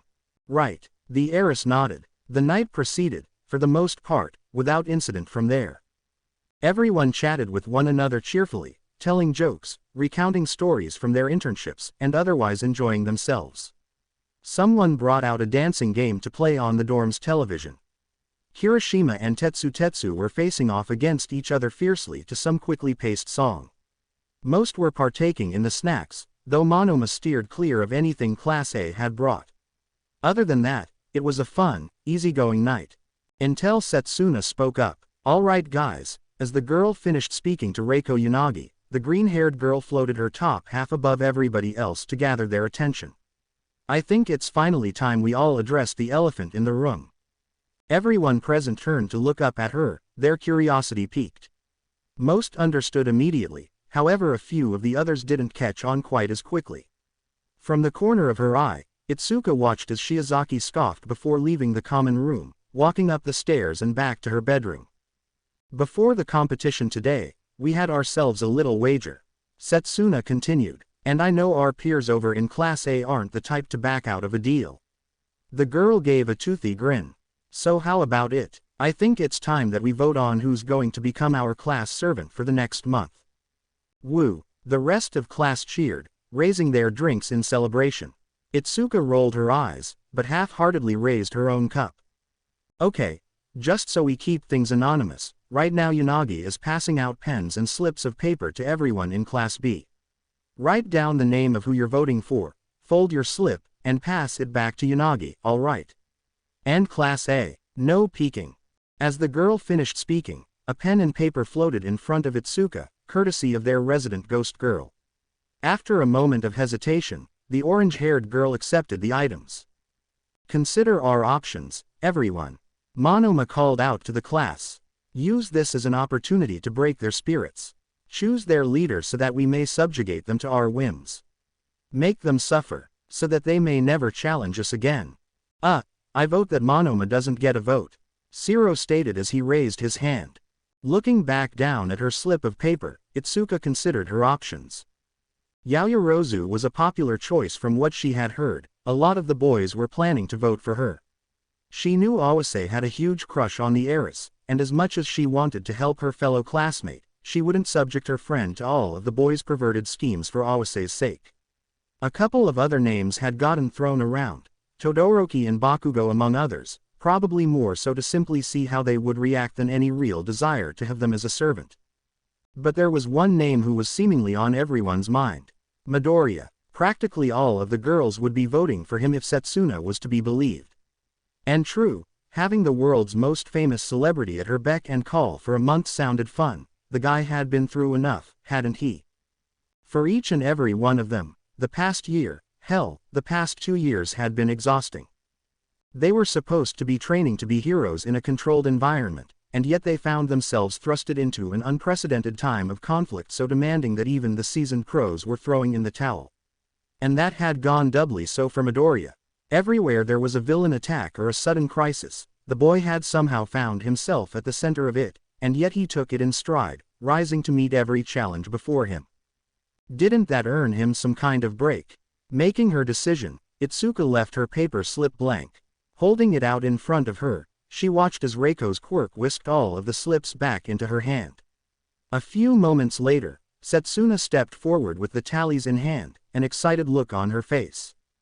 Alrighty, ladies and gentlemen, I have in my hand the final results of the vote. Drumroll please. She paused for dramatic effect. Tied for 5th place with 1 vote each, Asui and Kirishima. Hiro. The frog girl looked curious as to who voted for her, meanwhile Kirishima let out a sigh of relief. In 4th place with 2 votes, Todoroki. The half-cold half-hot user blinked but otherwise didn't emote in the slightest. In third place with 4 votes, Bakugo. Whoever the fuck voted for me, I will find you. Our runner-up with 5 votes, Yaoyorozu. Oh my, the girl in question placed a hand to her mouth. I'm honored that you all think so highly of me. And, Class B's new servant for the next month is, Izuku Midoriya. Get on up here, Greenie. Setsuna began a round of applause as the large boy was brought forward to the center of the room. Why don't you tell us all how excited you are about your new position? Sorry Midori, Itsuka muttered to herself from the corner, letting out a sigh. I did what I could. Hi everyone. Midoriya meekly waved to the other students. I can't say I was aware of this wager until shortly before coming here, but I won't use that as an excuse to back out. You guys won fair and square, so, I guess we'll be seeing a lot more of each other for the next month. And well, please take it easy on me, if you would. Oof, that's a tall order, Beefcake. Not sure if that's feasible. Setsuna commented, her head detaching from her body and floating next to Midoriya's face.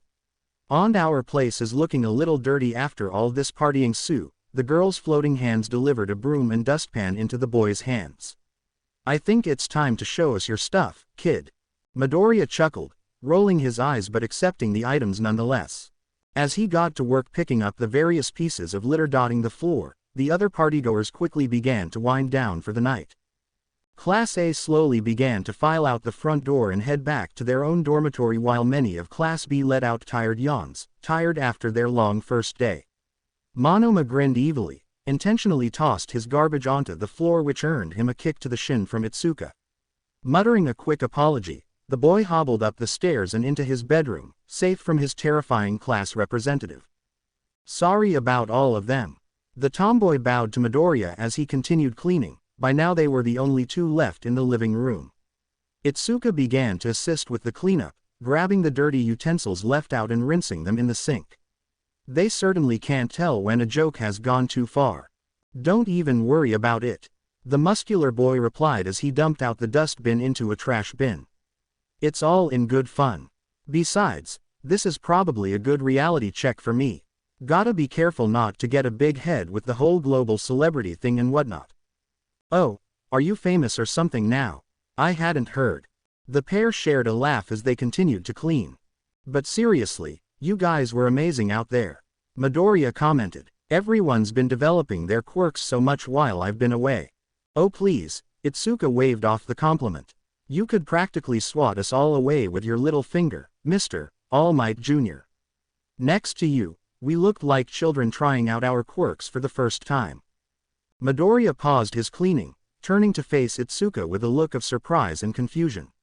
The girl stopped her own dishwashing to look back, feeling her heart drop.